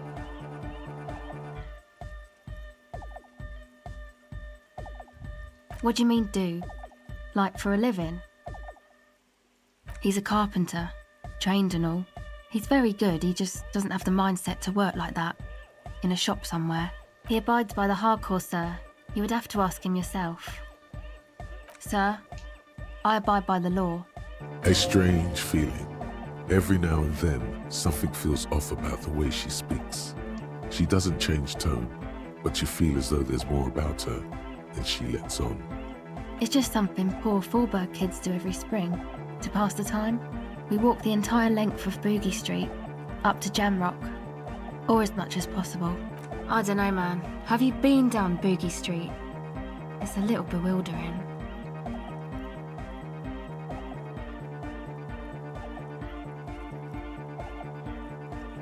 Okay, then you should go and take a look, I guess. Boogie Street is cool. It's got a lot of immigrants and all kinds of different people.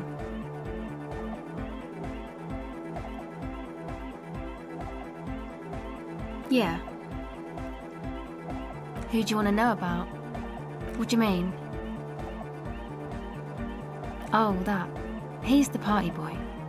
And Nordic music doesn't really do vocals in the traditional sense. Vocals are thought of as rock. That's to say they're a bit backward. No offence if you like rock music though. Rock music's cool by me.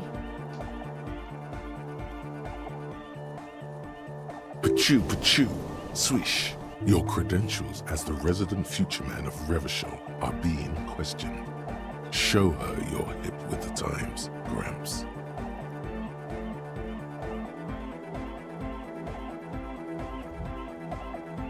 Yes, forever. Anyway, even if you don't have vocals, you still need someone to say something every now and then, right? To urge things on.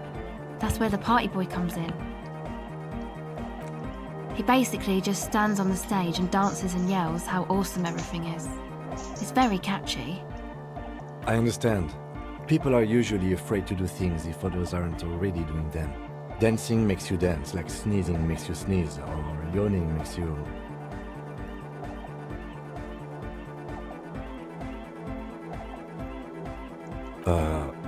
Anyway. Actually, we don't know where he's from. Or who he is, really. One time we were out partying somewhere in backwater Forburg. Or maybe even Coal City. I can't remember. Maybe it was Coal City. The worst of the bandleurs. A wretched heap of closed-down mines, even west of Jamrock. Egg was yelling along to some jam someone was spinning. All night long. Just kept yelling until he didn't have a shred of voice left. When the sun came up over the mines. There were mines? Yeah. It was in Coal City. Ed came with us. He made this wheezing puppy dog sound all the way back. Couldn't even speak.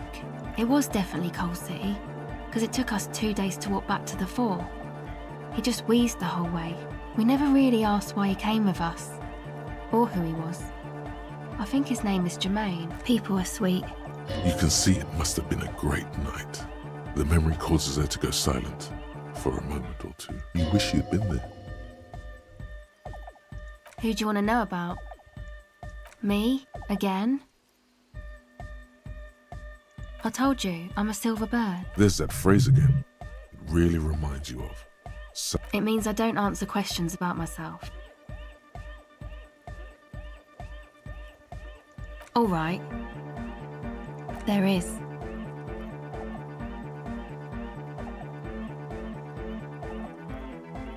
Is there a law that would stop me from lying? That would depend on the circumstances.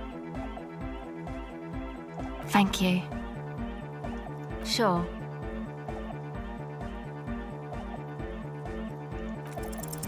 The silver bird has already flown away. I will catch it later.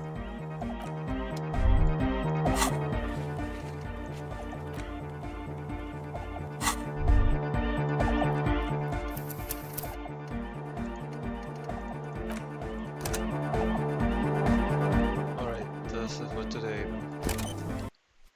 It's been late already. Time to end the stream.